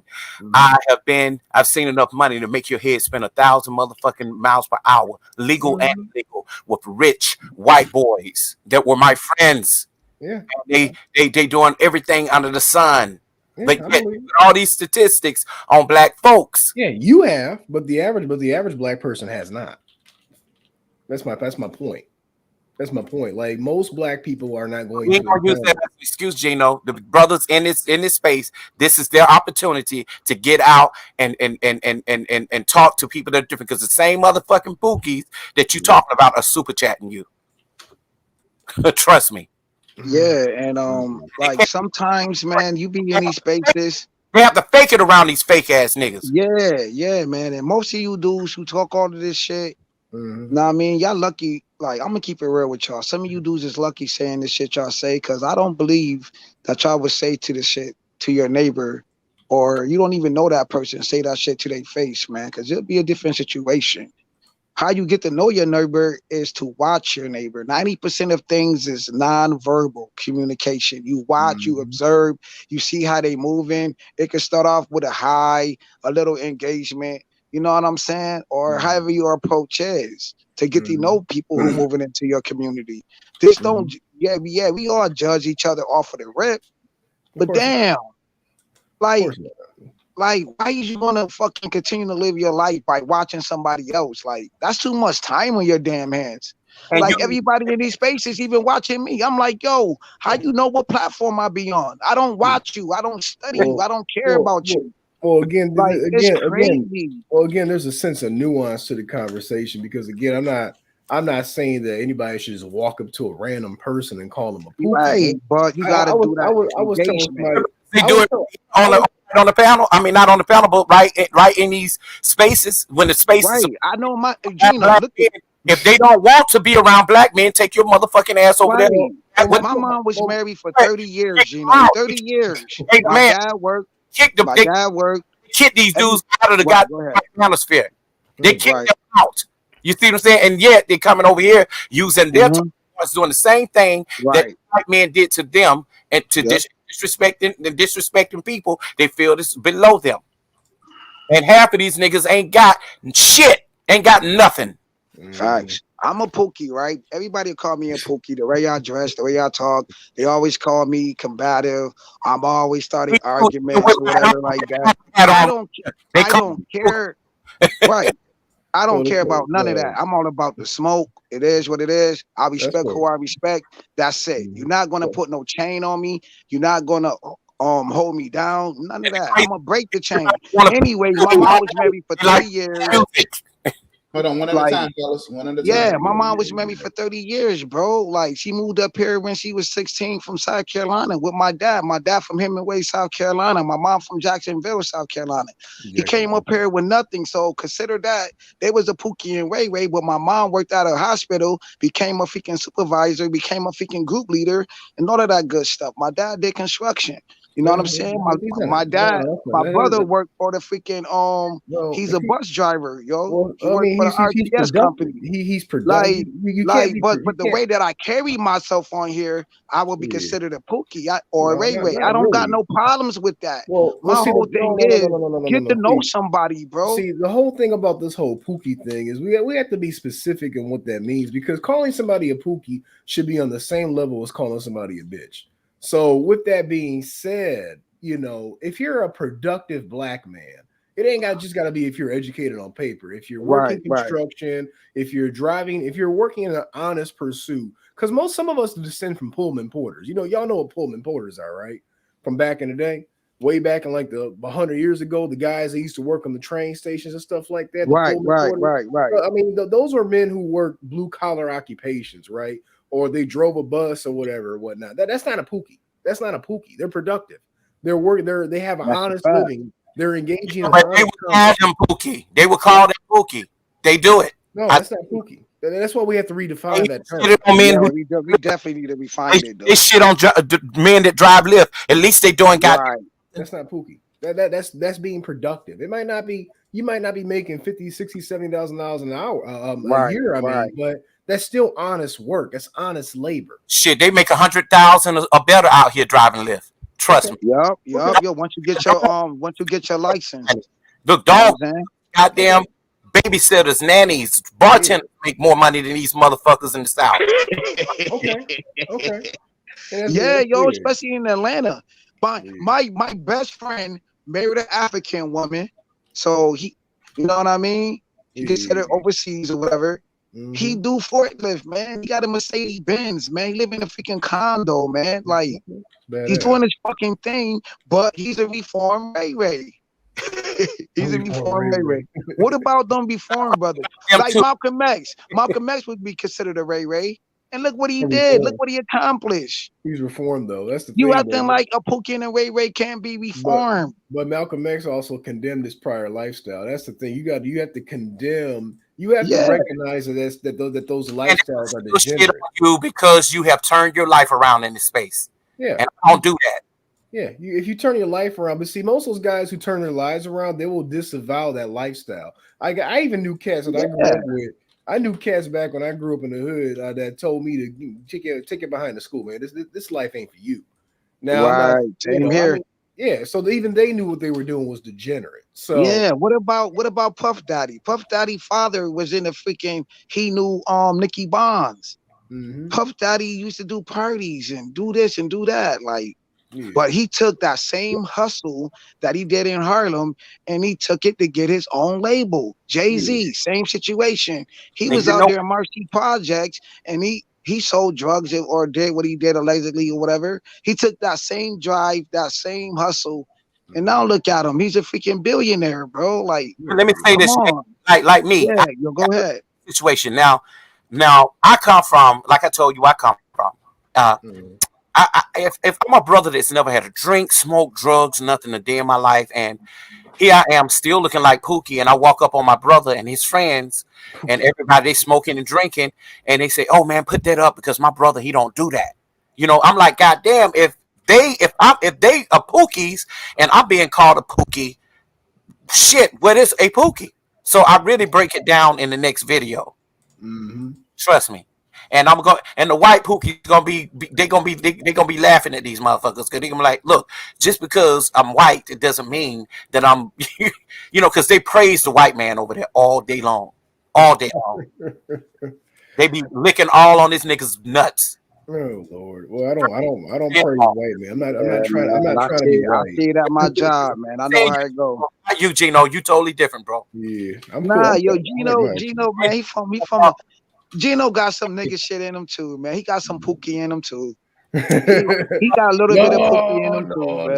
No. No, say he'll crimes, reform. man. He'll reform. Whole thing is, well, he's a reformed pookie, but now he's on the side of the gentleman of leisure. Look, I'm gentleman of an leisure. educated lame, man. I grew up in educated No, lame, man, so. you a gentleman of leisure. You're not a lame, bro. I'm an educated How you a lame, lame man. and you talking cash shit to people and that you how called the it. hell you a lame? Lames don't defend themselves. You Shit, starting I to do. defend yourself now. Hey, I was So in the army, man. you a Shit. gentleman of leisure. You're not a lame. Fellas, one at a Lames time. One at a time. So we don't can hold hear you. themselves down.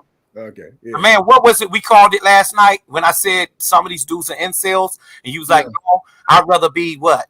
You said a who? A Volcel. Right? The Volcel. Yeah. Yeah. There you go. And most of the educated lanes are incels. And I'm not saying this for everyone. I'm a poop everybody. And I'm not saying that for everyone. You know, I just really wish, you know, that, you know, brothers can respect each other and also come to a point of understanding what these things they're saying, the true meanings of. You know what I'm saying? Well, you know, I mean, but we do I got up on a panel over on TPOT one day. Another nappy-headed ass dude, Jonathan something. I'm talking about him too, and I'm like, dude, do your motherfucking hair. Jonathan who? Jonathan somebody. I can't remember, but he got up there and then Irv. I was gonna do what I'm doing now. Irv got up there and it was totally different. And he thought that he said, "Who is this dude's pastor? $40." Oh, $40. Yeah. I believe he a pimp. He this, he that, and then when Irv got him, he said, "No, sir." And Irv proved who he was yesterday. Mm-hmm. When they got it's two James Kills. Okay. All right. Hey, yo, Gino, you like that? Yeah, Jay, you got your rich wife. You confused me with that real Hey, quick. yo, that's what Auntie does. But look, nah, me and Auntie, yo, me and him cool. We squashed our little quarrel. We doing our thing, man. That's my man. Deep down inside, man, that nigga love me, man. That nigga love my cologne. Yeah, because he hopped on a day with you and Cootie shit. I thought he was about to cook my, but he didn't. Like, God damn, man. I thought he was about to fry me up. Yeah, because it says the purge in the title. I thought he was about to purge on me, but he didn't. I like Auntie because he don't really judge. I think what Auntie do though, he do jump sides. But I like yeah, man. He jump out the window. He jump out the window. But shout out to Auntie if you listening, bro. Know what I'm saying? You know I love your crazy ass too. That nigga said, that nigga crazy. You got a cash app. I'm like, God but I'm damn, still, Auntie. he read up on me today. I know. 8:12 in the morning. I'm like, nigga, did you brush your teeth? Did you take a shower, nigga? Oh man, that nigga crazy. I'm on Cooter panel. I'm on Cooter pedal. That nigga ran up on me, man. Yeah, he rolled up on you. Nigga, you ain't about to get a word out. Something. Let me ask you something. Now, what I don't know about Mexic is how old is he? Because he's talking about. I don't know. He's talking about living with his mother. Cool. You have to ask him. I ain't about to touch that. Yeah, I think he's a little older than me. I know he drank Crown Royal good. Hell yeah. That nigga loves some damn Crown Royal. Well, let me tell you, love his soup. I've been out of my mama's house since I was 16 years old. I got married at fucking 19. Okay. And you got married at 19 for real? And I ain't look back. Yes. I got kicked out when I was 13. Damn. No, because I had a fight with my stepfather. So my mom chose. Well, we had this talk before it when the man did the show called "Is Your Mother a Hoe?" Oh. So I had to keep it real. Shit, he told a lot of shit. So why? I'm gonna tell my shit. That's my man. Hey, it is what it is. Okay. So Nino, do you feel heard, man? Don't do that. Yes, I am heard. No, I'm just saying. I'm just saying because Nino be like in the heartbeat, like I can't get my shit out. No, but yes, I feel heard. But hey, yo, Nino, did you get everything out, bro? I got everything out. These acrobat clowns know exactly where I'm coming from. Right. All the way down to Big Nate. They all know where I'm coming from. Oh man, Big Straight Nate up. live yesterday. I don't got nothing to say. All these niggas is a mess. Hey yo, that nigga. Shitty Hey, mess. yo, shout out to the old man, yo. You ain't blocked me, brother. I was talking cash shit, and I had your motherfucking picture in the avatar, nigga. Fuck you mean? But shout out to you for not blocking me.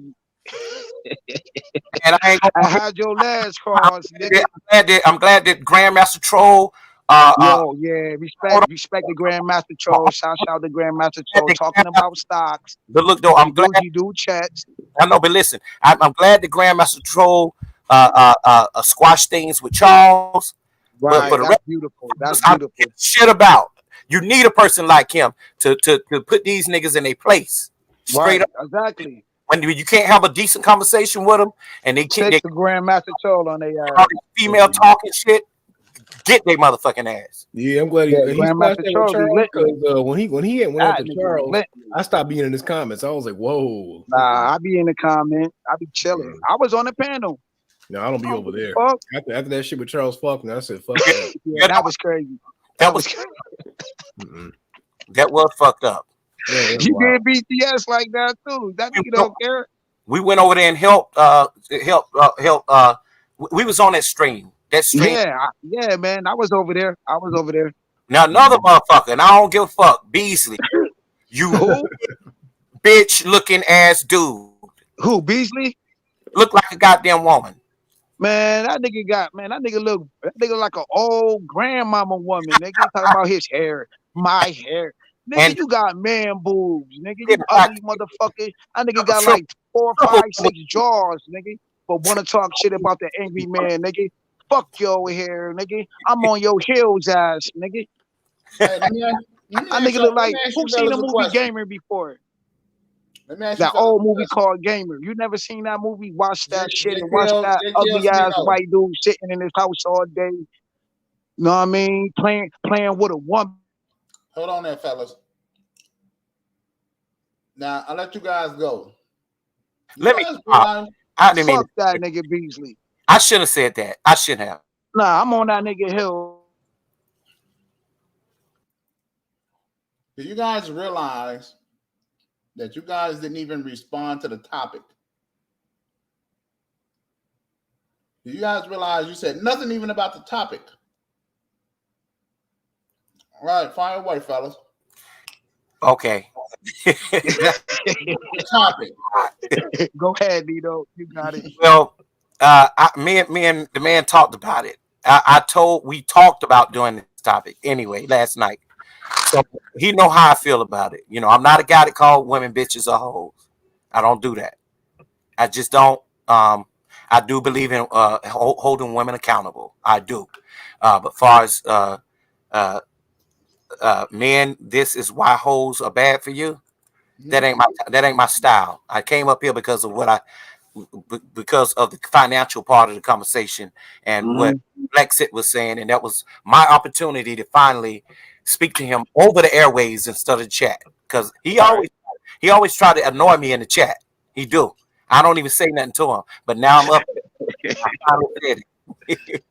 You said you got the microphone now, nigga. So the question is that do you guys honestly think that hoes are bad for men? Man, listen, you know my stance on that, nigga. I like hoes, nigga, but I ain't gonna marry them. I like hoes. I like that spicy shit.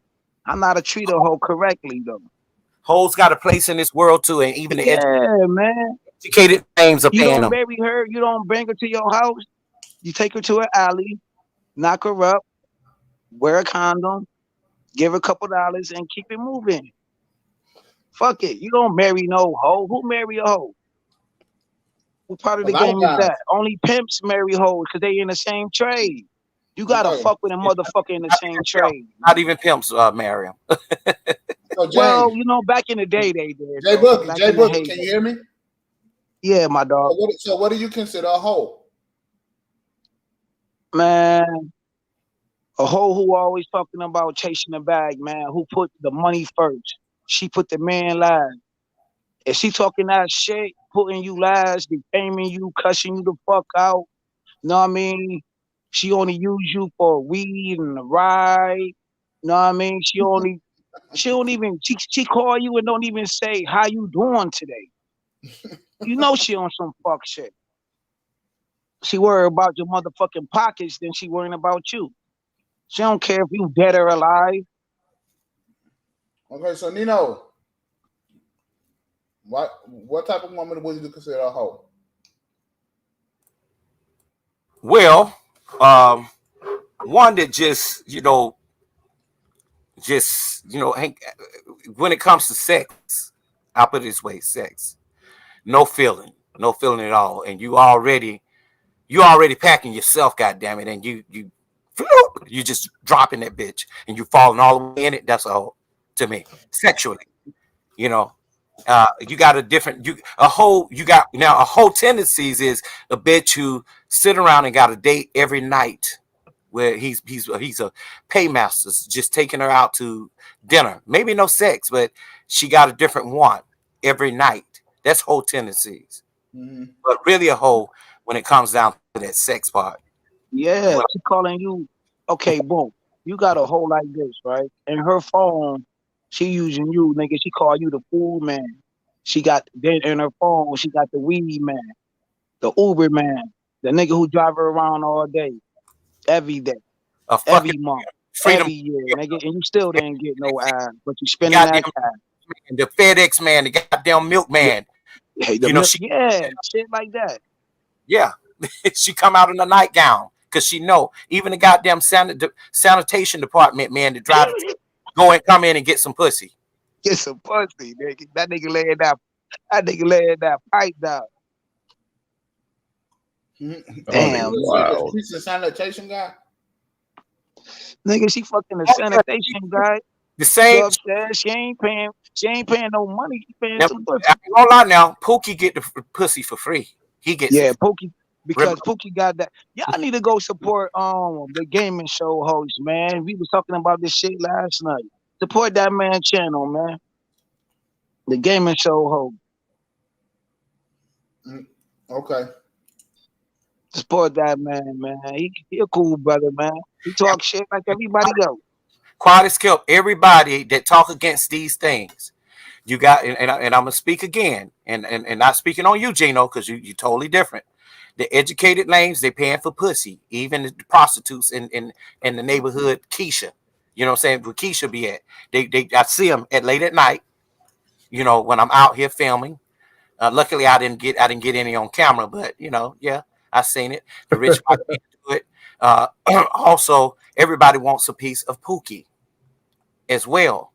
You know, they talk they shit on Pookie, but guess what? They like Pookie music. You got Pookie or Pokey? you got Pookie. You got or Pokey, because he does around the damn show poking everything up in the goddamn neighborhood. But go ahead. yeah, but then you got the undercover gay niggas in these spaces that like Pookie too.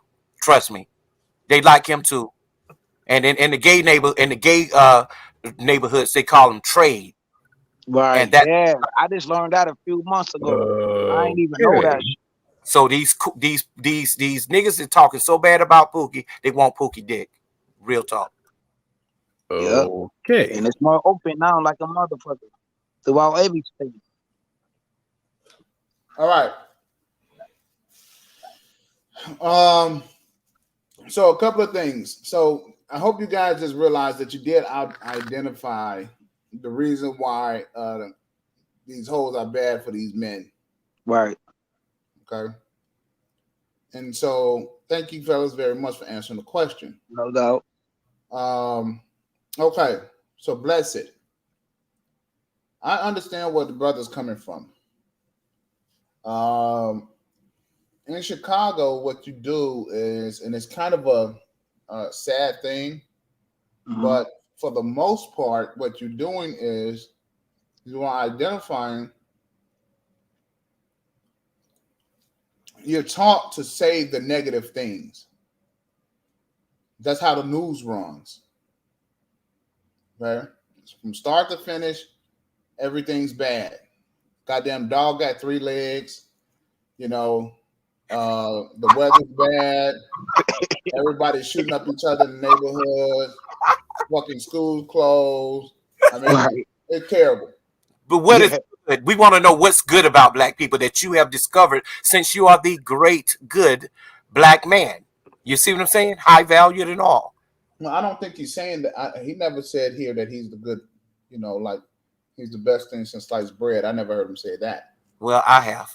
Okay, so you have. That's why I asked. That's the reason why I let you go.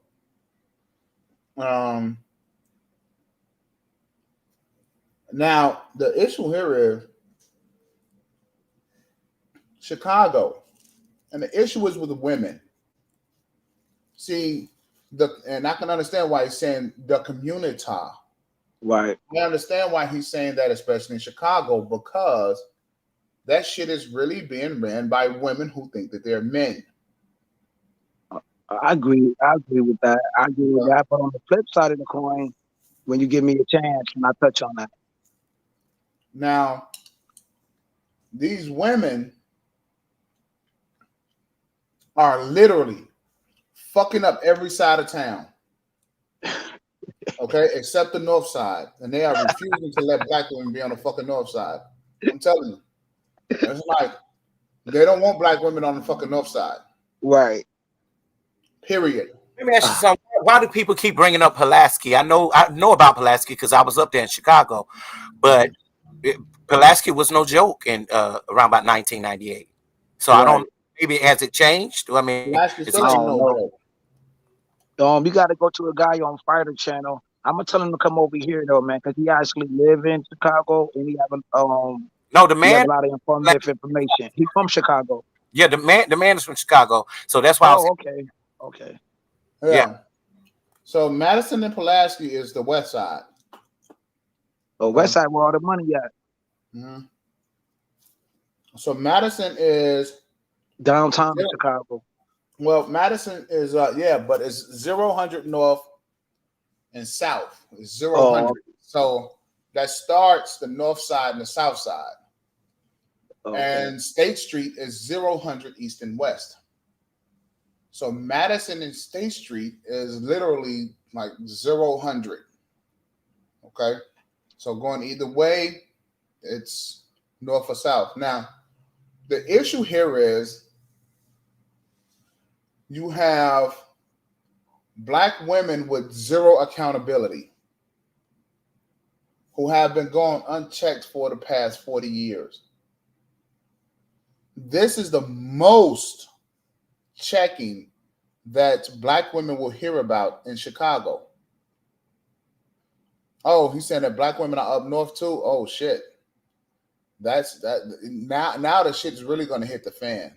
If black women are on the north side. Okay, I knew that they were moving black people out to the suburbs, especially with these Section 8 programs. But yeah, so with that being said, a negative conversation is what you're going to hear out of a black person that's been in Chicago before you hear a positive conversation. I know because I used to be like that. Wow, I didn't see. That's the whole point. I didn't know he was from Chicago. I'm thinking he was coming straight out of Jamaica because him and Kareen had it out. She was like, he the same dude that does the same thing. She said he should be ashamed of himself. No, he's born here. He was born here. I think he's half Jamaican. I don't think he's full Jamaican. Well, even if so let me explain to you about Chicago.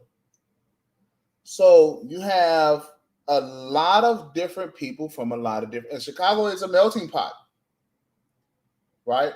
But you got to keep the black people and the white people segregated, or else they will fucking kill each other. Literally. Yeah, that's bad up in Chicago. Bad. Okay? Yeah. Literally. Like 5,000. Yo, man, what's the murder rate up there now? Shit, I don't know, but I think they led in fucking gun violence and shit like that last year. You know, who knows? But the deal is that so his language, and I want to make sure that I'm getting back to you in terms of his language. His language is reflective of the area that he lives in. Now, what would be kind of cool to say is, brother, you got to take a break from where you are, go on vacation. You know what I mean?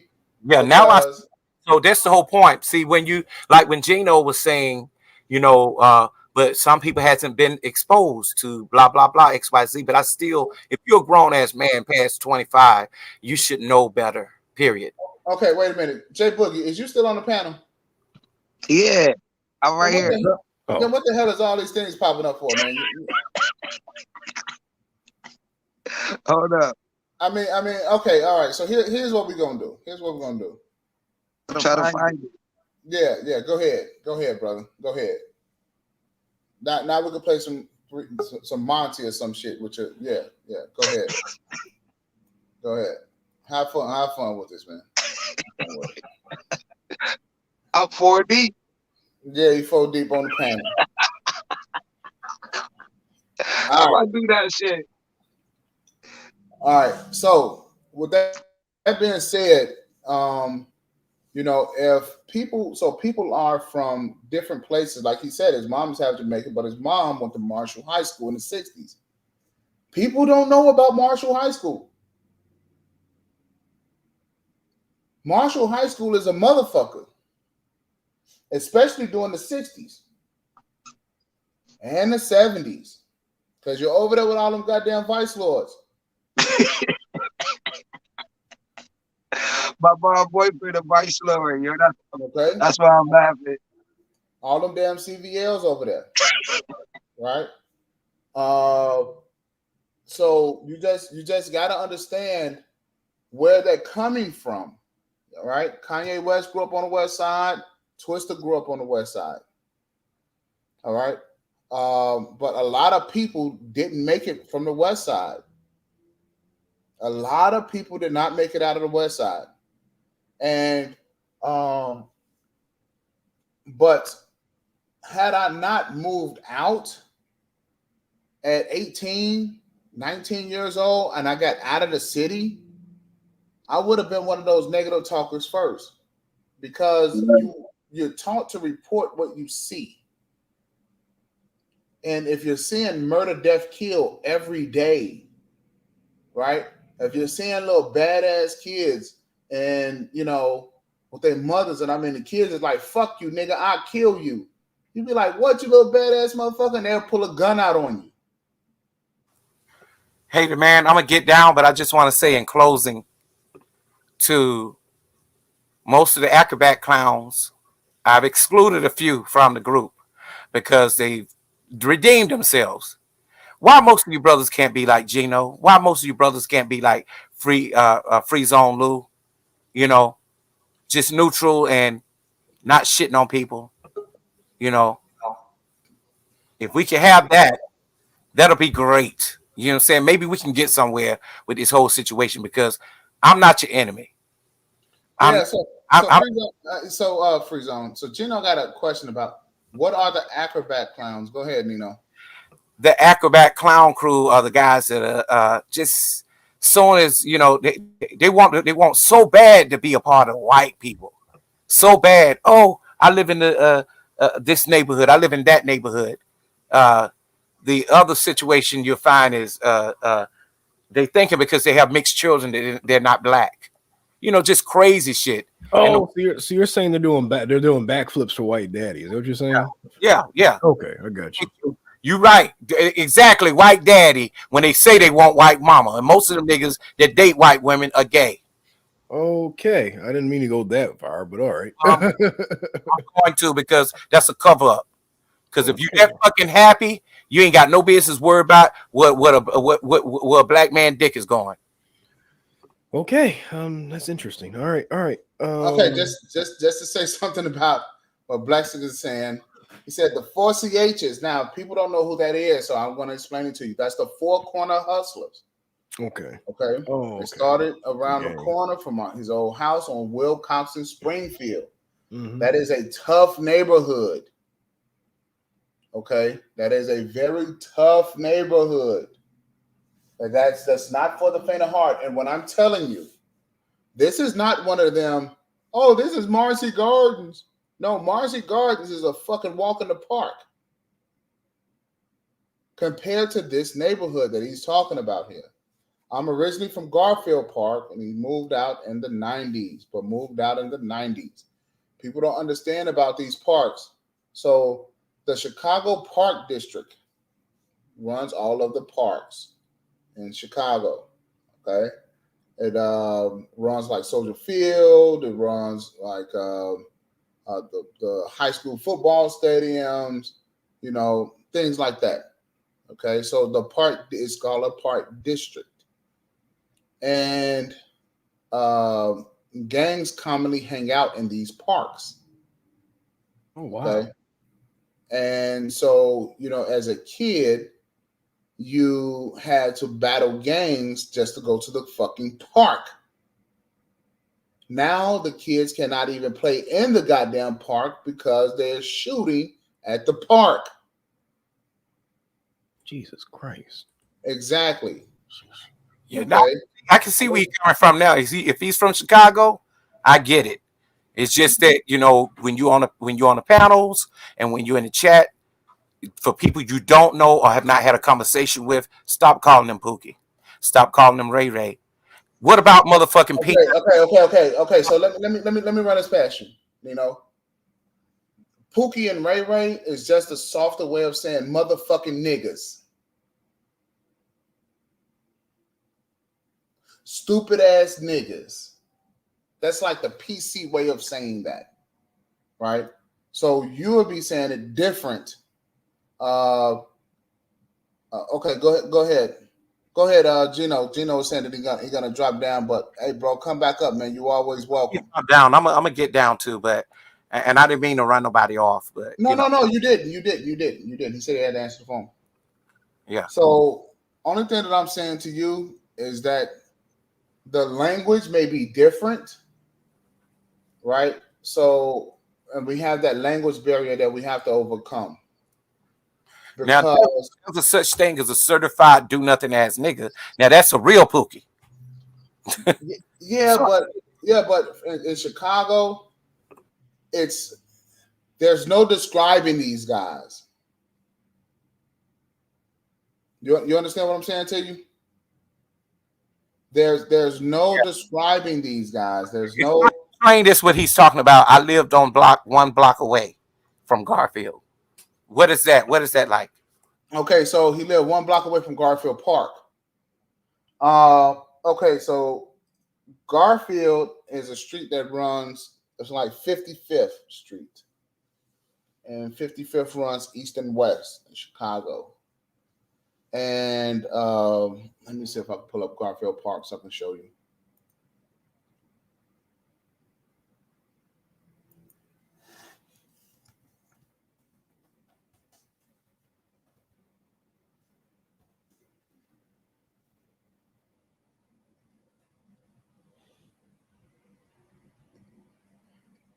And let me ask you a question, Gino, while we're talking.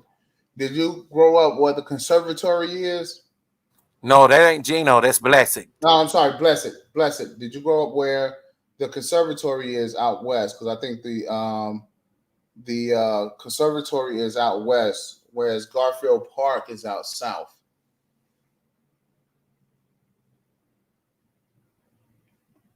So it's two of them.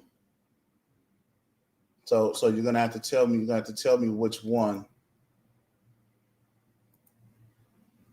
Cam Robb said he lived himself by the pier. Pier 31 or something like that. The Navy Pier. Okay, so I have to show you on this map here because it's a difference. He said, "Yeah, right by the circle." Okay, all right, I know what you're talking about. So I'm going to share this screen with you guys so that you guys can actually see. So that you guys can see what it is that he's talking about, so that everything will be cool.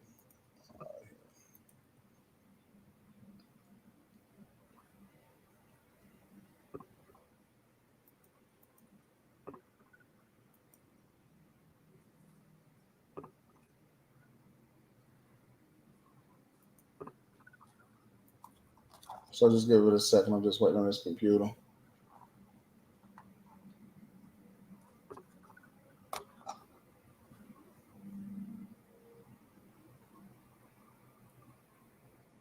All right. So you guys can see the screen. Yeah. All right. So this is Garfield Park. Right here, where it's kind of outlined at right here. And so it has this huge conservatory out there where uh,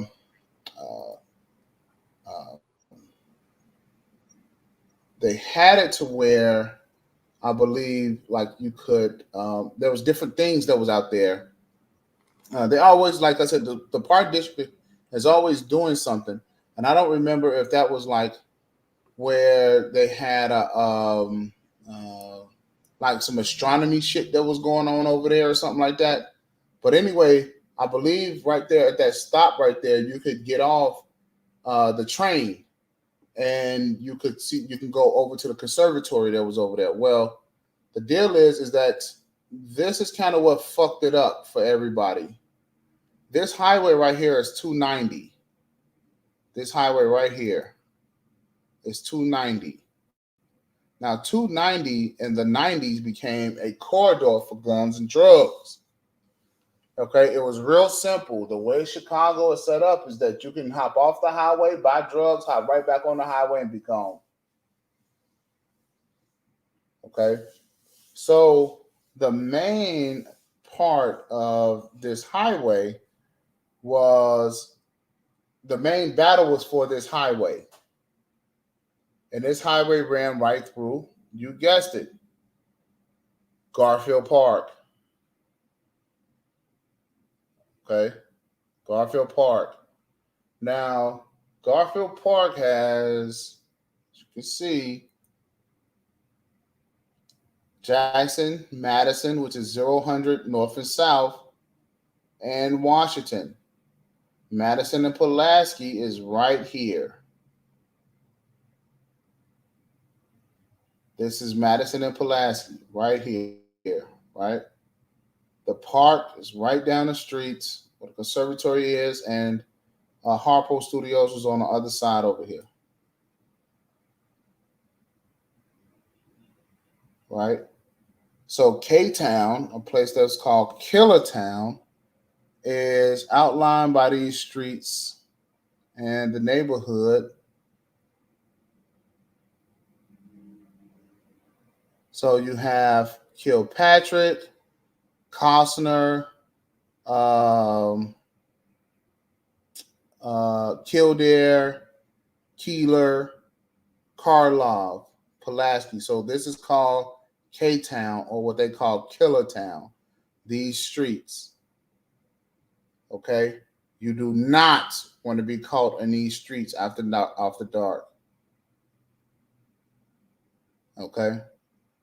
A good reference point, somebody to listen to, is Twister. He will tell you about K-Town. That's where he grew up at. And this right here is Garfield Park. And this park is one of the most dangerous parks in the city of Chicago, especially for kids to play. I don't know, fellas, if you guys are still there. So even the National Park can't take care of that. Right. They cannot take care of it. Damn. It is. So I kind of see where he's coming from now. And I tell you, Blexic, brother, I'm not against you, but you have got me heated at times, over there. And when I saw that today in the chat, I just want us to get away from the deflecting and let's come to a solution. That's what I'm saying. Or tell me something good that you know good about black people, where things have happened good. That's all I'd like to know. But I'm gonna get down, man. This is a good topic. I gotta get out of here because I gotta get back to filming. Yes, sir. Now I'm gonna tell you what his brother is saying that he grew up, where he lives at. Yeah, I'm looking. It's Jackson and Hamlin. So he's like right over in this area. Right here, next to the park, which is actually a dangerous place to be. And it's actually a dangerous place because these bullets can be flying anywhere at any given moment in these parks, especially around the circle. And this is actually built to be a very nice park. Okay, it has a conservatory and everything. I mean, you can get off the train. This is here. It's a beautiful place. It's a beautiful place, but the people around this place are full of poison. So these are far beyond Pookie and Ray Rays. These are goddamn monsters. You got it, Nino? Yes, I do. I get it. I really get it, man. See, and it's just the whole point. It's about getting to know each other to see, where people come from, their backgrounds. We can't assume and just think automatically that they're, a certain way. And when I think of this space, I think about a lot of guys coming here because there's something they're seeking, help or whatever the case may be. Mm-hmm. We just gotta, not do that. I don't like shitting on black folks. I just think that we need to try to find out what we could do to help. If we can't, keep the bad mouth of them. I'll keep the bad mouth off of them. Yeah, I can see that. I can see that. All right. Well, Nino, we are actually approaching the 4 hour, 45-minute mark, in which I did not actually intend for these streams to go this long. Because now I have some work to do because I have to now break these damn things down. Oh my God, I was screaming. I hope Baller X don't get me. Oh shit! I just thought about that because I don't do this. I don't do this. Well, Baller X don't listen to this channel, so Yes, he do. Well, we'll see. All right.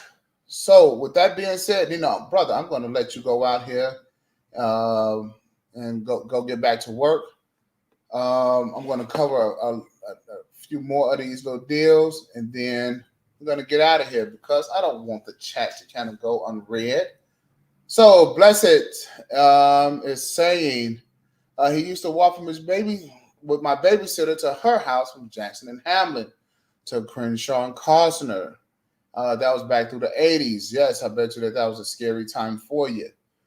Grant Park is better. Yes, it is.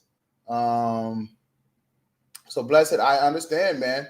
You call them savages or demons. I get it, man, because, it is what it is. Cam says that he's an 80s baby and he grew up in the 90s in the Chi, which was also a scary ass time. And so because of the color of our skin, especially as males, we have not had an opportunity to really have to get a break from this shit. So the one thing that I can just say is this. To all my Chi-Town players. Well, first of all, I want to thank the panelists. I want to thank the people that came on tonight or today. Gino, thanks again, Gino, for the Cash App, the $50 Cash App. Thanks again. Who was that? L. Thanks again for the $15 Cash App. I really appreciate you, bro. Thanks for keeping it going. Let's see.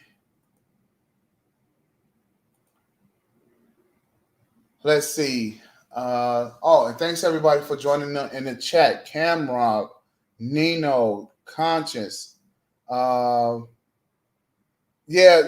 man. We on our way out of here, bro. Yeah, we are on our way out of here. Okay, Nino. Thank you very much, Nino. Really appreciate it.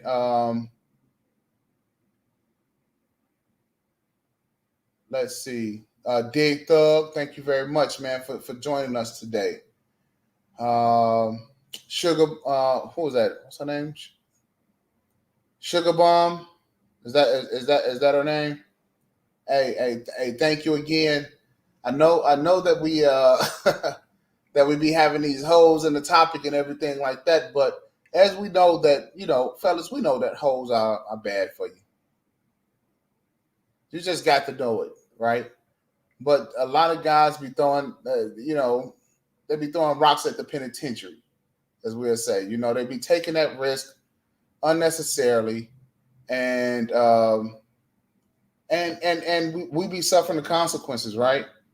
A lot of you guys go 20 years, dealing with hoes, and then look up later on, you ain't got shit. You ain't got shit to show for it, right? So, Deke, thanks again, Deke.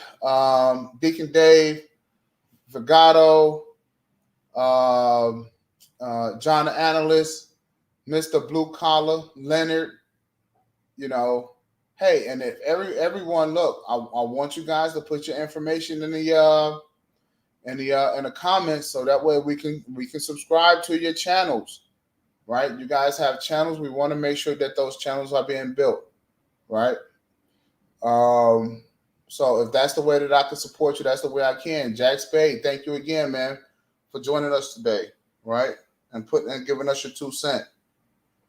If there's anything that I could say that could help you guys, right? If there's any topics that you want to discuss, if there's anything out there that's important to you, let's talk about it, right? If you need to talk about housing, we will talk about housing. If you need to talk about ways to make more money, we will talk about ways to make more money. And we will dedicate the panel to figuring it out for you.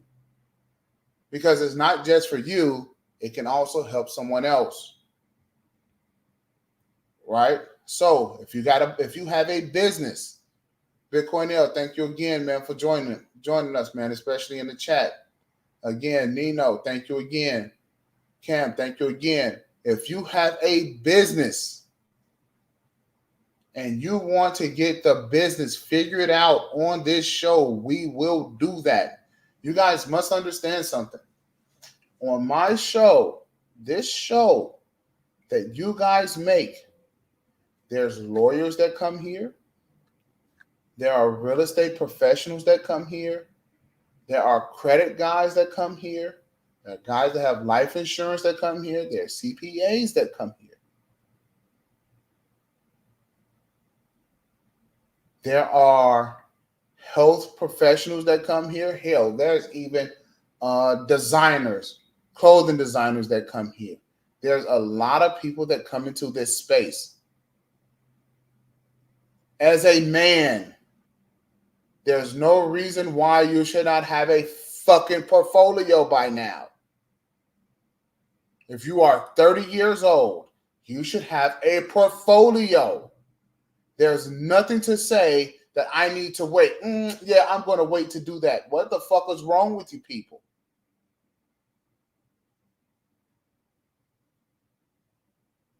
I had Gino that is on here right now. He's a CPA. Do you guys know what that means? He's a certified public accountant.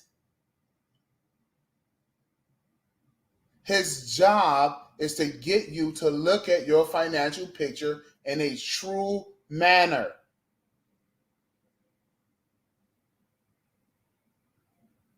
This is not something to wait around about.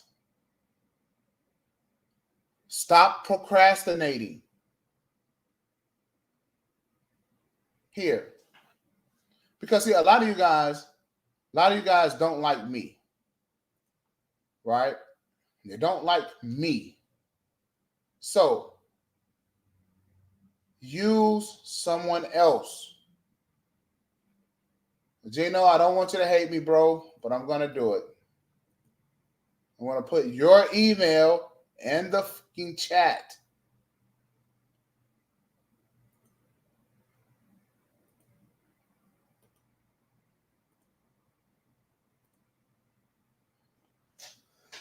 Black Uru is an accountant. See, this is the reason why everybody thinks that these hoes are winning, is because of the inaction of black men. Black Uru is an accountant, and he has gone grossly underused in this space called the manosphere for years.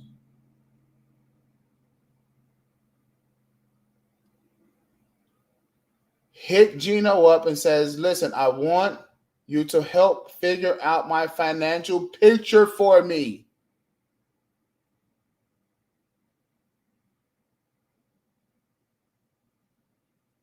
Just because you are making money, that does not mean that you're the shit. Just because you got $10, $15, $20,000 saved, that does not make you rich. Understanding accounting. Okay, listen. For all of you guys out there who think you like Italian, they call me Capone. Well, Al Capone was a fucking accountant.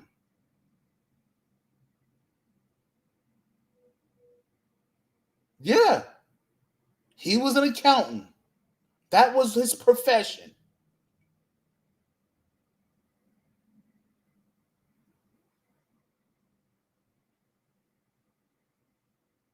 Oh, they call me Luciano, Luciano, his right-hand man was a guy by the name of Meyer Lansky. He was a fucking accountant.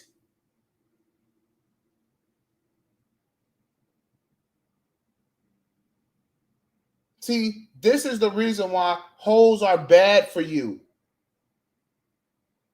Because they're bad for business. Hoes are bad for business.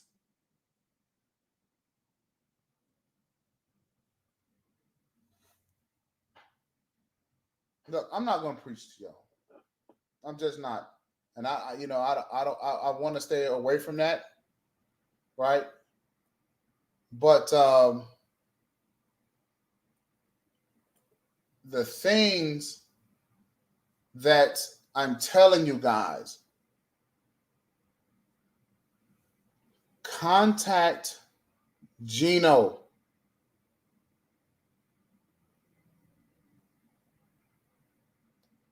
Can you help me out with my financial picture?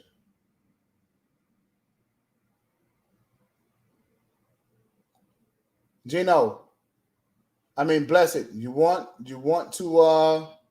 Chicago to get better? You have to get better. I would think so. I would think that you would have to get better so that you could be able to be a benefit to the people in the city. See, the whole thing is that you don't have all of your shit together. Okay?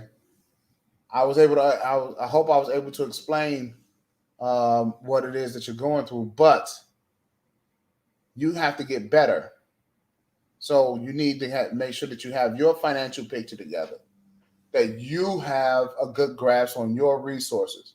So that way you can figure out how to go down there and be the mayor or how to become an alderman or something like that. I can help you out with those things. I'm good at doing those type of things. All right. So with that being said, hit Gino up. Talk to him as an accountant. He will explain some things to you.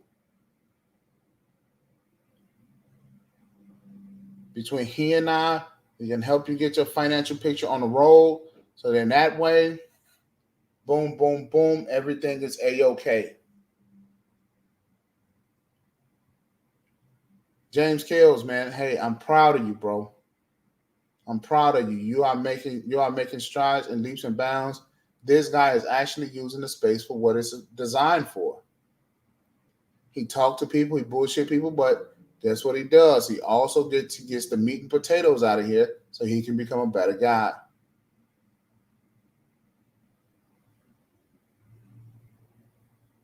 I know some of you brothers are in college or whatever the case may be. You must understand something. As long as you get $1, hey, I got $1. You need to have a portfolio. You need to understand what a cash flow statement is. You need to understand what a balance sheet is. You got to understand what forecasting for your future. You have to understand these things.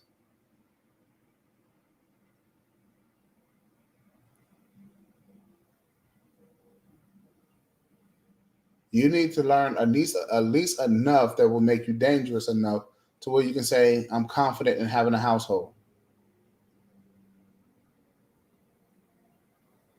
Because hoes are bad for you. They keep your mind diverted on pussy instead of what's important. Progress.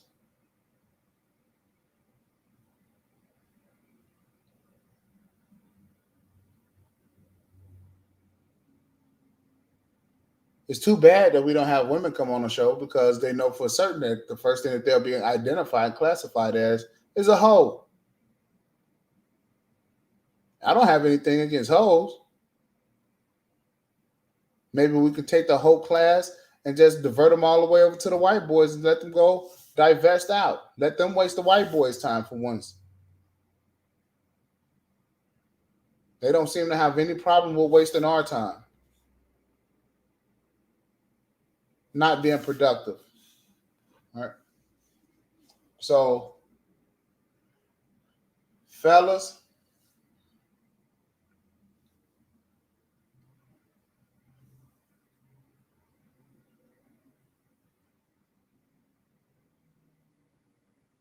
I was listening to Ice Cube's song the other day, Steady Mobbing.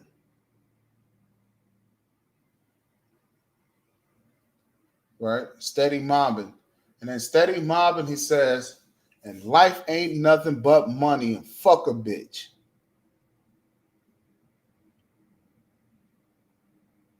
Which I couldn't help but to agree.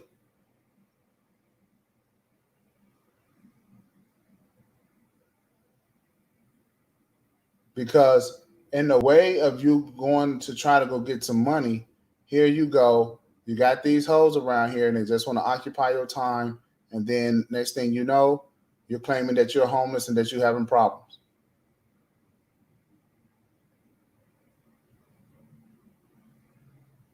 So let's stop blaming our problems or putting our problems off on them. Let's be accountable for the shit that we do. And once we be accountable for the things that we do, we'll be A-okay. All right? So I'm not going to rag on you guys too much longer. I'm getting ready to get out of here. But again, thank you very much to all of my panelists that was out here. Bitcoin L, thank you again, man, for coming up here. Man, and we just keep getting these Russian bots, boy.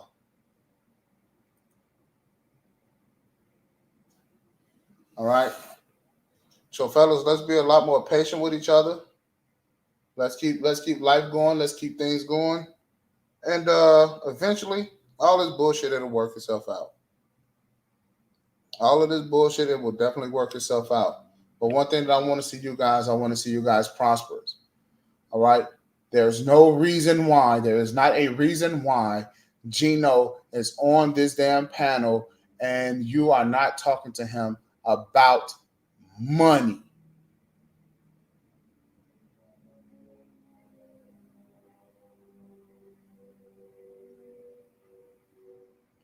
There's not a reason why.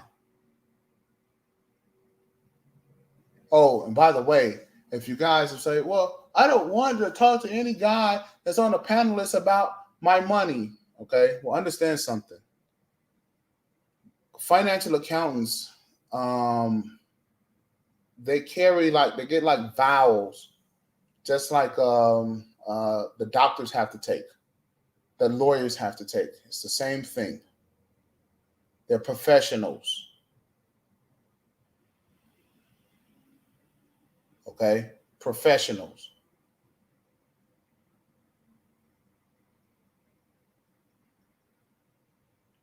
All right?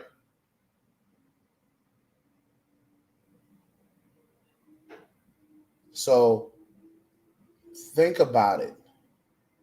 Contact him. Jay Boogie, my man James Kills. Contact Gino.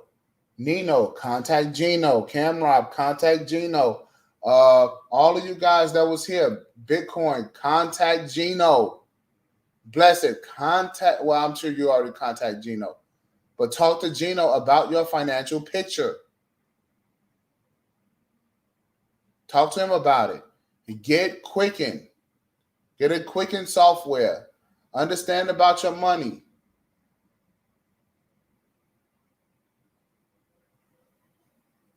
All right? Understand it. Don't just get money and thinking that, whatever comes in and what comes out, then I have to know, because inflation right now, fellas, is going to kick your ass. That's right. Things are going up. Deacon Dave, Jack Spade, contact Gino. So let the brother do some accounting work for you. Let him say, hey, listen, this is what your portfolio is like. Now let me show you the portfolio of a wealthy person. Conscious moron.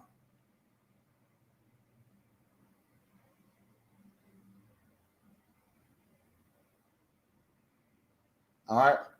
Hey, thank you guys again for help making the show, because without you, there will not be one. I will be back in a few hours, more than likely this evening.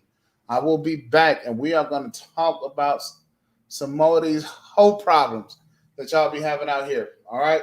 So, and I'm going to have my special guest come back on, and maybe we'll deal with some things. All right. So thanks, fellas. I'm gone.